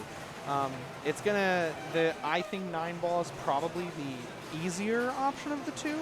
Yeah. 9-ball is, so the idea of the game is you're trying to sink pool balls. You get them by knocking down these targets that say hot shot. There's a 3 bank on the left side and a 4 bank in the middle. You clear that, you clear the bank. And in 9-ball, you just have to clear the bank once, but you have to clear it in order. Right. So the H, as you can see, is the flashing number. So Joe is, I believe, waiting a minute for the tilt bob to settle. But Joe has to hit that H as the first ball to sink. And there's some ways you can sink, you can sneakily sink more than one ball. Most notably, there's a skill shot. There's an arrow. You can kind of see this red arrow in the top right-hand corner of the table that's pointing in the wrong place. But there is can soft plunge it just a little bit into that little, I don't even know what to describe it. Yeah, I'm not quite sure either. There's a skill shot that is worth 3 balls. So that is the best one to get, and Joe is very clearly going for that. A little bit too hard there. And he didn't hit a sling, so no valid playfield yet.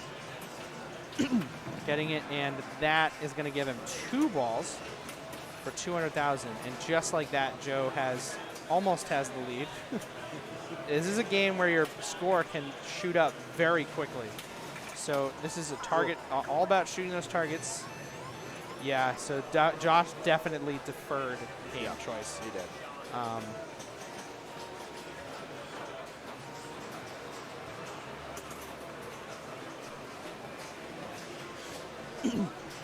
I believe he did that to preserve his picks for the final round. So, yeah, because now I think he's taken a lot of the games that I'd say he has been really successful with. I'm not sure what he's saving now. I think he's saving. Trying to remember what he's burned. He's picked, so if I'm remembering correctly, he's picked X-Men, Judge Dredd, Foo Fighters, and Scorpion. I don't know what he would pick that feels good about. Right. Maybe F-14, maybe saving that. Maybe, but I feel like I think that's not his playstyle. No.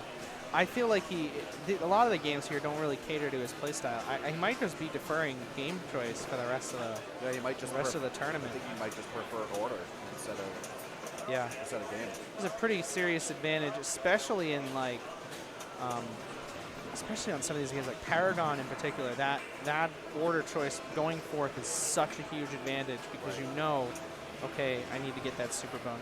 Right, exactly.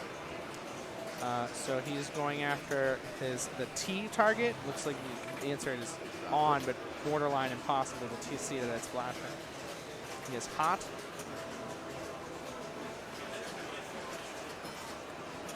And there's 2 more.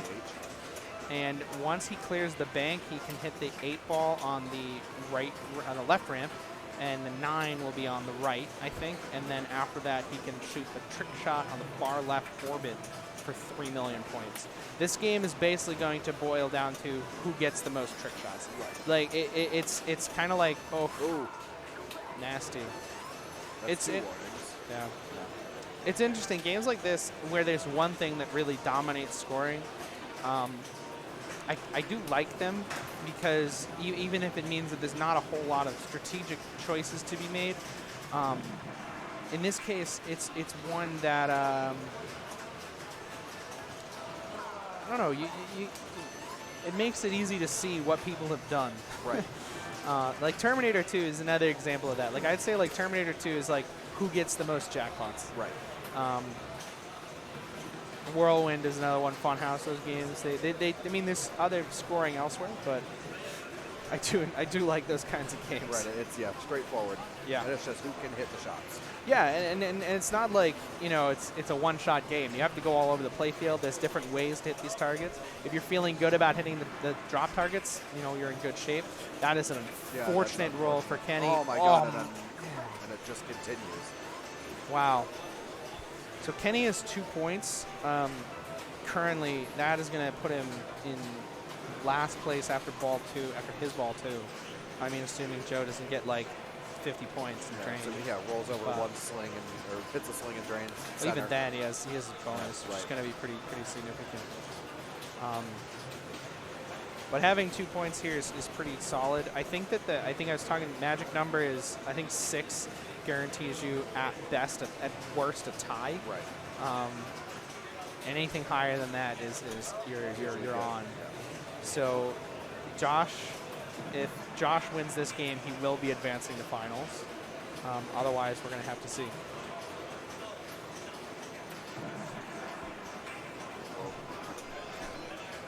There's 2 more balls. The 8 is next. It's that. There it is. The 9 will be on the other ramp. Oh, shoot through the ski pass. Nice little ski pass there, yeah. I suppose not see him try to hit it on the fly. But. Snagged by the tee there on the shot bank. And look at that. Oh my God. I also do want to note that this game has this shark toy that you can't really see, but it's located. It's kind of, you can kind of see it. See it, but it doesn't read like a shark. No. From there. That is a shark that will talk to you, and the only thing he really tells you is "aw, scratch" when you train on the out lane, and it's one of the most infuriating The things. mouth kind of like, Yeah. that sort of motion. He has this inflection though that just bothers me. Like, I mean, especially since like when you drain here, it's like almost always like you drain instantly, or you had a killer ball and you're like, all right, I don't mind that I just drained. But like the way he says it, scratch. I'm just like, get out of here. I feel like a lot of the pool games have like some voice, just like a like 8-ball champ goes, "Oh, you scratched." Yeah. Like, leave me alone. I mean, Cue Ball Wizard always says hee haw, which is hilarious. Yeah, that is, hard to be mad at hee haw. That probably disarmed me a little bit. Yeah, and then there's Capcom's. That's one. Wow, double warning there. There's the 9, and now you can hit the loop for the 3 million point trick shot. And like I said, this is going to be, whoever can do this the most is will win. There we go, cash is in. Thank you very much. I got my prize money now for making it through. Stick this. Josh has collected that trick shot. It is. There's a second warning. I guess. Sorry, I thought that was a 2 warning save, but he just got 1. Oh, Josh is now out of tilt warnings. But with 3 million on the board, the question is, can somebody get their own trick shot? I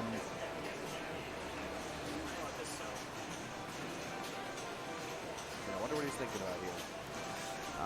Probably looking at what he can go for. I don't think that the ramp will spot balls here. I may be wrong about that, but he basically has to hit the H on the far left side. At this point, I'm just thinking less and just going for these drops. Yeah, this is a position where if I'm in this position, I just think, okay, now I have the lead. I have 3 million points. I'm comfortable.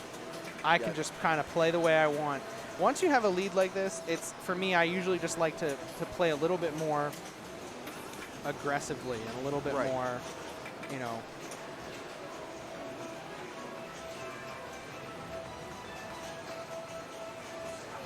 So now you can get the O here. There it is. Wow, and he got the T on the way back.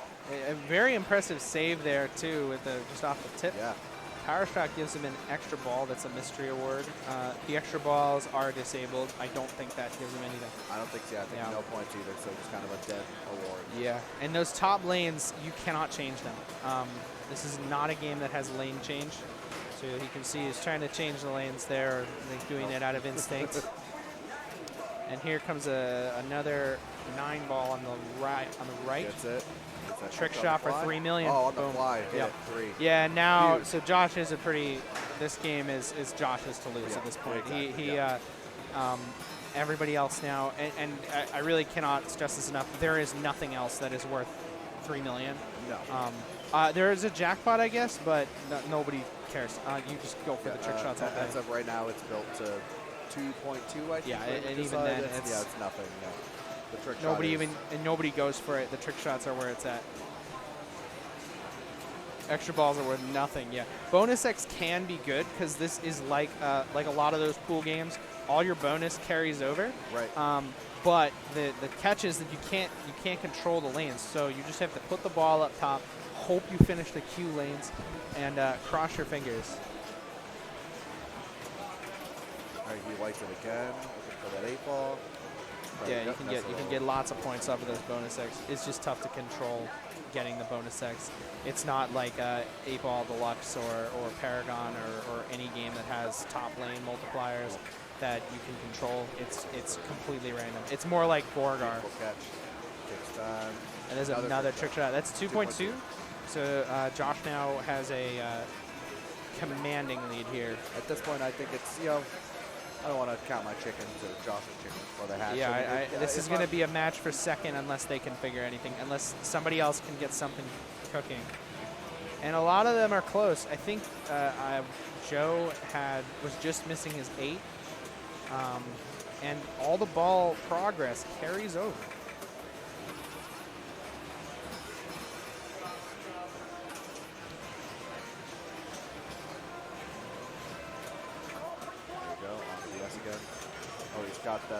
got that cue stick lit for $1 million, that captive ball there. Yeah, there's another thing, but that cue ball is dangerous. Super dangerous. It looks, and that's a nice ball there. Great ball by Josh.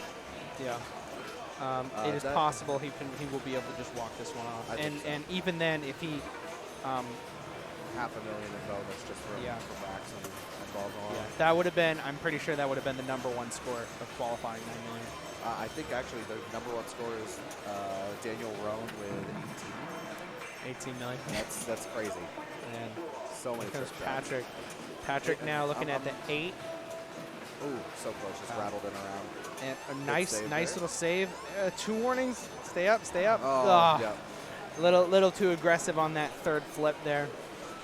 Yeah, at that point you're using fingers. You take your arms out of the equation. They don't exist. Yeah. So Kenny now. So Patrick is 1 million. If he comes off at second here, he'll be in pretty good shape. And then it's just going to be a match among the other 3 for second place, basically. And it's probably just going to come down to the last game. Hey, second for Joe here. Saves his bacon a little bit. Yes. Definitely needs those points. Same for Patrick here. So yeah, as of right now, yeah, Patrick is in second. Yes. Kenny has his double bonus. Do a nice job. That's nice little tip save. Fires it around. Yeah, Power shot. Let an extra ball, which is nothing. Oh, advanced cue stick. That's nothing. That's the captive ball that you should not go after. Though if I were Kenny, I would actually be thinking maybe just to settle for second. If that $1 million cue stick lights, I would probably consider it. Just considering that, like, you know, when you're in a situation like this, and I'm not going to be, I'm speaking like Josh has already won it. But when you're in a situation like this, it's kind of like, okay, I don't really need to beat Josh because it's moot. I need to beat somebody. Right. And Kenny, I'm pretty sure Kenny here will have 100K. Yeah, I think Kenny has it. Patrick. Yeah, he has Patrick beat now. So Kenny will pick up a point at least. Yeah, and that'll put him at 3, which is that's a really good position to be in when you're really fighting for a position under when somebody's leading with 8. That's 2 warnings save. Wow. Nice little nudge there to keep it in on that right in lane. And he's going after that 9. Doing a little bit of thinking about how to get it. Maybe he's thinking of some other way. Probably settle that in a little more. Not really another way to do it. Other than the power shot. The power shot could give it to him, but he needs those trick shots, and the 9 ball here is nice. Jackpot's lit for. Ooh, jackpot is lit. How do you light the jackpot? I think you get these sharks. Yeah, Triple bonus. Yes, it is the sharks. So Kenny should also absolutely not tilt here. He has 2. I think he's used up 2 warnings. He has, yeah, he's on 2. So you definitely don't want to tilt in this situation. Sink a pool ball. There it is. 3 million point trick shot ready. Kenny has 2 shots lit for like 3 million points each. I take the jackpot here. I think the jackpot is gone. Jackpot's gone now, yes. And that'll do it, and that's unfortunate. But he's going to have some pretty serious points in bonus. Look at that, 789 in bonus. Yeah. But Kenny's going to eclipse 2.25 million, locking in at least 1 point, and at best 2. It's up to Joe now. And Joe absolutely could, you know, like we said, it's pinball, anything can happen. Joe needs like 3 trick shots, 2 or 3 trick shots here to pass Josh, and then Josh has his ball after them. Right. So this is going to be an uphill battle, but, oh, he has his trick shot. There it is. There's one. All right, there's one. So that is going to pass Kenny right there. This is why the trick shots are worth so much. So now we one shot. Joe now is past Kenny. So Kenny will go into the final game with 3. Joe with at least 3. And Patrick will have 0. So that will eliminate Patrick. So it's depending on how this, I don't think. Now we're going to have to see how this pans out. Oh. was like, that was nerve-wracking there. I'm surprised he didn't shake the game more. I would have been going like crazy on that. Patrick is not eliminated. Yeah, Patrick is in fact eliminated. Actually, no, he's not. If he wins the next game, you're right. If Patrick wins the next game, then I think he needs to win, and then depending on he needs to win, and he needs Kenny and theoretically he could win, and then if Kenny gets, so he would need one of them to come in third and one of them to come in last. Yes. And he needs Josh to win. No, he needs to win. Oh yeah, he needs Josh to yeah. It would need to be. Sorry, we established that. Yeah. Well, we can't have two winners. I'm not used to the math with 4-2-1-0, Right. so that's why I messed that up. Yeah, Patrick is not eliminated yet.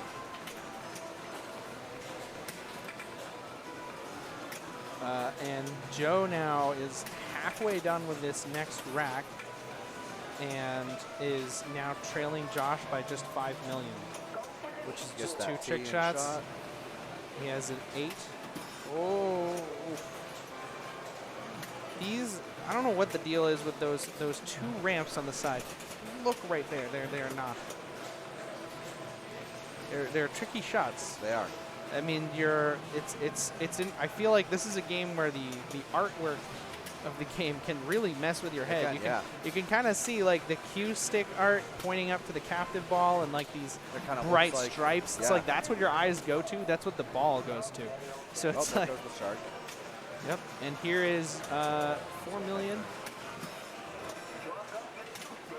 Nice little full tip save there. Joe now trailing by under 5 million. He needs the 9 on the right, and another trick shot will have that gap.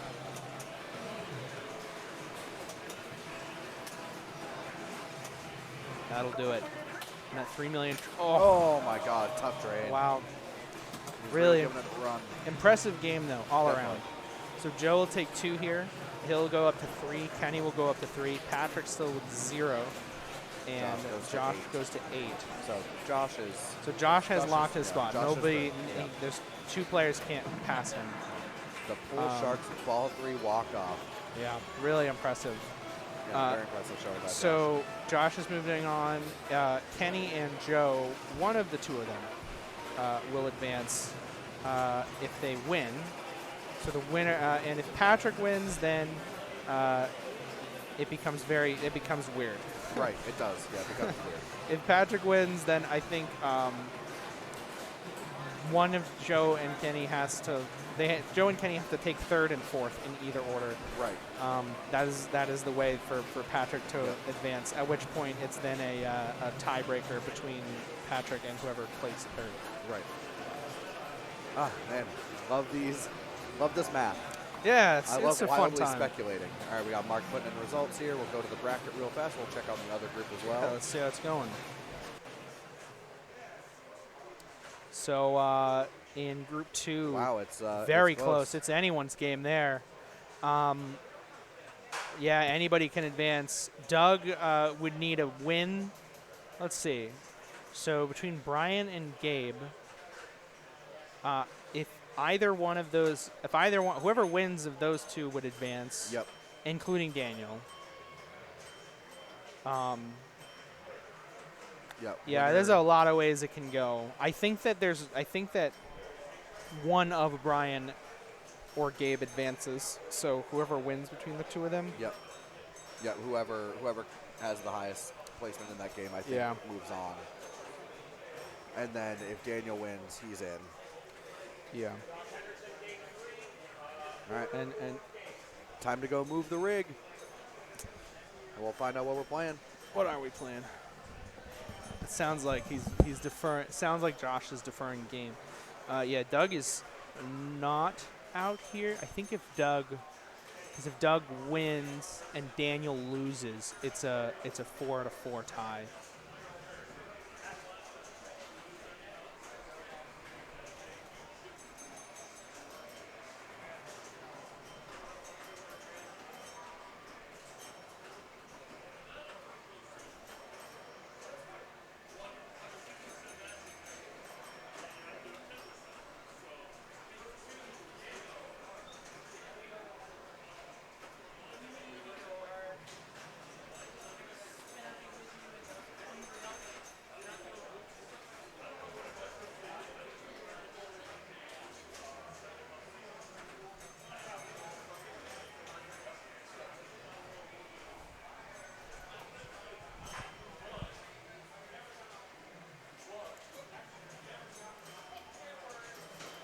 Looks like F-14 Tomcat was being a little nasty. Nobody broke a million. Yeah. And it would be very funny now if Group 1 ended up on Tomcat and Group 2 ended up on Foo Fighters. I feel like that's been happening a lot.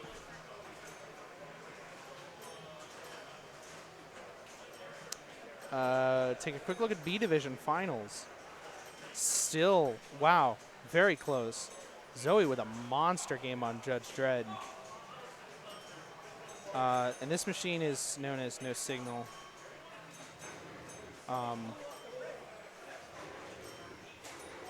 It's probably by Jersey Jack, knowing the bright colors.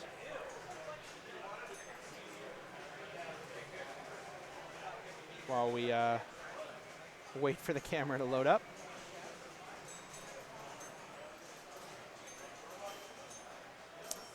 And we are over on What's up?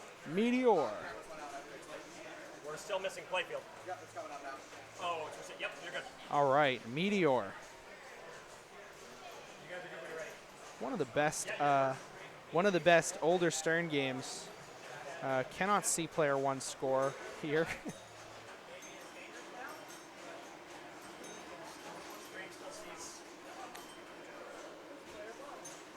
We got to see player one score.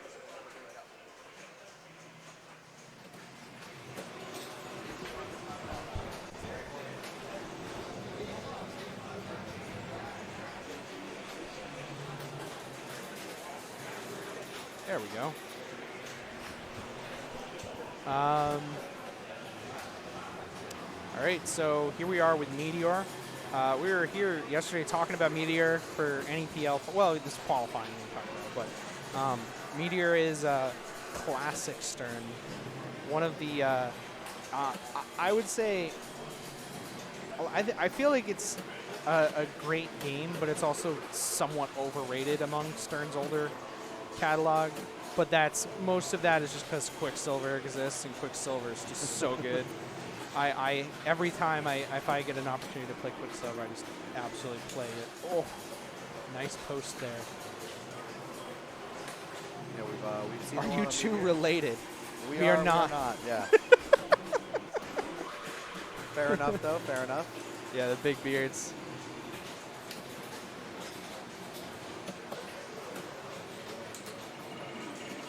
Rips the spinner, but it's not worth a whole hell of a lot. Yeah, so this is the strategy on Meteor. For those unfamiliar, is you want to knock down the Meteor targets. Don't drain on the outlanes, but I believe you're going to see probably like 75% of drains to be outlanes. Yep. But yeah, you want to knock down the Meteor targets. Every Meteor target increases the value of the spinner by 200 points, except for the M and the R targets on the far ends, which increase the value by 600. So you want to have 5 of the targets down, because if you knock all 6 down, you reset the bank, and then you have to just annihilate the spinner. That is this game. You knock 5 targets down, rip the spinner. There's this weird bonus thing happening in the middle. Nobody cares about it. It's the spinner. Yeah, I wish I knew how to calculate my bonus from that, but I can't make heads or tails. It is weird. There's basically 3 bonuses. As far as I remember, nice shove there, and it's a tilt. Yeah, this is not going to be a game like Foo Fighters where you're going to see a lot of tilts, I think. Especially given those outlanes. Those outlanes are so crazy. If you're relatively new to pinball, or just sorry about that, or focusing on the geometry of stuff, those outlane posts you can see in between the inlane and outlane are so low compared to the height of the sling post, compared to those little bumpers over the outlanes. They are. Those are extremely deadly outlanes. If you played Twilight like there, I thought that was gone. I thought so too. I don't know how he managed to coax that one back. It can be. This Meteor is a game where if Meteor wants you to be doing okay, you will do okay. It's a brick on the spinner there. Another dangerous thing is that ball floats upward and catches the bottom of that pop. It's coming right back at you real quick. Yeah.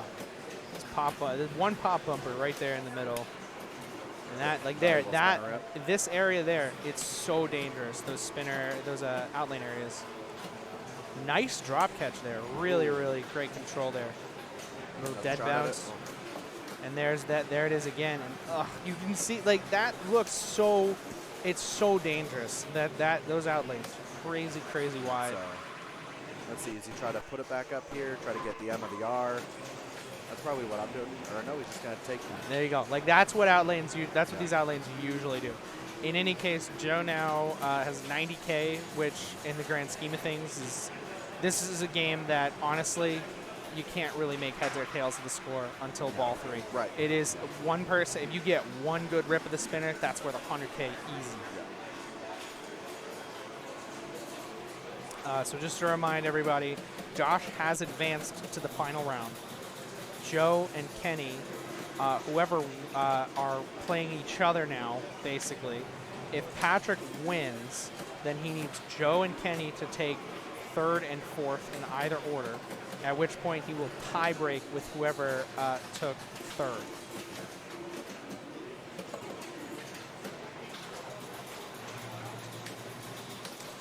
And that's a very risky bounce there. Almost lost it to the center there. There is a center post in this game. It's a stern post that is very high up compared to like a pin bot or a Spider-Man. So it comes into play a lot, and it's very tricky to wrap your mind around. So this is the ideal position to be in. Kenny now has 5 targets down, including the M and the R. And so now he can rip the spinner. There it is. Look at that. And you watch the score go up. I was not looking at how valuable that is. And that is a bad thing to do, to knock down that last target. Yeah. Now it's not worth as much. The spot target, nice little nudging there. He has the E. His Meteor.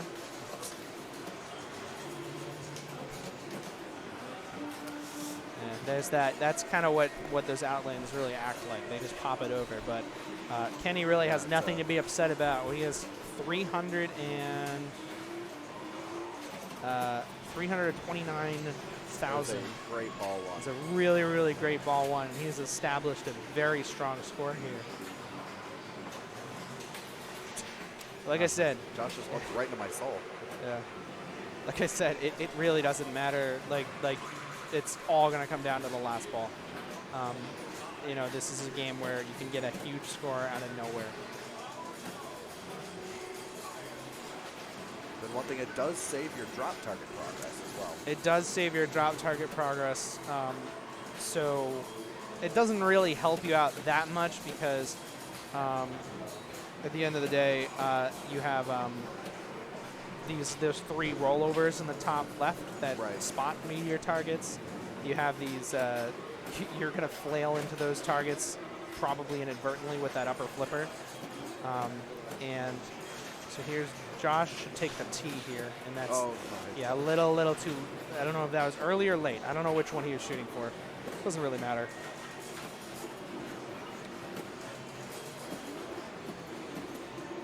Kenny has lots of bonus. Completing Meteor gives bonus X. Yeah. Bonus is worth points, but what it really does boil down to is the spinner. It kind of depends on how high up the bonuses get.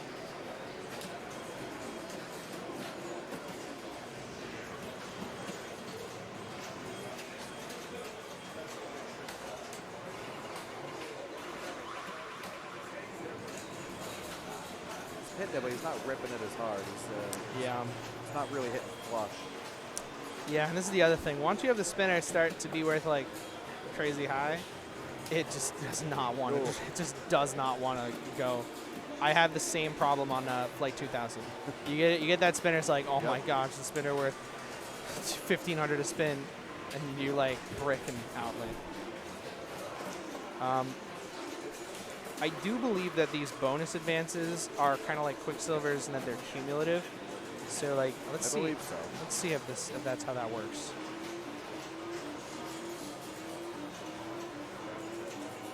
No, they're not cumulative. He just has a lot of advances. All right, so Patrick is taking stage. He is missing R, which, as I've said, is this. It's the second best situation. M and R deliberately not flipping there. Nice, well done. nice Well control done. with that post there. Do a little tip to send it over to the other side. Very patient. And in this point, you do not want to spot Meteor targets. Those in lanes are lit for spot Meteor target. That is bad. The rollover. I didn't give it to him. Okay. Oh, I don't think it'll spot the M and the R. Oh, that's those right. are- I those forgot. get It doesn't those. do that.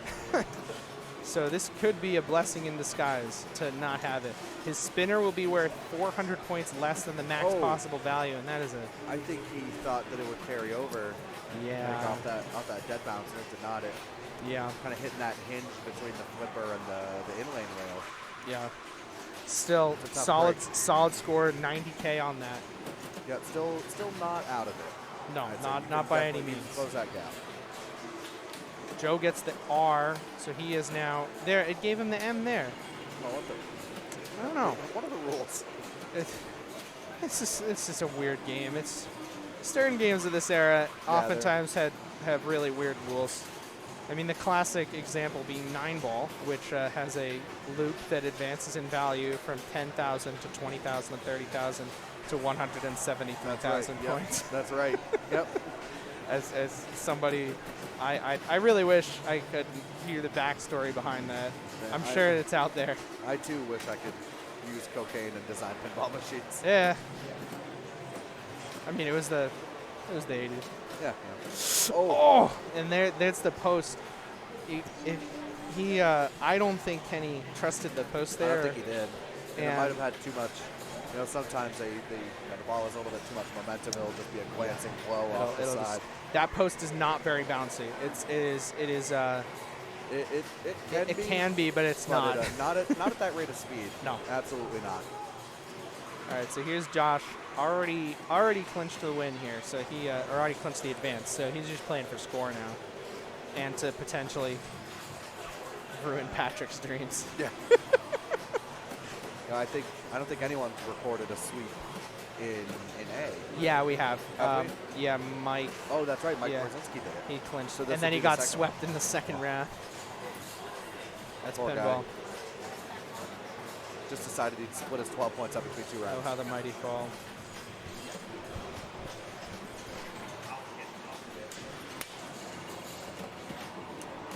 All right, Josh now has his second best situation of a spinner worth almost 400 less than max value.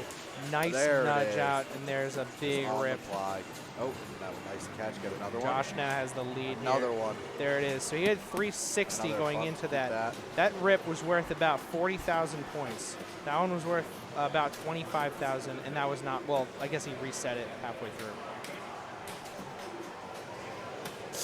Oh, wow, that. Another beautiful nudge. Oh, just Yeah. kind of sends it through. Little nudge. All right, now he has the, again, second best situation. Probably third best, actually, because the R is a bit easier to accidentally knock on a spinner rip Oh, than yeah. the M. Yep. And nice little nudge there. Oh, and still solid So, score. Very solid ball.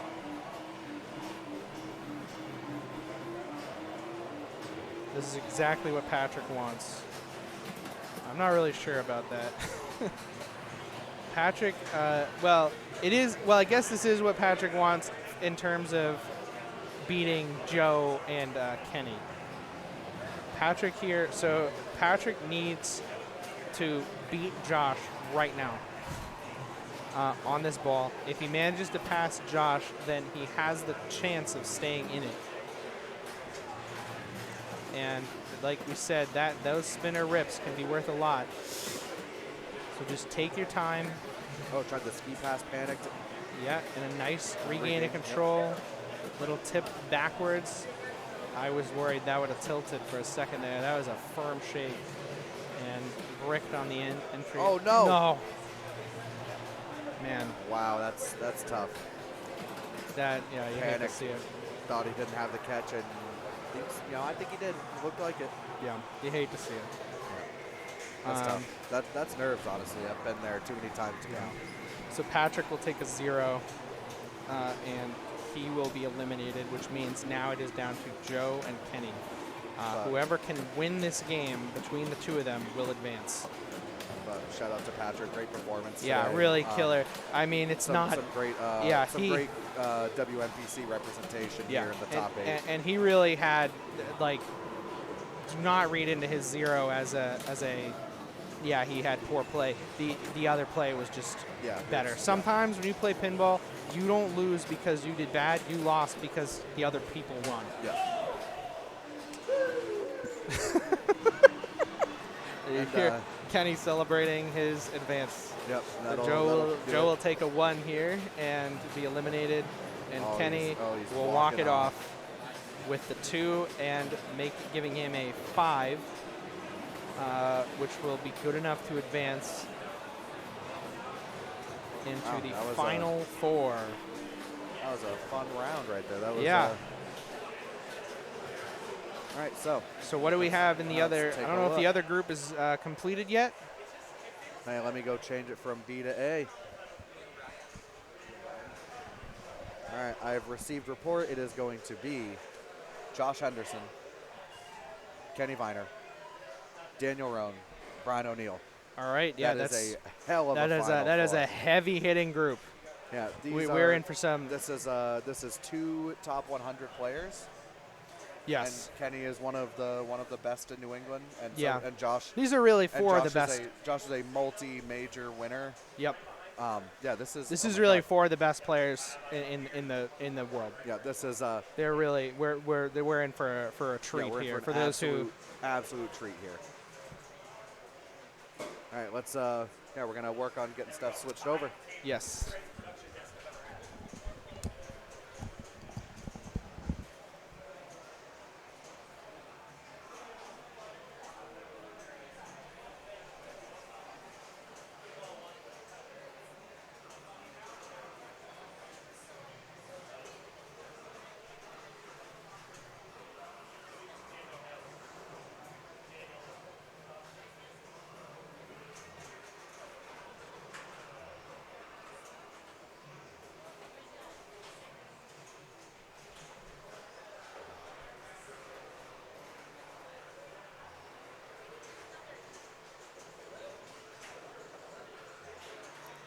We're getting the trophy table set up.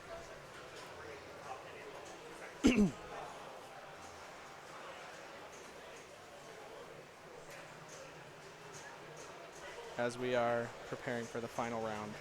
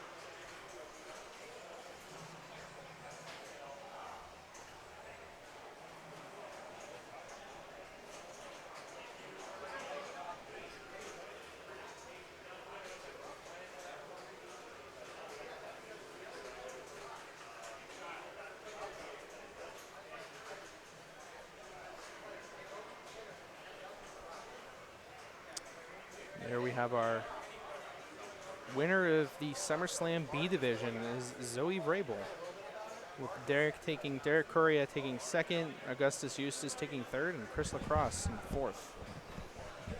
All All right, so as you see, we have our results, B Division Finals. Yeah. So, Are we doing the trophy for them now, or are we waiting until A? We are going to be waiting. We're going to present all the trophies at the same Excellent. time. So we will we'll give these guys their due respect after Yes. we finish up with 3 more games. But Zoe Vrabel taking it down. Yeah, that's a 19 million on this X-Men. I know that over this weekend we've seen some high scores, but like I struggled to get past 5 million. It is one of the hardest games here, and like really it's really an impressive showing all around. Yeah, and Zoe just missed A by a few points. Yeah. Glad to see her cash in on kind of make the best of it. Yeah. And then her partner Daniel could complete the sweep. We could have a real SummerSlam power couple. Yeah. And Daniel really, he kind of, I feel like he hasn't been in the area for. Zoe's about to join you guys after they come back from the rest of the Daniel is kind of new to the area. I feel I haven't seen him around at very many events. Yeah, you want to. Of the Northeast SummerSlam 2023. Once again, I want to shout out to Fun Spot, our A-Division All right, I'm going to be taking a break. All right, I'll be hopping off commentary for a little bit. That sounds good. We're going to be welcoming our B Division champ and our B Division runner-up, Zoe Vrabel and Derek Correa. And here's Welcome Derek. to the booth. New games. They've been revamping all of them. New play fields. I should have done that play. All right.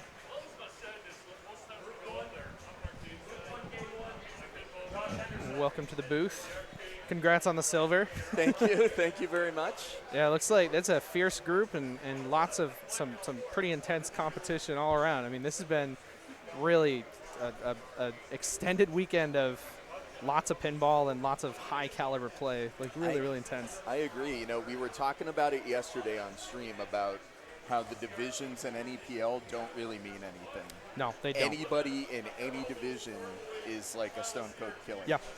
And, and I mean, just to be like last season we had Seamus won A division, and this season he was representing B division. B, yeah. Like we don't really. Everybody here is like really top caliber, high tier play. This is world class pinball tournament going on right now. Seriously. And, yeah. You know, tell me what you've been seeing here, because obviously I've had my hands full a little bit. Yeah. So we are seeing Josh Henderson. Just swept the last round. Just doing Josh Henderson things. Yep. Huh? So, okay. I mean, the tone was set in the first game at Foo Fighters, where Josh put up 750 million. I got to catch some of that because it was holding up the rest of the tournament. Yep. What an incredible play. Yeah. And then Kenny almost came back on it. Kenny had a pretty strong play the entire time. It was pretty much neck and neck with him and Joe. And Kenny took it out in the last second with a win on Meteor. Unbelievable.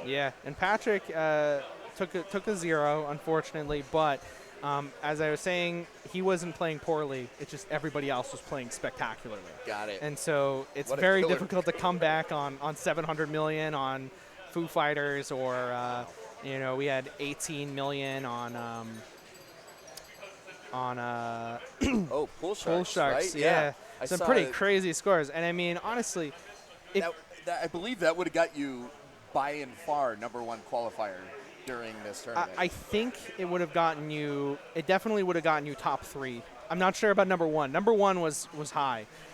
Pool Sharks was. I will say this. Pool Sharks, I feel, was an underplayed game in the qualifying. I couldn't agree more. I thought it was very controllable for the most part. Yeah. Very consistent. I was kind of surprised I didn't see a lot more people in queue for it. Yeah, I got my qualifying on the last card. I had about 5 minutes left, and I had a decent card. I looked around, and I needed about 40 points to close it out.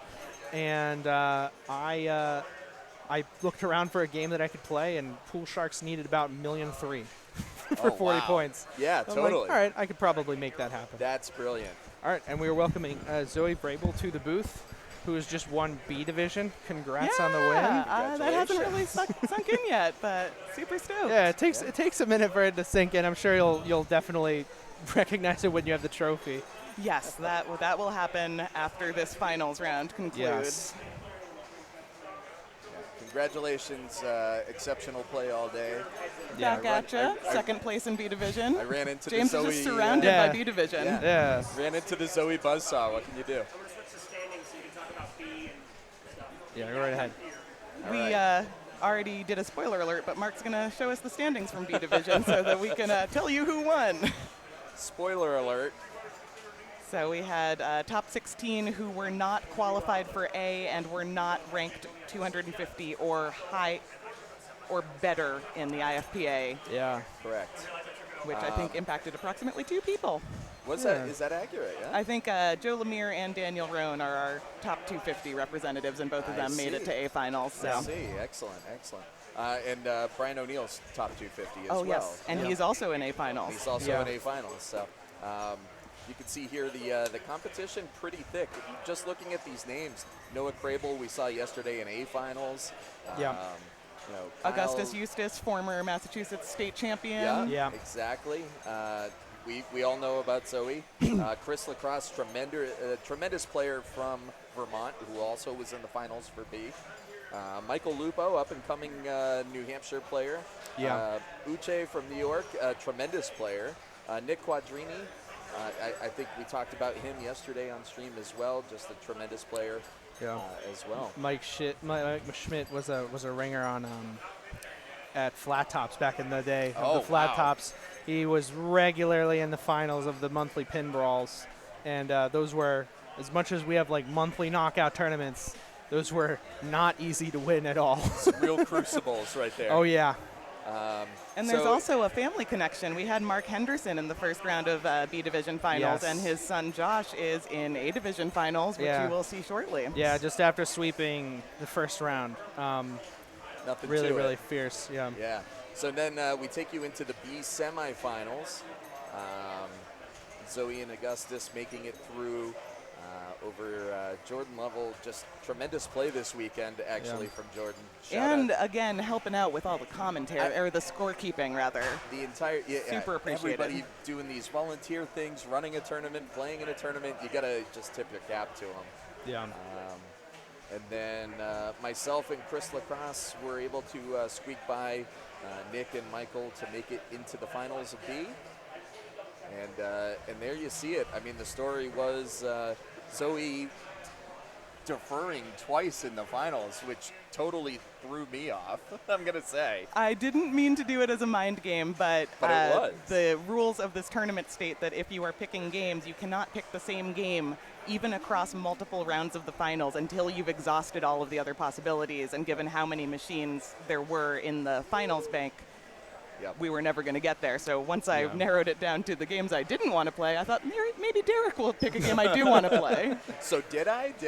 X-Men is what I was expecting. That's why I chose it in the semifinals. Augustus and I were locked in to move on after 2 games, and I thought, what is someone going to pick if I defer that I should get a game of practice in on? Oh, interesting. And I'm very glad I did, because I learned a lot about Wolverine. It's a premium or an LE X-Men, and so Wolverine has a captive ball in front of it that wasn't the most registering of captive balls. No, it certainly wasn't, but it is an important multi-ball in a character, so. I needed to do it on ball 3. That captive ball is like, with how wide open those outlanes are, that captive ball, I found if you hit that captive ball slightly wrong, it's over. Your ball is right to the outlane. Yep. And I also wanted to find out about the tilt, because if it's going to come off in a fashion that you don't want, how much can you move the machine to get and still get away with it? Yeah. In the round I got eliminated in, Josh swung X-Men over very far.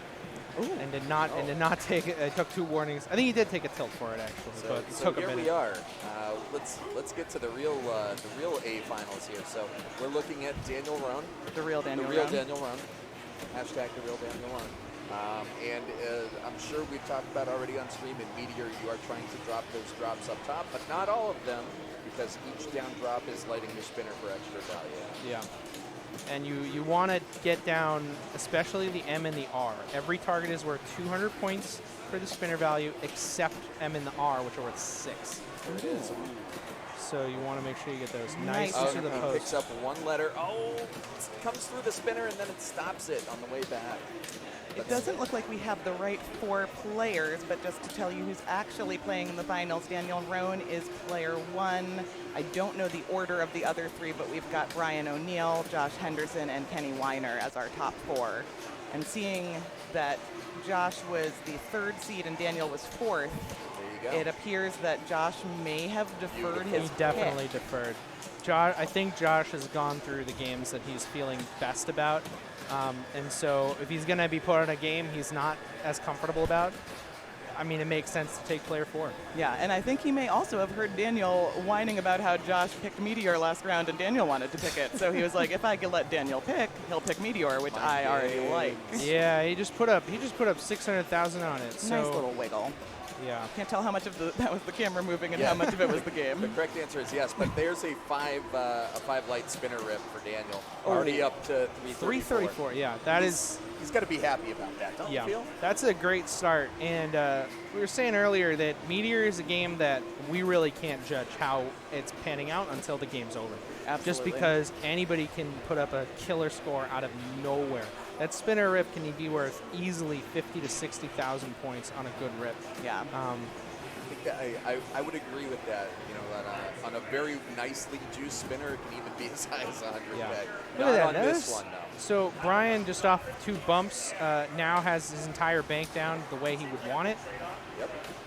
He's got to be careful, though, not to go through an in lane and spot a drop up there because it's going to get him back to 0 flipper value. Oh, goodness. And it looked like he was trying to do a post pass rather than a tap pass or a shots that might have accidentally rolled up far enough to trigger that in-lane switch that would knock down his last Meteor target and take his spinner value back to 0. Exactly. I got to tell you how much of a mind game Meteor is like that.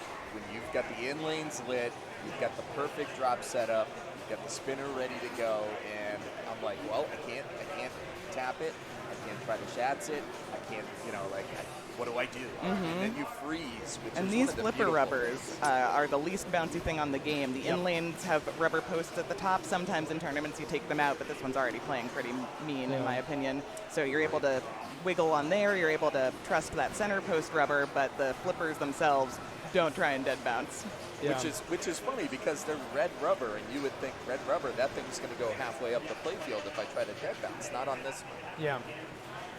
It looks to me that there's a little bit of deliberation going on because I see Kenny has 2,000 points right away. Yep. I think that they are going to rule that a 0. That's what I would do. Subtract 2K from his final score. I mean, it might be a beneficial malfunction where they determine it doesn't. It probably materially affect. will not matter at all. If I this hope game, no one loses by 2,000. If this game comes down to 2,000 points, then we've done it wrong. We'll ask that question. Or they've done it right. If everyone's having true. a great game, although Right. A good spinner rip there, but the in lane did spot him for the drops, and he's back to Back to work. favorable. do either of you ever go for the other drop targets? You've got 3 other sets of drops, 1, 2, and 3 around the table. Never intentionally. Yeah. I Pick them up as they If come. I've got bonus X, I take the sometimes spinner I all think day. about it, right? If I'm on the right and I'm in a situation where I don't feel comfortable with the tap pass or the shots, sometimes I'll go for the 1 and 2s on the left. Yeah. But I agree with Jim. Spinner all day. Spinner all day. And it's completing any bank of those targets that gets you a bonus multiplier, or do you have to do them 1, then 2, then 3? I think that it's the Meteor bank that actually advances your bonus X, isn't it? I believe that's correct. I think that the other drops are for specials and wows. Which can be set to Stern points. parlance, yeah. And I think that is lining up all 3 rockets will spot you the ability to score a wow. Yes, I think that is correct. And you can also see both out lanes. Well, now maybe one of the lights is out, but they're both pink occasionally, and that says collect all rockets. If you drain out the out lane with those lit, you've got whatever you built up over the course of your ball. They alternate with the slings. Unfortunate. I mean, if you're going to drain here, you want to go side. But, Kenny's got 250 and climbing. He's not angry at it. Not too shabby. Yeah, 280, 284. He's down about 100,000, but in the grand scheme of things, that's like nothing. One spinner rip on a juiced spinner. Totally. Yeah, this is a very volatile game scoring-wise. And given that you just told me that the Meteor targets advance your bonus X, the fact that Kenny had to go up top again and try and redo his spinner value by dropping Meteor targets, you know, he's making progress towards those bonus X if he accidentally gets them all down again. It's not the end of the world. But now Josh is stepping up, and as we saw, he loved this game in the semifinals. Yeah, he just put up about like 600 or 700,000 on this, and that was in well, no, he used all 3 balls. Kenny was the one who walked it off because he beat Joe. And he didn't need 4. He didn't need the 4. Yeah, it was basically if Kenny had to beat Joe or vice versa.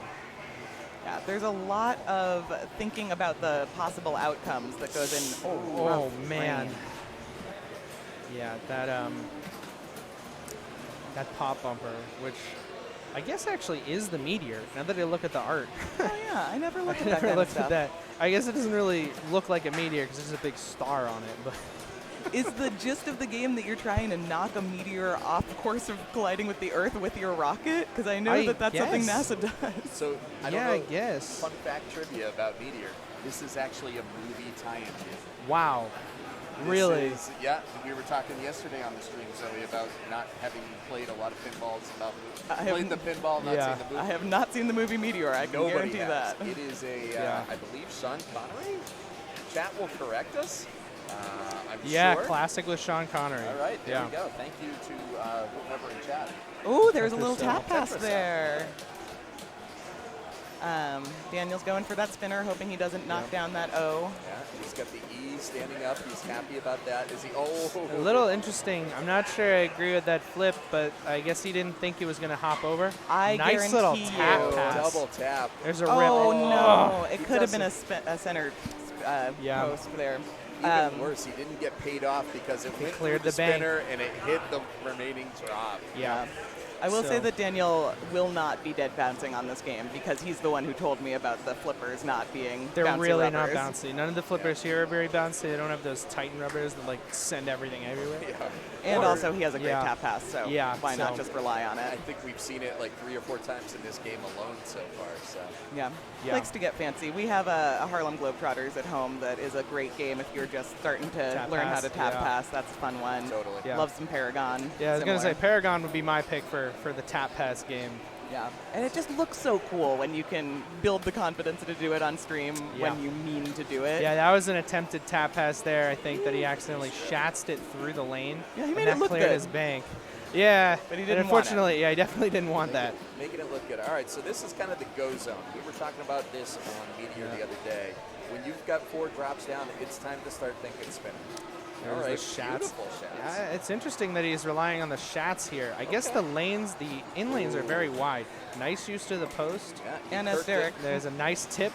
Nice. As Derek mentioned, the slingshots alternate whether the in lanes are lit or the out lanes, and so when he knew that the in lanes were not lit to increase his Meteor or move forward with his Meteor. Yeah. Targets. This is the primo setup. There it is. The golden spinner right there. Didn't get as good a rip as he would have liked. Yeah, but still, he is not. You're going to take the points. That Meteor is continuing to just send it out. It's a very dangerous pop bumper. Yeah, Daniel is great at those subtle tap passes. I think that it's also worth noting that you do keep your Meteor targets. So even though Brian is at 185, he does in fact have all targets down. He's missing his 1 target, so he has that golden spinner ready. Kenny has the silver spinner ready with the. I love that. No, he gets a little screwed there, but you know what? Picked up a drop, so the value is very dynamic. Yes. Every time the spinner spins, that value can change. Accidentally completed again. Oh. Nice control there with the tips of the flippers. Any game like these, the Steve Kirk games, they have those posts. You really got to be able to play with the tips of the flippers.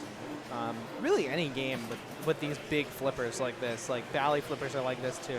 The big wide flippers. They chunk. Chunk flippers. So Josh coming up, even though he only has 4,500, which might as well just be a goose egg. It doesn't really matter. Kenny got 2,000 just for standing there. Yeah, right. It doesn't really matter here. You know, this is a a game where you can have a 600,000 point ball out of nowhere. Absolutely. And if anybody here I expect to see a 600,000 point ball out of, it would be Josh. Totally. Absolutely true.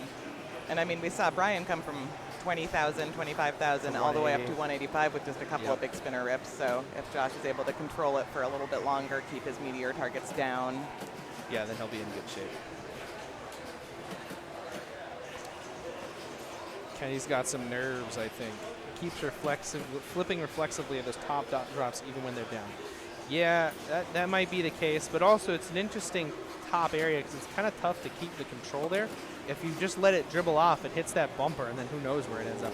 Oh, nice so many little bumps. nudge. Nice little nudges there. A lot of this, you do have to kind of keep your wits about you on those out lanes, but also know that sometimes Meteor just doesn't let you have it.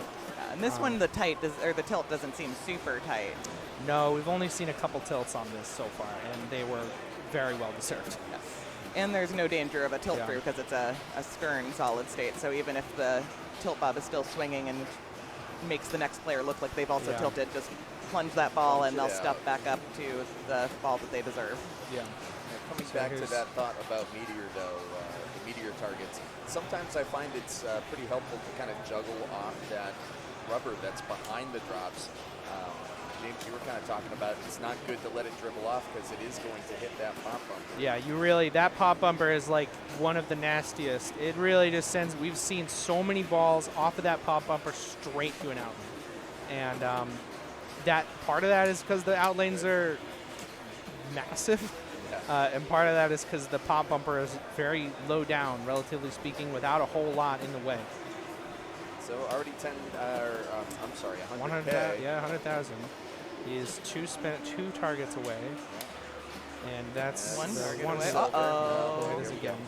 He's been spending a lot of time making really nice outlane saves, but not hitting the spinner, which is what he needs to do to climb back up and get to where Kenny and Daniel are.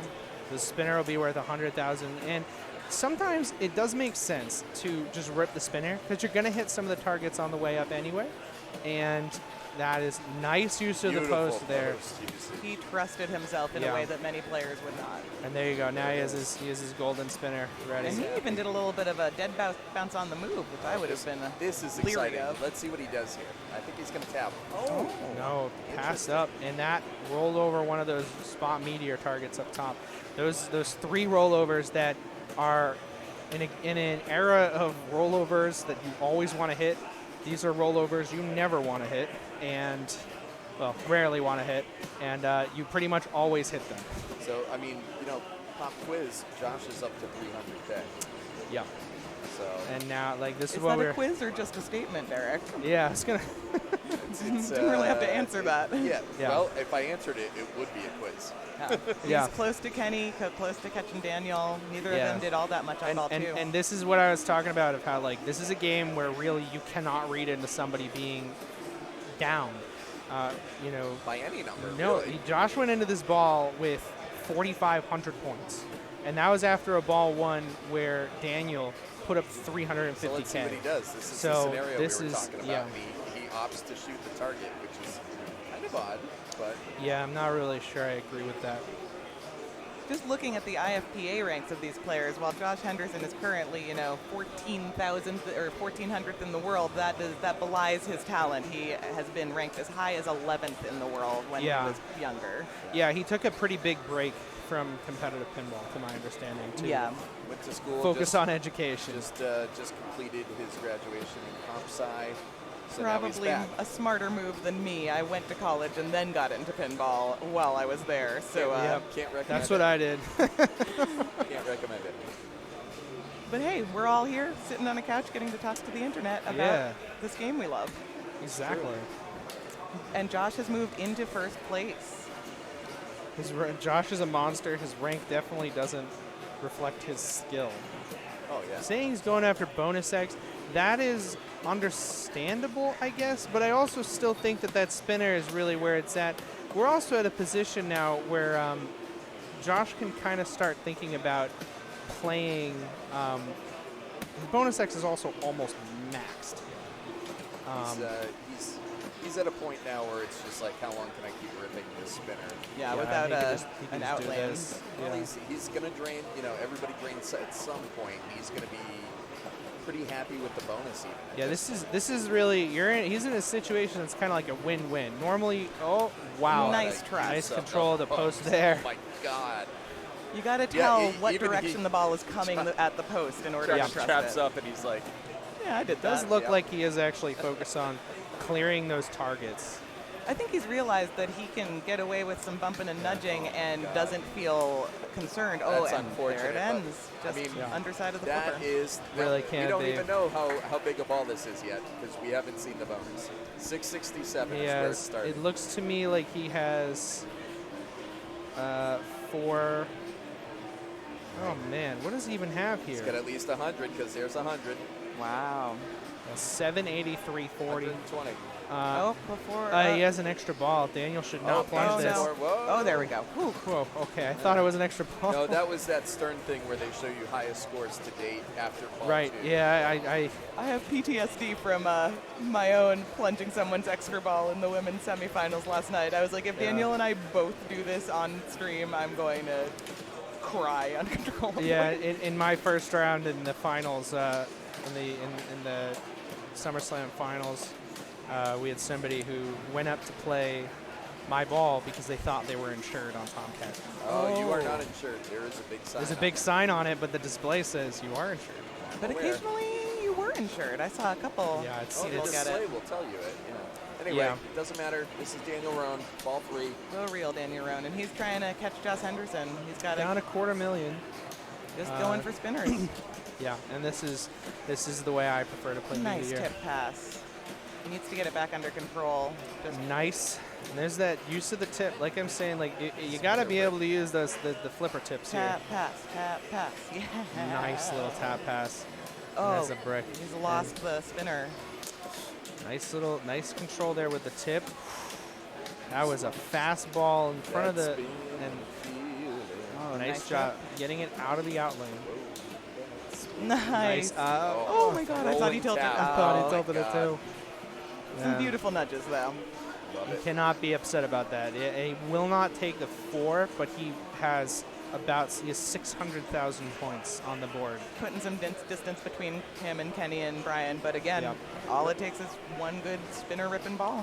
Yeah. And this is like, in case you really needed to see the caliber of play here, that one ball would have been the highest score all weekend. Josh's ball would have been the highest score. No way. Daniel's in qualifying. It's really, this is some incredible play with some magnificent control, and that's a tilt. That's where the tilt is, and I think Josh and Daniel have both been jostling it a bit. Yep. That's unfortunate. Yeah. I've seen a lot bigger moves. It's just you get the bob moving in the right direction, and that's very unfortunate. And this is some homegrown local talent for the most part. We've got, it's the New England SummerSlam. We've got Kenny Weiner from Massachusetts, Brian O'Neill up in New Hampshire. Yep. Josh is in Massachusetts as well. And Daniel Roan, though it says Portland, Oregon on his profile, brand new Massachusetts resident as well. Yeah. And welcome to Massachusetts, Daniel. Way to make the finals in 2 events this weekend. The other Portland. The other Portland. Yeah. All right, Kenny. And he is right now sitting in 3rd. He's got about halfway up to Daniel's score. And he's got the spinner in the right position, but he just cleared the bank again. Yep. 4x. I still think the bonus is so confusing, but I believe he has 3 bonuses basically. I think he has 7,000 in bonus, and that's quadrupled. So. And each of those vertical lines, now I remember, it corresponds with the 1s, 2s, or 3s drop targets. So you're building your bonus as a combination of how many of those drops you've hit over the course of the ball. That's the 2 bank. So now he has his 2 bank up to 7K. I also just appreciate how they use different color lights for every single bonus advance. Oh my God, what a good jostle. What a good nice thrust. shake there. Nice use of the post. He's not finding the spinner, but... He's 150K shy of Daniel. Does bonus X hold over the course of the game? I know that it can be. Yeah, he looks like he has 4X. So yeah, I don't know if he might have 6. I can't really tell if that 2X light is lit. Oh, this is one of that era where you cumulatively. Them, yeah.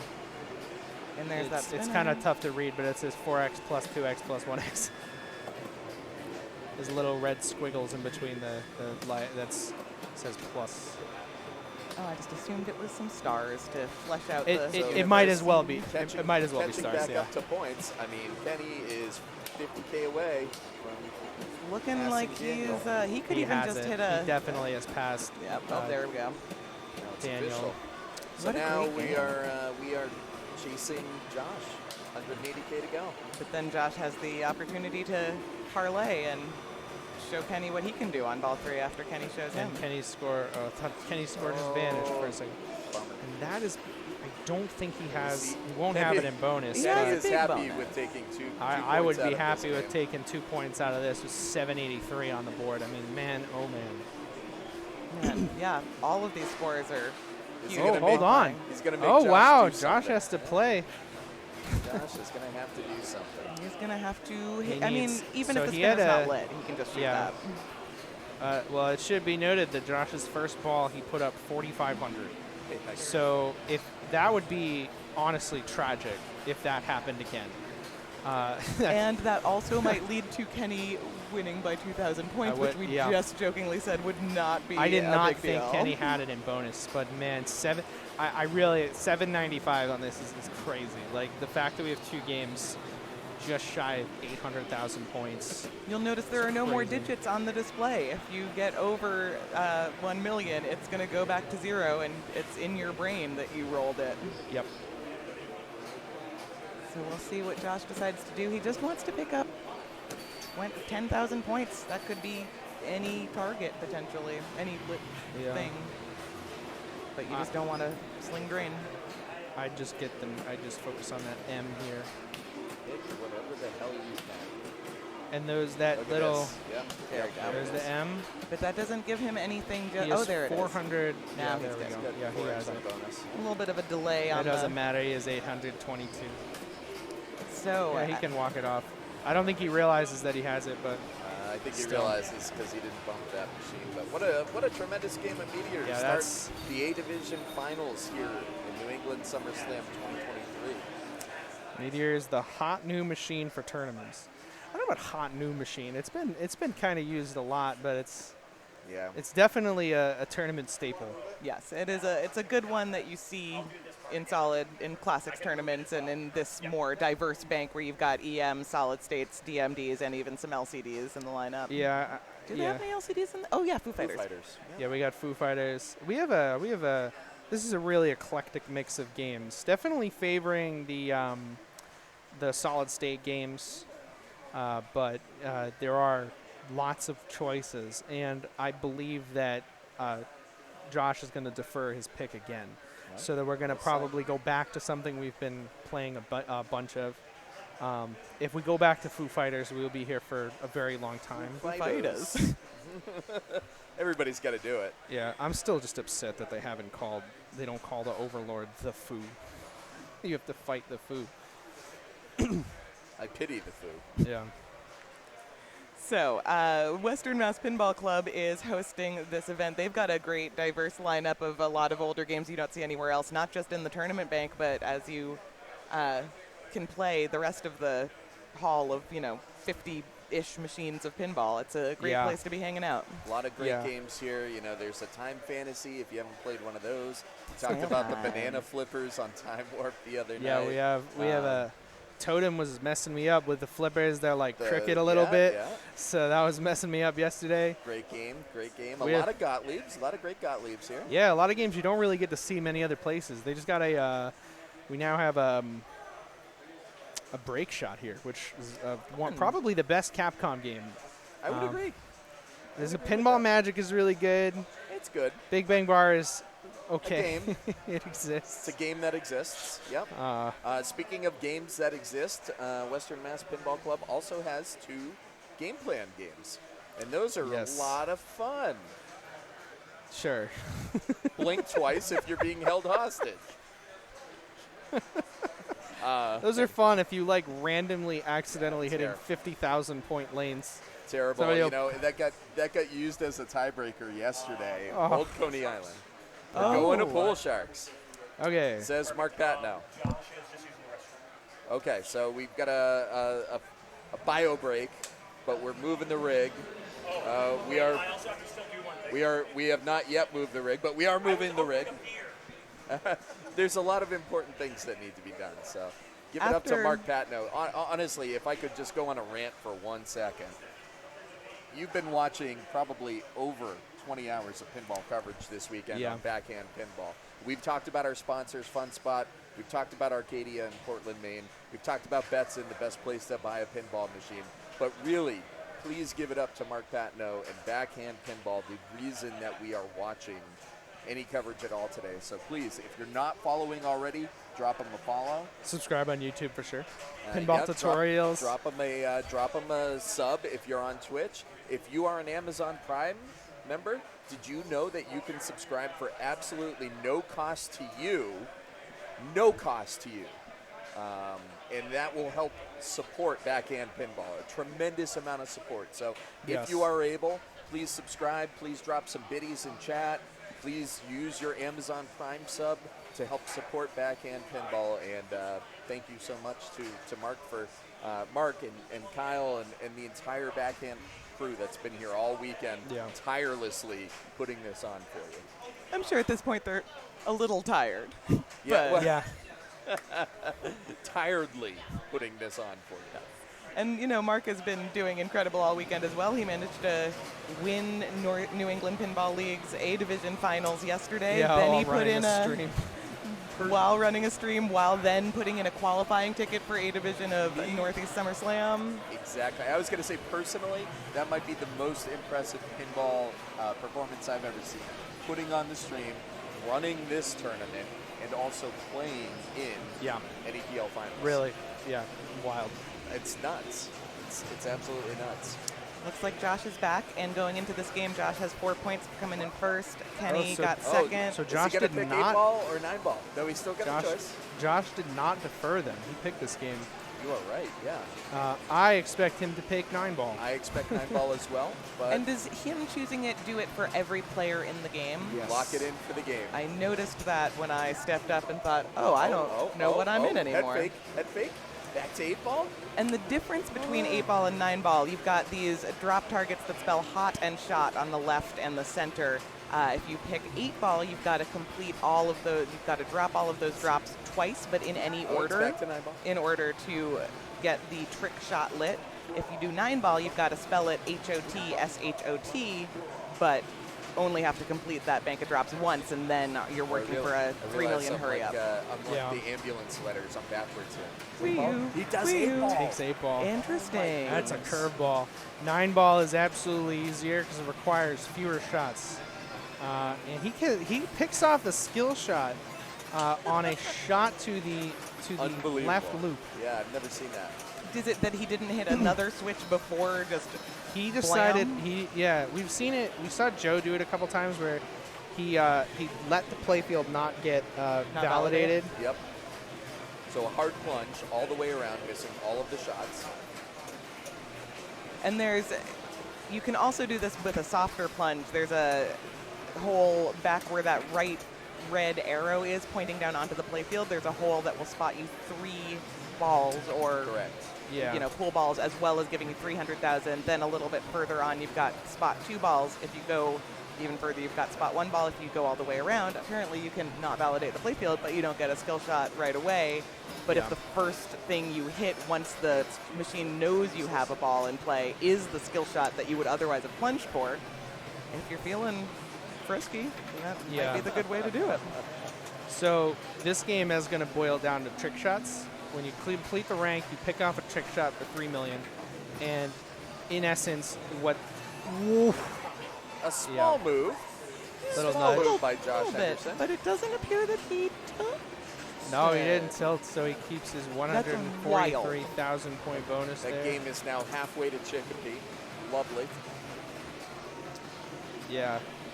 I finally learned how to light jackpot on this game. As James was saying, it's really just about dropping those hot shot targets and going for the trick shot, which is a countdown hurry up all the way to the left. But there's also a jackpot, and on this era, it's one of those weird cumulative jackpots. Right. If no one has collected it for a while, it will be larger.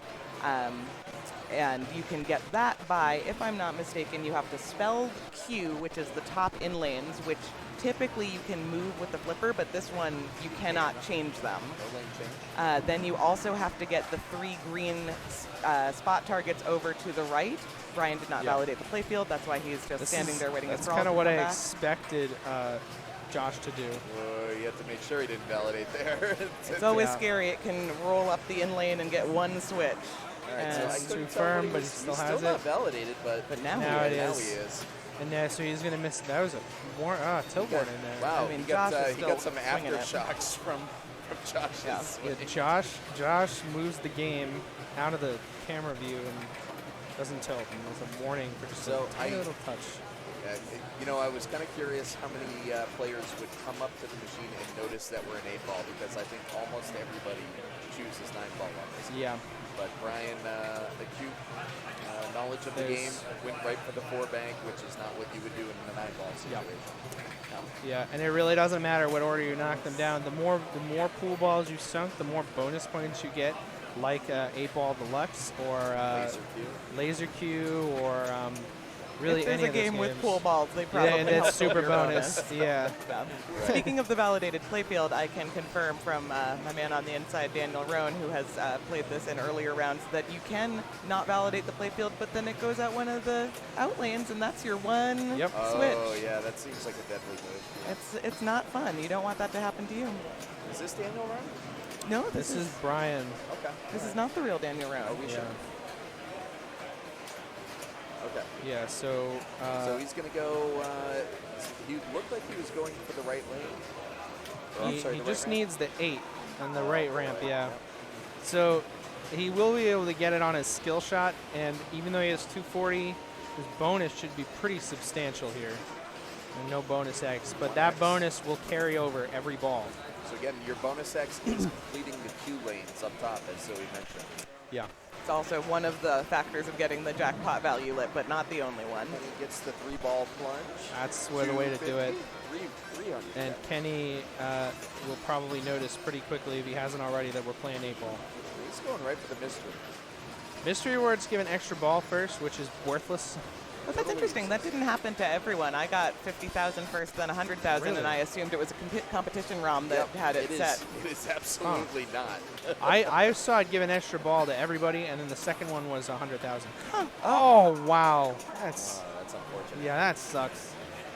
But he still managed to, just through a couple of loops passed to that Brian. left orbit. And he's going to get another 62K in bonus, and he's close.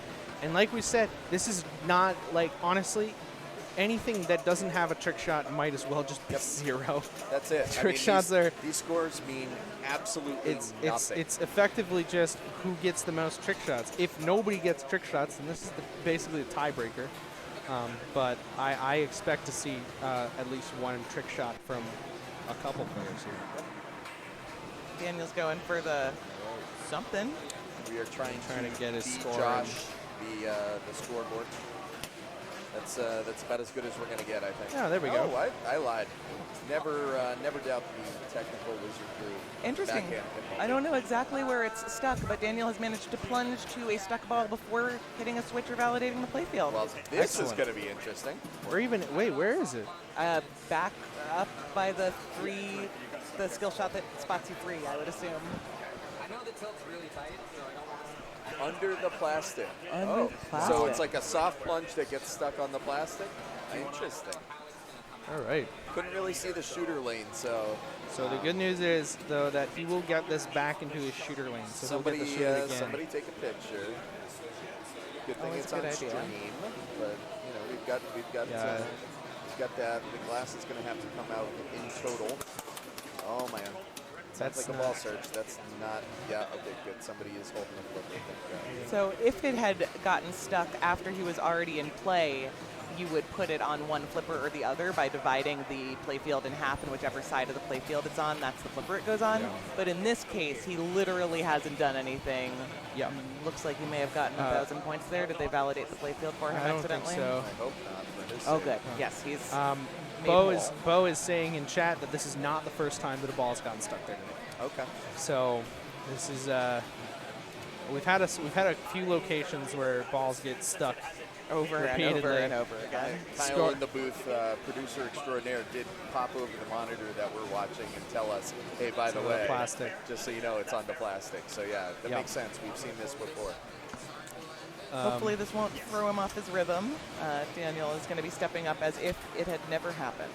Yeah. Take your time, wipe the play field. Oh, that's me that does that. Maybe not everybody does that. All right, so I would assume he's going for the make three three, ball. but he'll take gets two. Two's good. And given that you really don't, it doesn't matter which ones you're hitting here. There's a warning there. again. And everybody's like, look. Like, What did Josh do? Josh moved this like halfway What to if Boston. he impacted the way that the tilt bob is now behaving for the rest of them? I don't think you That would can. be I interesting, don't but think if you he can make a ruling on that. No? if he did that deliberately, that is not okay. Sure, but I don't think that was. But I the really case. doubt that he did that deliberately. How the hell could you? I don't know how you could. And it's hard to tell if Daniel actually knows that he's going for 8-ball because he got the spot 2-ball skill shot. He knows. Sure, but I'm just saying he had got the spot 2-ball skill shot to the then. What did he do? He just finish. got another warning there. He didn't even do All right, anything. that's a little weird. Yeah, and He is calling for a ruling here, Yeah. and I don't blame him. Yep. I think at the very least one could open the game and And confirm make sure to the that player. the tilt warning, the tilt bob is not messed up. Yep, I agree. So he's looking like he's waiting for a TD. And so Mark is here. Mark, the problem is that there's some phantom tilts going on. Yeah. Okay, yeah, there's some. No, oh, okay. Oh, Well, okay. we thought we were looking for a TD. Oh, we too. thought he was looking for one. TD. Oh. All right. Okay, yep. Do not Okay. look at him in the eyes. He's frustrated about the tilt. So giving it a second then. Just making the TD known. Player one in this game made a huge move. Yep, huge move. Got one warning. And subsequent He got players two. have, with seemingly from what we can tell from where we're sitting, very little movement, if any, on the game, received warnings. So I'm not telling you how to do your job, but maybe after this player opened the door and at least poked their head in there, that's you. That's you. I TD'd the IFPA Women's World Championship a couple months ago, and there was a game where the tilt bob was actually too loose, and I had to open it up and verify to the players that it had a tilt bob. I was like, I'm not adjusting it, but I can promise you show that it you. does Oh, exist. man. Would you like to meet the tilt bob in between balls? I'm happy to demonstrate when it's your turn. Yeah, that's right. That's always like one of those things that like Trick shot's lit. yeah, Trick shot for is 3 lit, million, so and again, this will give him He's a going to firm. go for a hurry up on the left orbit. Oh, He's- Rick. And you know, you feel bad for Daniel right now because it's in his head. He's got two There warnings. it is. He didn't really do so anything. he's going to pick it out for 1.1 million, but that's you'll take that. And that trick shot is not only scary to just need to have the aim to hit, you also have to make sure you go all the way And around and switch land on. in the saucer, because Very good otherwise point. it will not give you the hurry up value. It's not a fishtail situation where just kissing the spinner is enough to qualify it. You've got to go all the way around and land in the saucer. So Mark Patno is I think that the just D- opening I think he's the just door. checking He's just the tilt validating. bob. Just You took can't our really make any feedback. changes to it. And all the players are going to take a shot here. You know, to make a Tommy Boy reference, I could give you a good look at a butcher's, I think. I think there's also a possibility that the D-bounce was just working to Josh's favor, and he got. I'm just stunned that he. Yeah, if you move it in one direction and then back, you can kind of cancel out the way. Am I on stream? Yeah. So the way that a tilt bob is constructed, you've got this saucer and you've got a plumb bob that can be swinging to either side. If it touches any side, that's a danger. Once you do it the amount of times the machine is set to allow you to do, you will tilt. That will kill your flippers. So nudging is part of the game. Dangers are part of the game. Yeah. But tilting is not ideal. I think what James was saying is you can you can skillfully do a move where you move the machine in one direction. Oh, yeah, that's what I was and saying. then Move back it another back. direction Yeah. to keep the bob from hitting the Exactly. sides. It cancels itself out. Yeah, I'm very terrible at that. Yeah, once Yeah. it's going in one direction, you're like, well, It's let's like, just that's keep on. it, yeah. I will say, James, having commentated on your performance in the last New England Pinball League, you've got some big digs and can make some nudges when it counts. Yeah, but I think as far as canceling the tilt bob from shaking around, that's not really my forte. That is a dark art. There are very few people that can do that successfully. I mean, nudging honestly is probably one of the most difficult things to really get comfy with, and like, especially since like, as a reflex, there's 2 warnings. Wow. Okay. Yeah, so Was he took it 2 two, though? warnings Is there. That was definitely 2 because it went away and then it gave him another one. Excellent. And it got stuck on the plastic again. Oh my God, are you kidding? Goodness. It's under the ramp. It's under the ramp. Yeah. At this point, he has validated his play field. Yeah, so this is a This is dangerous. gonna go onto This the- is a little bit more dangerous than what we saw happen at Daniel. Yeah. So This is gonna go to his flipper. I think Mark is probably telling him, you probably want to try a ball search. No. Okay. No, this is just gonna go to his flipper. I mean, he doesn't. And it looks like he's got, is it all of his targets are up at this point? So He he's needs the completed 8. it. He needs the 8. Yep. Okay. See the, Oh yeah, on the the 8 right is on ramp? the Yep. right ramp. The 9 ball is lit when you're playing 9 ball, but he is demonstrating to us that he pulled ahead fake and picked 8 ball. That's right. That's right. Yeah. Okay. So I've got to say, I've been a TD. This is one of the most, high pressure situations as a TD, right? Like, yeah, it's like surgery.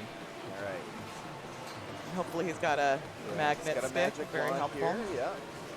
But it doesn't matter how many times you do this. You open up a game like this, finals, and it's high pressure. Yeah. It's high pressure as a TD. You don't want to close the door too hard and do a slam tilt. It's awesome. You don't want your know how these finger to games- graze a drop target. Oh, my Yeah. goodness. Yeah. Or drop the ball into the drain, like whatever you do, and then even then you have to like rework it. If he had to get a comp ball here, that'd be one of the funniest things ever, because he could theoretically pick 9 ball on the comp ball. I think you're right. I don't know that there's an IFPA rule against that. That's galaxy brain thinking right That is there. some galaxy brain thinking. And if Seamus Meter is watching at home right now, shout out to Seamus Meter. My first TD Copa ever, I dropped his ball into the drain while trying to put it on a flipper. What game? Iron Maiden. Ah. Not one you want to do that on. No. And there's a trick shot. That's a immediately. 3 million trick shot. That's a huge one. Yeah, and that gives Josh the lead. That is a lead of, it's effectively a lead of 1 trick shot, but we have seen Daniel put up a 1 million trick shot. Now he's just back to shooting hot shot targets. Needs to clear the 2 banks or 1 seat or Here twice we are each. again. Yeah, exactly right. And I believe for a little while after the trick shot is, if you've successfully hit it, the captive ball up slightly to the left of the center of the playfield is lit with a bonus multiplier. There's like that green thing. Two stick value. I think double. that's Or a is that the double. green the green I think spot that's a- target? That is a value doubler. That's a doubler. Yeah, the chalk targets on the right side double the value of the captive ball, but the captive ball is just so dangerous to hit, and you have to nail it. Like there's a stand up in the back. That's what counts, not the. There's It's not not a like switch it's sitting on where like if it's it not moves like a if it. little bit. Yeah. It has to get all the way back. All right, so 8 ball is lit. There's the ramp. We are now looking for another trick shot. Another already. 3 million. All right, Yeah, missed it. and Missed that it. is ski jump. Yeah, ski pass and Nope, a little dead bit flip. of a break. Nope. He's at 1.6. 1.5. Yeah, 1.6. 1.6. All right. He'll take it. He'll take it. I think he's happy with that. So again, this is why we said earlier after ball 1, none of these scores matter. You can see he is pocketing a couple mil every time he completes a rack and goes for that trick And shot. these are also bonus points. Like we were talking earlier about how these the bonus multiplier is basically impossible to control. Like he got one there from completing Q, but you can't change those lanes. So it's not like I Very can just put the ball up to the bumpers and like flip them around. I don't He's really got think it's jackpot lit. He's going to go for jackpot. Oh, so he's done all of the things. 4.5 million point jackpot. Doesn't seem like anyone has collected it in a while in the finals. I believe maybe in the first round of A finals we might have seen a jackpot get collected. How is there not a competition ROM that nerfs that to a set value? Good I Lord. I don't think that it would really matter because you're going to see Joshua Henderson is thrilled about that jackpot. Yeah, he definitely nerves of steel there. I think it does matter, though, doesn't it, in the long run? Because now the next player is going to collect it at 1 mil? It resets to, 1 or 2 million I guess, but I think that base value. I'd say that this is a shot for Brian O'Neill. This is kind of one of those things where, like, oh my God. That is the worst feeling. And now he has to trick shot. Or, pull shot. And now he has to get back around for the next trick shot. So his rack is now going to start next ball absolutely empty. It's like, yeah. If you drain with the 8-ball or 9-ball ramps lit, that will hold over from ball to ball. But once you've lit your trick shot, you're back to square one if you don't get it. It's gone. Very painful. Rick Drain says it's over. Nice win, Josh. I think Okay, that's a bit of a reach. Yeah. This is, like we said, it's all about those trick shots, and 3 trick shots in the grand scheme of things is not that hard to get. And, it is. And by the way, ball 2. This is not ball 3. This is ball 2. This yeah. is ball 2. So not over. And I know we've been following the groups with the highest seed through the round, so we may have seen quite a bit of Josh Henderson. I know Kenny was in his group last round, but Brian O'Neill and Daniel Roan are no slouches. They qualified. Daniel qualified 4th. Brian qualified 9th. Yeah. So this is a room of ringers. Yeah, Brian O'Neill, top 100. Daniel Roan, highest rating I think I've ever seen on an IFBA player at like 50%. Yeah, he's like 10th in rating, even though he's 180th in ranking. Yeah. I look, anytime anybody comes to one of my tournaments, shout out Lower Lakewood, I always look them up if I don't know who they are. And I looked up Daniel and I'm like, what? Yeah. Is this even possible? These numbers don't make sense. Hidden gem of the Northwest. We moved it back here. I grew up here, but he moved here from Portland, Oregon. And our scene is we don't stream a lot. We don't travel a lot, but the community itself is constantly honing skill. And so you're likely to run into players from the Northwest with, Sure. You've never heard their names. You may. He's Daniel's already looking for the warning. He's looking for the warning. Yeah. Well, New England is lucky to have you both, and NEPL Happy to is be lucky here. to have you both. I mean, I don't know if the people who might otherwise be in the finals if Daniel weren't here, they're so happy. Whoever loses to one of you, I'm sure it's going to feel terrible. Yeah, no personal experience or anything, huh, Derek? None whatsoever. Yeah. So Super Nintendo Chalmers rooting for great name. Daniel here. Who is? And hey, Eugene, Oregon. Hello, Super Nintendo Chalmers. Shout out to the Pacific Northwest. Great catch by James McFadder. Did not drop the. Not even a iPad. warning. Not even a warning. No warnings there. Yeah, although I don't really get till warnings for accidentally dropping pinball machines. While that happened, unfortunately, Daniel, very short ball. Yeah. We are on to ball 3, player 1. Josh is going to come up. And this is for all the marbles. It's not about 2 of you move on to the next round. And it is a position where if Josh wins this game, he will win the SummerSlam. Locked in. Yep. If he gets 2nd place, there's a lot of stuff that could happen. I mean, I'm not going to theorize until we get there. Well, there's a website, hashtag not sponsored, hashtag not ad, heyrocker.com/caniwin, all one word, and you can put in the scenario going into the 3rd round of a final and tell it what type of scoring you want. I don't know if Greg's kept it super updated, but Daniel and I were at least able to find out how many of the 24 possible finishing scenarios for your group would make you move on, how many of them would be a tie, and how many would result in your elimination. Yeah, that's incredible. And it put my mind at ease. Once I put us in after 2, I was like, okay. So, but then I found out we were playing in the finals already. I had been like, okay, I just need me and Derek to move on. To what, Zoe? What were we moving on to? What are we moving on to, exactly? Yeah. Well, you know what? We're moving on to a trophy ceremony later. Yeah. So it looks like, Josh Henderson. Hey, we yelled at someone in chat for assuming after we're 2 balls. I hate to say it, though. All 4 of these players are going to be in a trophy presentation. Yes. No way. Yep. Spoiler. Hashtag spoiler. And we've been saying, like, okay, even though Josh is now with a 9 million point lead over Daniel in second. 3 trick shots is really not out of the question. A little bit of a player error there. Yeah. A little Kinda bit of a flub. surprising. A little bit of a flub. He really was playing that a little bit hectically. I think Compared he to feels like, a it's little really, comfortable. Yeah, I mean, he really can kind of throw caution to the wind a little bit. He's 11 million. But I don't know if So- anyone else has ever had to. That is There the- it is. Yeah. There it is. That's the death blow That's right the one there. we were just talking about. Unbelievable. Rough stuff for Brian O'Neill. Kenny's still behind him, so there's always a chance he could pick up a point here, but it's not looking great. What I was going to say is anyone who's been on the TD side of calling a mercy rule on Daniel Roan or wishing he would finish his goddamn ball so you can go to bed, he can chop wood for a while if the situation calls for it. Yeah. Oh, we found that out on Friday night in the Classics Target Match Play tournament when he played Grand Lizard and didn't let the ball come to the lower flippers for 6 million points of playing. Yep. So. Josh Henderson, renowned around New England as the most tapped out player.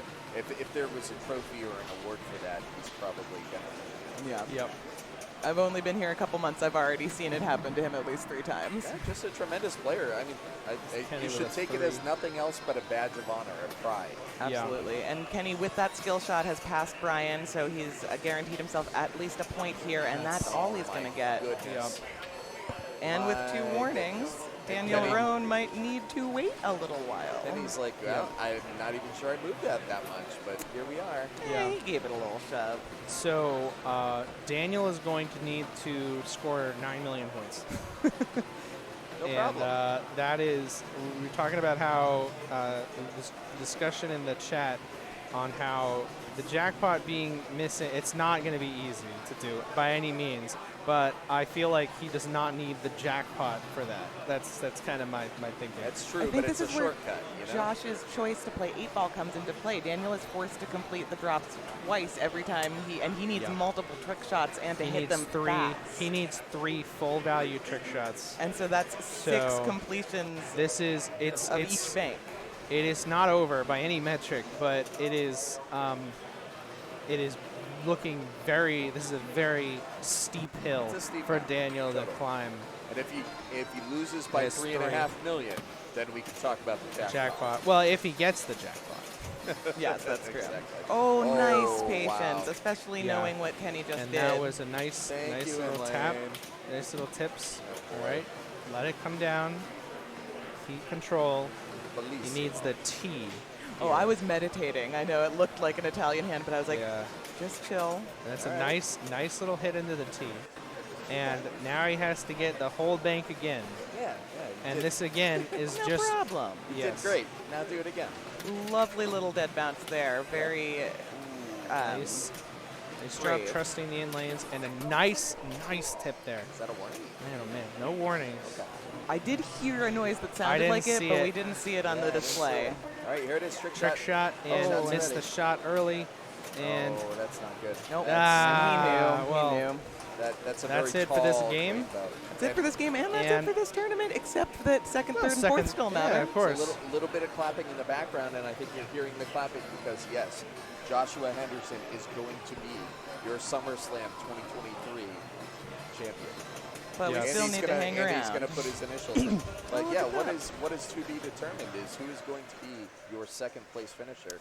Yeah, Who's going so- to be your third place finisher. So And even your fourth place finisher. Who is yeah. going to be your fourth place everything else is pretty much up in the air at this point. So thank you for joining us. Hey, just a quick shout out to the couch. Derek Correa here. I'm James. James, no last name. I'm Zoe Frable. Thank you for being here with us Thanks at for Backhand hanging with Pinball. us. And thank you to FunSpot, who is our Division A Finals champion sponsor. Largest arcade in the world, Laconia, New Hampshire. Check them out, FunSpot, New Hampshire. Yes. Making all of this possible. So thank you for tuning in. And we're coming to you live from the Western Massachusetts Pinball Club, a lovely co-op of all these pinball fanatics in the Western Massachusetts area that has been great hosting us over the past 4 days. Qualifying Yeah. started Thursday night. I don't know if you remember when Thursday was. It sure feels like a long time ago to me. I'll tell you what, when I go back to work tomorrow, I'm going to remember what it's like. Yeah, it's gonna Not be- looking forward to it. Yeah, I'm surprised that I actually have managed to keep my consciousness for the past. I mean, Friday night, NEPL finals. I had to be out of my apartment at 8 a.m. and I did not get back until 3. Yep. 3 a.m. that night. So it has been a very fun weekend, but a very busy weekend of pinball. Absolutely. And we had a comment earlier in the chat about how Western Mass could become a major Whopper farm like District 82 was, and I could see that happening. I think that if they keep up with these kinds of tournaments, we tend to attract mostly people in the New England area. I don't have a lot of people traveling out from that far. Even for Pentastic, which is one of, if I remember correctly, that is one of the Stern Pro Circuit event, and we don't really have a lot of people traveling, from far and wide for that one. But you still have time to put it on your calendar because it is the second weekend of September, I want to say. It's not Labor Day, it's the weekend after that. Sounds correct. In Sturbridge, Massachusetts. No longer in Sturbridge. This year it's in Marlborough, Massachusetts. Yes. It's been moved to a new hotel. Yes, the hotel known as the Sturbridge Host Hotel. And it's not because they host events there. It's that, like a parasite, there is something that has hosted itself into the walls of that place. No, thank you. Yeah. Just be glad it's going to Marlborough, honestly. Well, it is a wonderful show, though. If you are in the area, or if you're not in the area, you should definitely mark it on your calendars. There's great panels, great tournaments. There's a lot more tournaments this year than last year. There's the plunge, there's the Silver Ball Rumble. I think there's a knockout tournament the day of. There's the Midnight Madness tournament. There's many. Single strike elimination tournament. And those are just the official ones. We also had a few years back, Southern New Hampshire Pinball Club was running what is it called? American Pinja Warrior, which is one of the best. They set up all of these different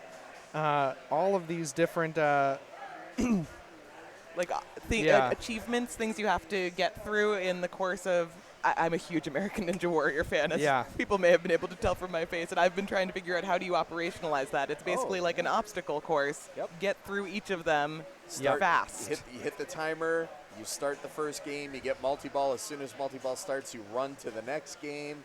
That's incredible. You do the objective there, and your time is exactly what qualifies you. So you finish the last event, you hit a button, that's it. Your time. Yeah, and it's just cool fun. Event. It's fun to be focusing on side objectives. I do like tournaments that emphasize that, because oftentimes score, and I know that critical hit tournaments often have side objectives to win bonus cards. But anyway. Oh, looks like we're starting with Addams family. This is the final game of the Northeast SummerSlam A-Division Finals, and Brian takes the tilt. I'm going to guess that Brian probably chose to go first to kind of get out of the way. Unfortunate for him. Now, anybody could still win second. Honestly, Brian could, if Brian wins this game and Daniel or Kenny gets last, there's a playoff for second. Yeah. Well, Daniel or Kenny would need to get third and fourth. Brian would need to win. Josh would get second in order to force a tie between Brian and Kenny or Daniel. And Kenny or Daniel clearly tied with 3 points each. Whichever of them does better than the other, as long as Brian doesn't win. So there's a very specific scenario, but it is possible. That's the important part. So Josh is acting as the spoiler here. Yes. He is having fun. He's just here to have some fun, and his positioning will factor into how Brian could theoretically take second. That's why it's always important, even if you're mathematically eliminated or mathematically guaranteed, always play your best as you're playing a tournament game for an IFPA event like this one. Absolutely. Especially if you do your math wrong. Yes. I encouraged at least one person who was like, I think I'm moving on regardless of how I play. I don't need to play my third ball. I was like, why don't you just play it? Let's just all be... Let's pretend that... Don't make me tell you it's okay, and then you... Professionals. Then you don't make it after all. So I think I say this about every Addams I've ever played in my life, but this is the worst Addams I've ever played. Hot take. Hot take. Hot take indeed. I hit 3 skill shots. None of them count. They all lived out. Oh, interesting. Yeah, I this finally is a got tough the skill shot. plunge. It's a heavier plunger, so a lot more often the ball doesn't go all the way up to the top where that saucer in the back is, and instead it falls into the graveyard. My beef, there's the skill shot that Derek says All right, can't fine. be done. It's possible. It's possible. Jim Star, thank you for the follow. Oh, That's wow. all he does, but he's still got more than Brian. This is what I'm talking about, Yeah. though. There's no good feeds off of this. I mean, I I understand what Addams is, right? Like, we all get it. Ramp chair, ramp chair, Yeah. ramp chair. Oh, multi-ball's lit? Maybe I should lock some balls. Maybe. Flail with the upper flipper, maybe hit the ball, maybe start, I will say on Friday during qualifying, Thursday and Friday, the kick out from the right graveyard was directly to the right flipper, easily trappable. Oh. And as Yeah. the weekend has It's continued, changed. it is no longer you're reliable. with a Let's plunge. And he's watch going to it. show To us the swamp. exactly what this is. Yeah. That's a nice Oh. control there. Good drop catch, but And it he's did going to wiggle. get his it. Hit, cousin it. It misspelled. Oh yeah, honestly that has never occurred to me that cousin it has 2 T's Yes. and it is. And this is, I mean, clearly they purchased the license. Maybe they shouldn't. have I don't know typo why in they there. didn't. Yeah. Maybe it couldn't fit on the window. Yeah, and they just decided to pretend that it was spelled on that purpose. way. When I had to play this in, Wow, oh, that's a tilt, and that's unfortunate because that's going to cost him his it points. I mean, he had like what, 2.5 million, but Still, still not points for are nothing. points are points. some of the modes that you get from shooting the different rooms in the mansion give you the points that you've accumulated after you drain during your bonus. So it's a good game not to tilt on. Extra incentive. Absolutely. Yeah. But if you don't have very much in bonus, and I do not endorse this because we were just talking about how you should always be trying your best and trying to get the most points possible. But if you tilt, whether intentionally or unintentionally, you're spotted a greed letter for the next ball. And so if you're just trying to make progress towards greed That's interesting. and you don't have any bonus, make it look good. That is That's some, all I'm saying. That is some good esoteric, semi-useful pinball knowledge, right? Yeah. there. I love But I trivia think, like that. yeah, you also get your greed letters from the skill shot too, so it's like But if it you works. do both, you can do both, yeah. Wow, Daniel looks like he intentionally hard plunged there. I think he didn't want to Yeah. deal with the kick out, and Can't say I blame him. so yeah. There we And go. I will quick shout out to Eric Price out in Portland, Oregon, who swears by a full plunge. He's like, I don't want to start with Cousin It as my mansion. I would rather get something And different. We have a comment from Brian Dominy saying that it was how it was spelled for the movie, which is what makes sense. So, Oh. yeah. Speaking of interesting Pinball trivia. that's good. That's Interesting. Good. Thank you. Yeah. Brian. Oh God, here we go. Here comes the swamp. So this is going to be a 2-ball game. Everybody has lots of stuff they can do. Nice control there with a little flail away, and he's A little tippy tip. A little doesn't pass. quite. Wow, that did. How did that not go in? If you hit it with so much velocity that it hits the back, speaking from experience Yeah, on it- multiple qualifying tickets that did nothing, Yeah. it'll just ping back at you. Yeah. And this is not a knock on Western Mass Pinball Club. This It's is just a knock a on pinball Addams, machine. on Addams family. Every Addams family is the worst Addams family I've ever played. That is a very hot take, given it's the most popular, most purchased, most manufactured game of all time. Absolutely right. I'm not saying it's a bad game. I just say that everyone that I've ever played, all 35 in my Yeah. life that I probably played, is the worst of the 10,000 that were ever made. And Yeah. Brian has gotten all of those greed letters, so he has locks lit at the Oh, bookcase gosh. to the right and up the middle. All right. Got lucky on the in Oh lane my there. goodness. Oh, but he's not getting lucky with getting it All right. into that That bookcase. vault, I have such a Quick hard block. time There hitting you the go. vault. Quick block it. There you go. The ramp is, Thing will do yeah, that the for thing you. ramp is better, I think. He also did not get the full benefit of a thing flip, where if you the ball goes over the leftmost in lane that's lit orange, that lights the There we center go. ramp. That's what happened to me all damn day. Ah, yes.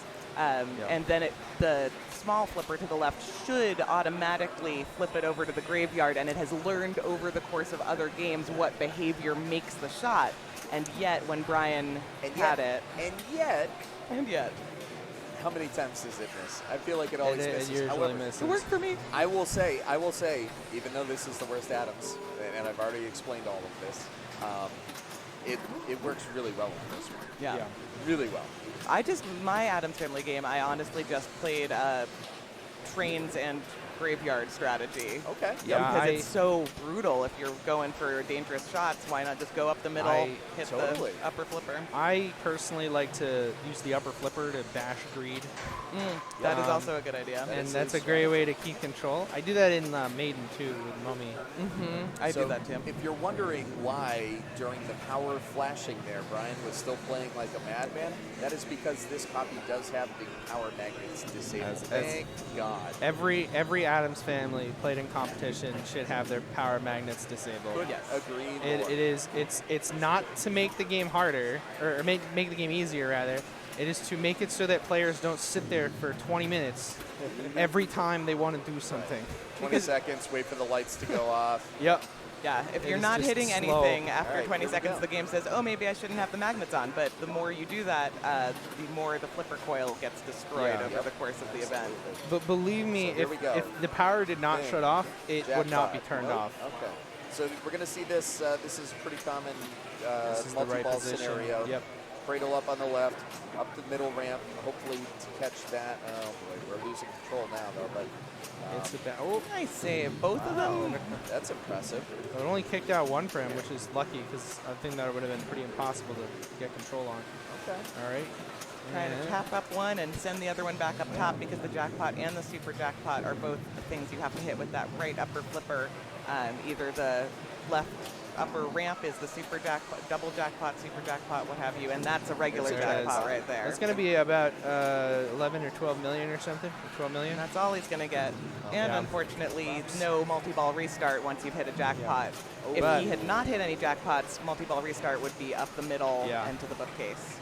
Props to Brian O'Neill, though. That was a lot of palm flipping in a very uncomfortable situation for a lot of players. Absolutely. And he did a good job. Now he has a pretty solid lead, but as we said, this is effectively a two-ball game. Sure. He came in with 2 million and came out with 33. So could any of these guys. Anybody can come out any ball with like 1 or 2 million just because of the way this Addams is playing. Yep. One thing I didn't realize is that turning off the power on Addams Family is not a setting that you can do in the menu. You've just got to rip it out. Yeah. Those wires go into those coils. They don't need to exist anymore. Yeah. I think this is the only game I know of that has like magnets under the playfield that you regularly will have them disabled. I would agree. I think because like the only other games I know that have like under playfield magnets that mess around with the ball is like Dialed In has them, and that's purposeful. It's like part of the theme. Guardians of the M&F and Galaxy. Guardians does that, but yeah, Guardians is like one. I think Guns N' Roses is the other one that Data has East Guns N' Roses. Data East Guns N' Roses that just has like, I don't know why they have it. I have never played a good playing, like not beat to crap Data East Guns N' Roses until I went to Chuck Webster's house. Yeah, and then I had an amazing game, and all of a sudden I was like, wait a second, what is happening to my balls during multi-ball? Is there a magnet going? And turns out, yes, there is, if the game is functional. Hero. I'm not super familiar with Last Action Hero. I would assume if it was Data East, so it probably had magnets. Who said that? Yeah. Someone with an encyclopedic knowledge. Yeah. Very nice. Very nice. Godzilla.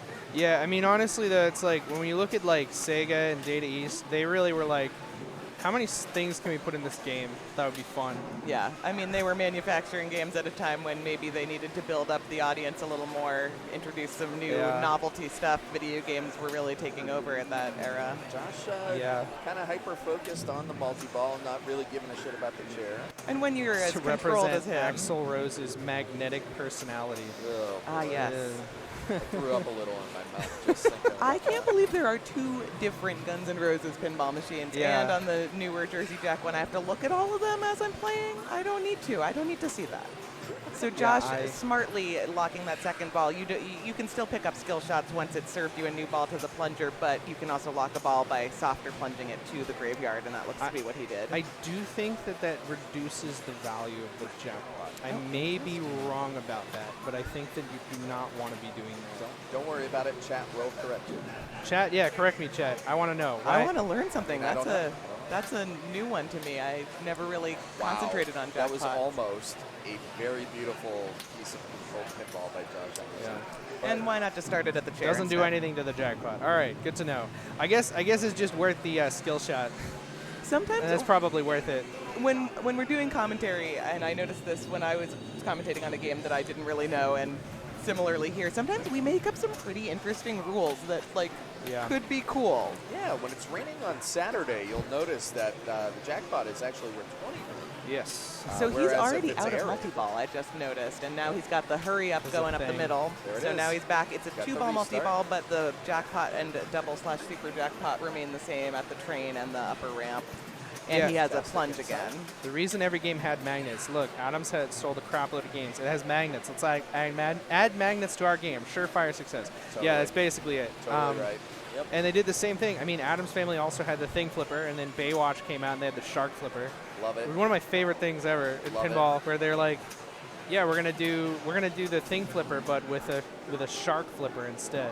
Nicely done on It's Josh's a double part. jackpot. Softly plunged. It didn't quite get into the saucer, but he used that upper flipper to hit the jackpot. But there's the other ball. And now he's got to hit the bookcase before either of the jackpots are lit, Yes. as they are now. He's going to go back up the middle, and now only the upper ramp. The train is no longer what we care about. We care about hitting that upper ramp shot for the super equals 2x, so 20 million. So The this is the classic position Lawler we were jackpot talking about. sequence. Yep. Yeah. Oh, almost. Doesn't quite make it, but This one of is them the still stance, yeah. in control. Yep, there it is, and this is for 20 million. There it is. The relight is available, and there you Wow, go. beautiful Yeah, Control. Beautiful. Oh, relight. Put it up. making this look so easy. It's just Smooth like butter. It's incredible. Oh. And that's the end of the This is multi-ball. a very difficult playing Addams, and Josh is making it look very, very tight. Yeah, there were a lot of scores, a lot of disappointed people during the qualifying where this is a game a lot of people feel confident on. They see it around, they know how to play it, but this particular one is There are definitely not nice. copies that feel controllable. I will not say that is a word that anybody Yeah. here would use for this No, Addams. this It one's did not very feel difficult. controllable. Yep. I used to play one back in Portland where I felt bad about myself if I didn't tour the mansion. This is not that Addams family. Yeah. I was close. I was 3 away, but In qualifying? in qualifying, Nice. yeah. Wow. Did you that's end up with a top 3 score on it? No. That's so interesting that there's ways to play Addams and maybe not get close to touring the Yeah. mansion, or maybe other people also So got close. I'll say this, and chat, you're free to call me an idiot, but sometimes on some Addams, this is my loop. Center ramp to the right flipper, up to the thing lock, up to the side Yeah. ramp for $1,000,000 plus, rinse, lather, repeat, Mhm. right? Yeah. And that $1,000,000 plus, as it intonates, can get pretty big. Yeah, he was picking up 5-6 million on the million plus. Totally. 89 million on the board, and a huge portion of dig that by came from just Kenny. million pluses. Oh, Yeah, nice that's- dig for nothing. Sometimes you play an Addams and the chair just doesn't feel like it's hittable. Sometimes you play an Addams where it's very difficult to make that bookshelf lock. Maybe the Yeah. turntable's a little warbly and it's really hard to get through nice and clean. That $1,000,000 plus strategy. Don't ever forget that $1,000,000 plus strategy. Yeah. All right, so if Josh maintains his lead, then it really comes down to Daniel or Kenny, whichever one of the two of them finishes higher. Correct. Pretty much, 'Cause yeah. Brian, if he does not win, cannot take second place. Josh has already got first locked Yeah. up, But However, if Brian beats Josh, which he could, which he absolutely. could, then we're in for a different story. I've seen some pretty crazy Brian O'Neill Addams games on stream back when Brian Yep. lived in San Francisco. So And if Brian beats Josh, then Kenny or Daniel, if they get third, will be in a tiebreaker with Correct. Brian for Yeah. second. I will say again, from playing this Addams, very difficult to control Addams. That Got a would be 5x an graveyard there. accomplishment Yeah. for him. So you get your rough. Oh. You hate rough to stuff. see it. You Wow. hate to see it. You Yeah. hate to see it. You get Yeah. 5x graveyard if you manage to get the ball to fall into the hole, the kind of gaping hole on the right side, as opposed to hitting one of these spot targets on either side of it that gets you $1 million per spot target that you end up hitting. Well, it has to roll Brian. through the lane above the little flipper to get the 5x. Otherwise, it's just worth the graveyard value. That's why I Plus- actually personally like here. You have to shoot he that. flip? Yeah, he That's how does. you light the 5x. So that's actually, and the 5x graveyard is very valuable. Like, So he is playing ramp chair. And ramp chair will just light your chair yeah. for more mansion rooms. You can have multiples going at the same time, and as James was mentioning, if you get to all of them, then that top question mark room is lit, and it's time to tour the mansion. Yeah, and it looks like Brian is now going after his mansion rooms. Nice pass there. That and there, that lucky bounce in, but yeah. Take that all day. 3 million, and that also spotted the 6 million one. This is a rule on Addams Family that I really don't have much familiarity with, but I know that oftentimes the 3, 6, 9 million do spot other ones. The 3 and the 6 are connected to each other, so if you get one, both of them are lit, but I don't think you get 9 million points for getting one of them when they're lit. Yeah. This is classic Addams play. The last 30 seconds that you've been watching. 9 million. Classic Addams play. Yeah, and this is what I would be thinking of right now if I were Brian. And Brian does not want to tilt because he has the Raise the Dead mode going. That is pop bumpers, and he's already got 9 million just in bonus. And this is the Thing multi-ball, which is AK. It's like fast lock multi-ball if you know Twilight Zone. Yeah. Or any other Lawler. Literally any other Lawler. Well, it's there it is. Look at this, and a tremendous value on the quick multi-ball. And it spots you that value before starting your 2-ball multi-ball, where the bookcase is lit for that value that you locked in. It was counting down his hurry up from what, 15 million? Yeah, and 12-6 is a very 4 million point skill shot. Yeah, and this is just vault all day. Oh my gosh, that's the worst double brain. Oh, terrible to watch. Wow. Brian was playing textbook Addams. Yeah. And just very unfortunate.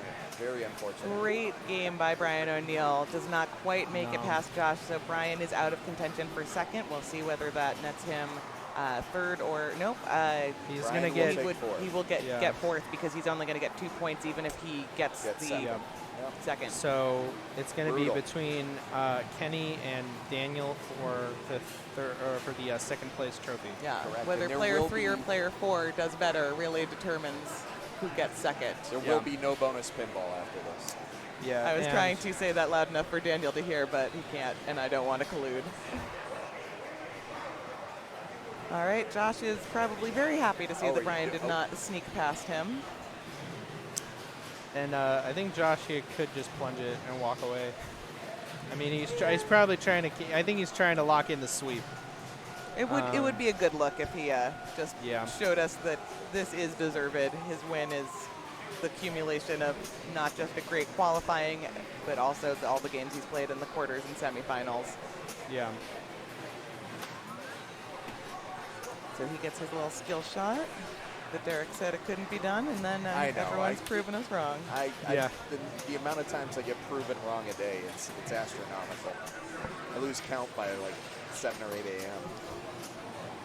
It is really crazy though how valuable that skill shot is in Addams Family. Like, I mean, if you manage to get in a 3-ball game without any locks, that's how much is that? 9 million points right there. Exactly. And if you do get locks, that's 5 million more for each lock. Yeah. And you start out with 2 million for the first time you hit it, and it goes up progressively by 1 million each time. So if you miss it on ball 1, you're still at 2 million on ball 2. Right. Yeah. Much like the million plus, though. I mean, that can ramp up exponentially over the game. So here's Josh. He has Seance and Tunnel Hunt going at the same time, so he can shoot ramps. This is it's ramp, and then he can shoot ramps and or holes. That's going to be a Tunnel Hunt. Very happy. We're all very happy that the magnets are disabled because this is where you trap for 20 seconds. Yeah, so and knowing Josh, he he traps with everything. I mean, we saw him playing Grand Lizard the other day, and he was there for a long time. That's not a criticism, but I saw so many people tilt today with less than that. But again, Josh knows what the machine can take and how to maybe neutralize some of the tilt bob's tendencies. I think we were talking about the dark arts earlier of tilt bob manipulation. I really do feel like he's got a good grasp on it. All right, he was not going for his mansion rooms in earlier balls. It looks like now he's doing that because he's already done his multi-ball, already got his jackpot and his double jackpot. That's what I do too. I go for multi-ball first just because it's so valuable, and then if I don't do well, it's mansion rooms. And no lead is safe because so many people know this game, know exactly what they want to do. Don't nudge it on the way out, but he's going to pick up another 10 million here in the or 2 million from Raise the Dead. Seance is awarded immediately. I Yes. guess. Not Yeah. every one of the mansion rooms gives you things on the bonus, but enough of them do that it's always worth. So, yeah, it's all exactly. You never want to tilt, right? Yeah. This is a no tilt game. So again, I just wanted to call attention. This is where we care about right now. Oh, poor Kenny. He's done all the work to get his greed locks, and then it went all the way around the saucer, but didn't lock in. Then he tried to go up top, and it didn't quite take. Yeah. He's going to go for the forehand. Oh, he's going for the... Go for the quick lock.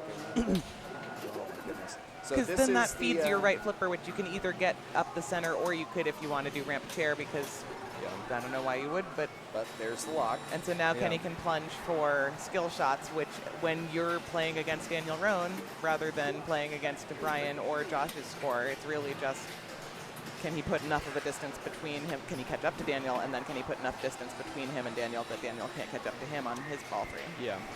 Well, this is the game. The drama is gone. Brian O'Neill has locked up fourth place in this group. Josh is locked first. And so it's just what can Kenny and Daniel do to see who takes second. Yeah. Yeah. And while Kenny's playing, congrats Ryan Canty on your bar mitzvah last August. It's what Kenny's shirt is telling us. Right. That's right. And he started his multi-ball, so let's see if he can make something happen with it. Everybody, I don't know if you can hear it at home, but I know everybody that plays pinball can hear it. It's showtime in your it's head rumbling, as you watch it. rumbling the couch right here. Oh yeah, you can. This is one of those games I could watch a VOD on mute and I could hear every sound in this game. Yeah, it's so iconic. So the iconic. sound design is really just so well done on this game. Really, honestly, it's kind of impressive. Bally Williams in particular is just so good with their sound design. And no, I really. Oh, rough right stuff. out of it. However, this is a Steve Ritchie multi-ball where you can only get points during it if you hit the thing. It's got a restart chance. Didn't make it Bricked there. a little early. There's the bounce a little late over. right there it is. Got it. All right, so he has his restart. He can now, the jackpot will be reduced.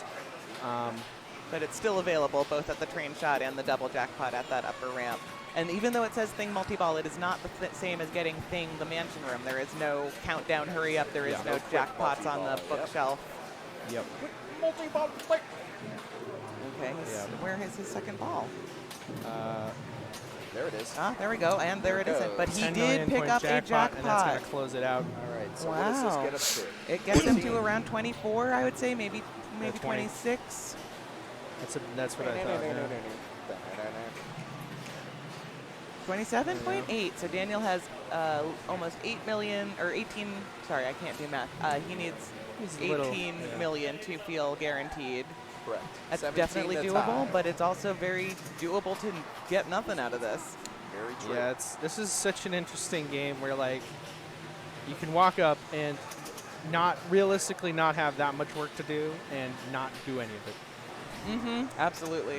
The drama is on. Hey, Kenny did what he had to do. I like that move, cleaning off the lockdown bar. You know what's a great move is after you play, cleaning it off for your competitors. That is that is a platinum move on Derek Correa's part. I really appreciated not having to touch a sweaty lockdown bar.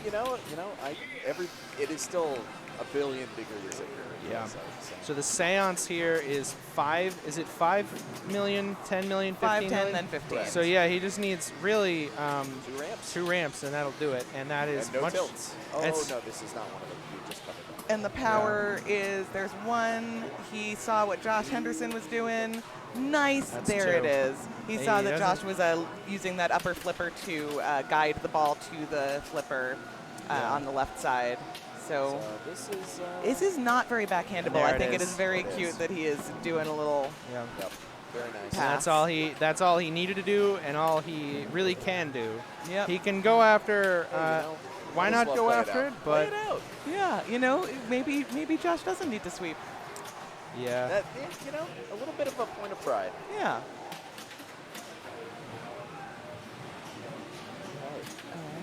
Now he's spelled his greed letters, so the bookcase and the vault are lit for locks. Yeah, and as much as we're saying, like, you can do, you may not have a lot of work to do and not get any of it.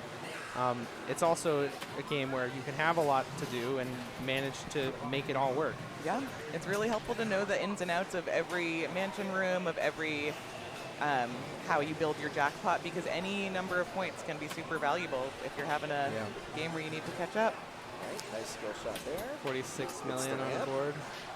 Building some million plus. I don't know about that upper left flipper guidance doesn't- move. it I doesn't would feel flip very away. safe. I flip it. I mean, it's such a tough shot to get, but those 5x graveyards are no joke. Yeah. Like, it's like, sure, it's 5 million, but it's like... We'll take it. Well, there wasn't a lot of drama there, but once he completed the seance. But Daniel Roan will be your second place finisher. Thank Brian you, O'Neill third. Sleeves SSB for following. And Sorry. Kenny Weiner will be In third place. And then Brian O'Neill in last of the four. You know, saying Not- someone not is last. last. Yeah. Oh my it is a goodness. top four situation. Oh my goodness! Seriously, what a difficult point 12 to get points. to this point in the tournament. So. 12 points out of potential 12 points Yeah. for Josh Henderson. He got as many points as you're allowed to get in a 3-game round of pinball scored in this fashion, which was 4-2-1-0. You get a little bit of a boost if you win the game, but it's not out of reach if you just put together a string of seconds. Yeah, and I mean, he swept not only the final round, but the semifinals too. Wow. So really, like, Very impressive true dominant performance. Yeah. Very impressive performance today. And I believe he was in the final couple of people on the Friday night tournament. He was in the top 4 of A division for New England Pinball League yesterday. He has had a big weekend. Daniel Roan was also in the finals of that Friday tournament, did well there, and we did not play in any PL this season, so we didn't get to do that. But everyone's going home with a lot of hardware.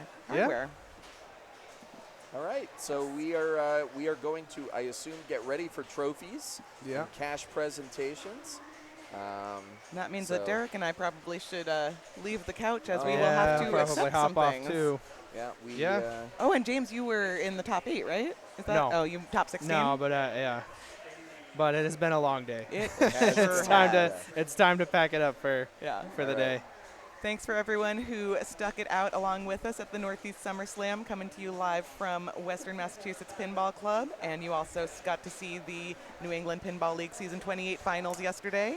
Yeah, and hopefully anybody out there who's in the New England area or not can come out to Western Mass at some point and check it out, because it is really a special place. Are they awesome. open certain days, or what is the schedule? They have hours. Their hours are on their they have a website. That's probably the best bet for if you're coming out to visit. For sure. What if you Googled it?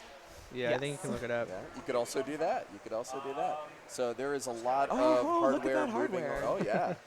A nice and little it pile looks of like you can trophies. see Kyle over there aligning the rig to get you the maximal coverage for trophies.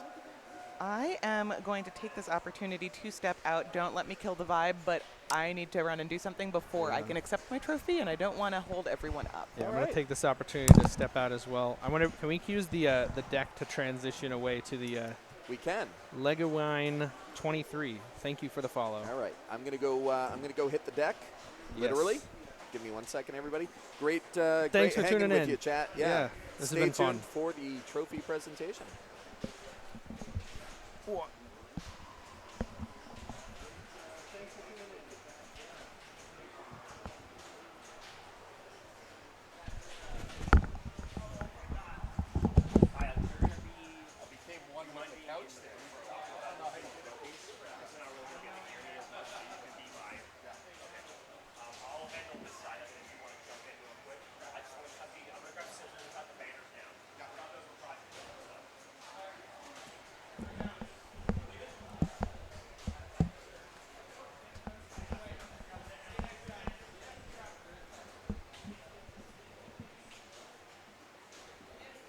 All right, guys.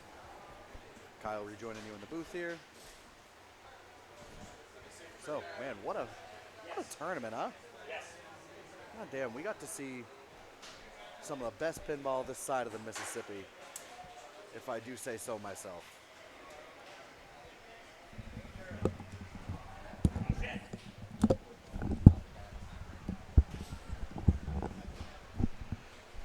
All right, so right now we are preparing the floor for trophies, presentation, honoring our players. You know how it goes. Now we are moving things into position.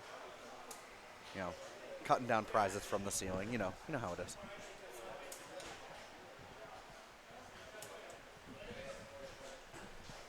Sorry. No. Just fucking kicking me. So, guys, the stream isn't worth a damn if y'all don't tune in. So, thank you, chat, for being here. Thanks for, being engaged, being active. Definitely means a lot. Moster Matt, thank you for the follow. Thanks for all the follows, the gifts, the bits, all the support all weekend has been just nothing short of humbling.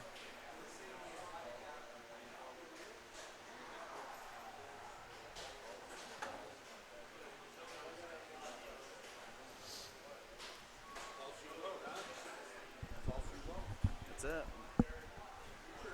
Long 4 days, huh, man?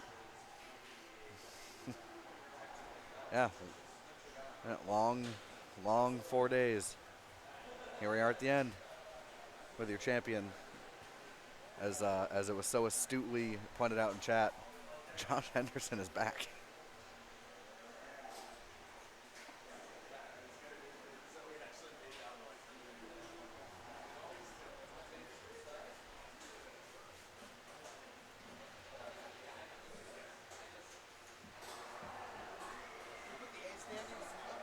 Yeah, I can do that.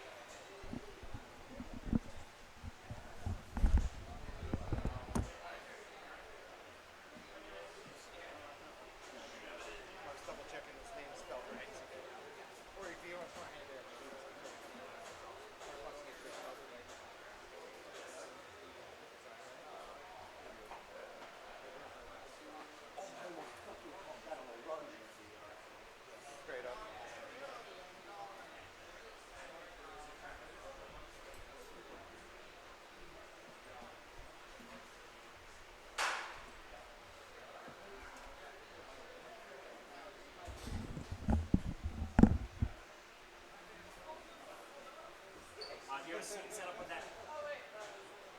With the camera on it? Working on it right now. Okay.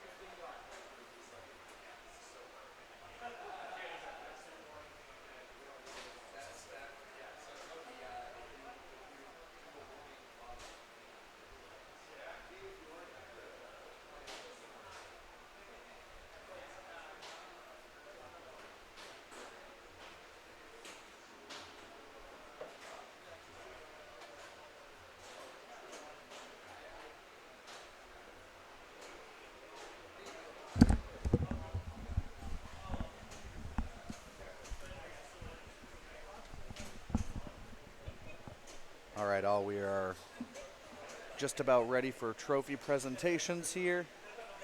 Mark's going to be yelling. I'm going to be distilling it into more proportionally quiet little bits. All right, ladies and gentlemen, that concludes the Northeast SummerSlam. Everyone's still here. Thank you so much. I appreciate you all hanging out, being here, competing. So, do you want to switch spin this? Yeah.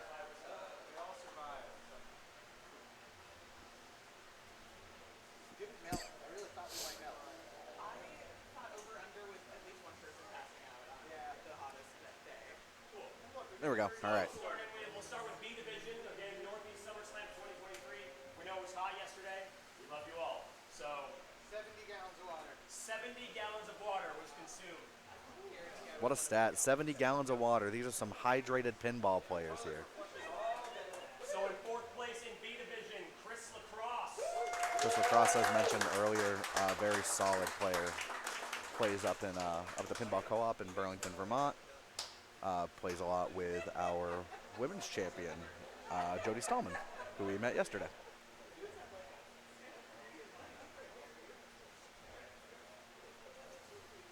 All right, third place. Can I get Augustus? Woo!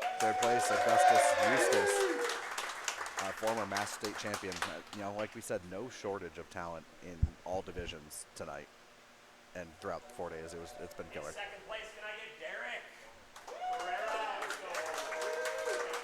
Derek Correa, another amazing player, had himself a day today. And our B division champion, Zoe Bringle.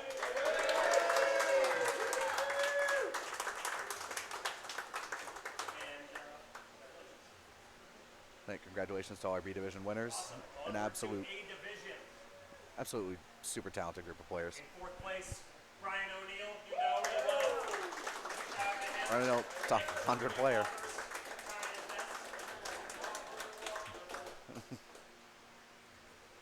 In third place, the one and only Kenny. Kenny, former New England Pinball League champion. The list just goes on. Accolades on accolades for this guy. Second place, the newcomer, another one, Daniel Roan. Daniel Roan, as mentioned, recent Massachusetts transplant. Very talented player. We're lucky to have him. Division Northeast SummerSlam champion, Joshua Henderson. Josh Henderson's back, y'all.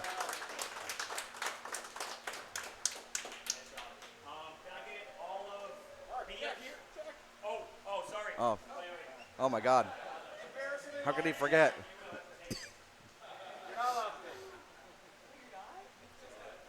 The comically large check, as is tradition.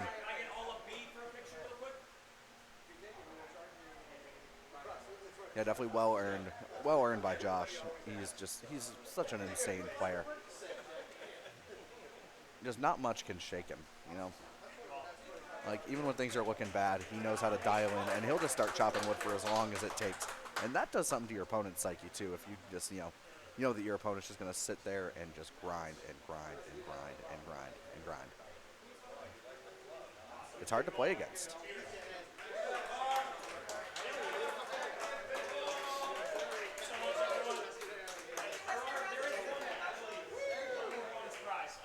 You have a choice of a Rush Godzilla or Bond banner if you play. So, Rush, Godzilla. I already had that. Okay. The Bond one is, it's just the machines. Yeah, I was just saying, I figured as much. So, yeah, absolutely. A smart choice. Sponsored by. Those banners were kind of draped in the commentary booth, as you saw. And now they're going home with our winners. A shower curtain for you. Absolutely. Yeah, right? Yeah, if there's water shooting out on one side of your shower, hang this up and it will stop it. You heard it here first, chat. Call up Stern, get yourself a banner, and you can use it as a shower curtain. And then this goes to New Hampshire for Jody. And I think I give that to you, yes. And Mike's right. Yeah. I remember him saying, there's someone that take this stuff. And that one is headed back to the Pinball Co-op in South Burlington, Vermont, to live at the co-op to kind of honor our Friday Night Match Play champion, Mike Havens, and then our Northeast SummerSlam Women's champion, Jody Stallman. You want to switch to you and sign off? Yep. All right, and then as cool. Well, thank you guys for all the support. It was fun being behind the scenes. While Mark was winning NEPL, just kind of getting to run in his shoes for a little bit. It's definitely it's a lot. But hey, now I know how it all works, and hopefully you guys do too. A lot of effort goes into these things, so thank you for all your support. It means a lot. And coming to sign off is the man himself, Mark Patnode.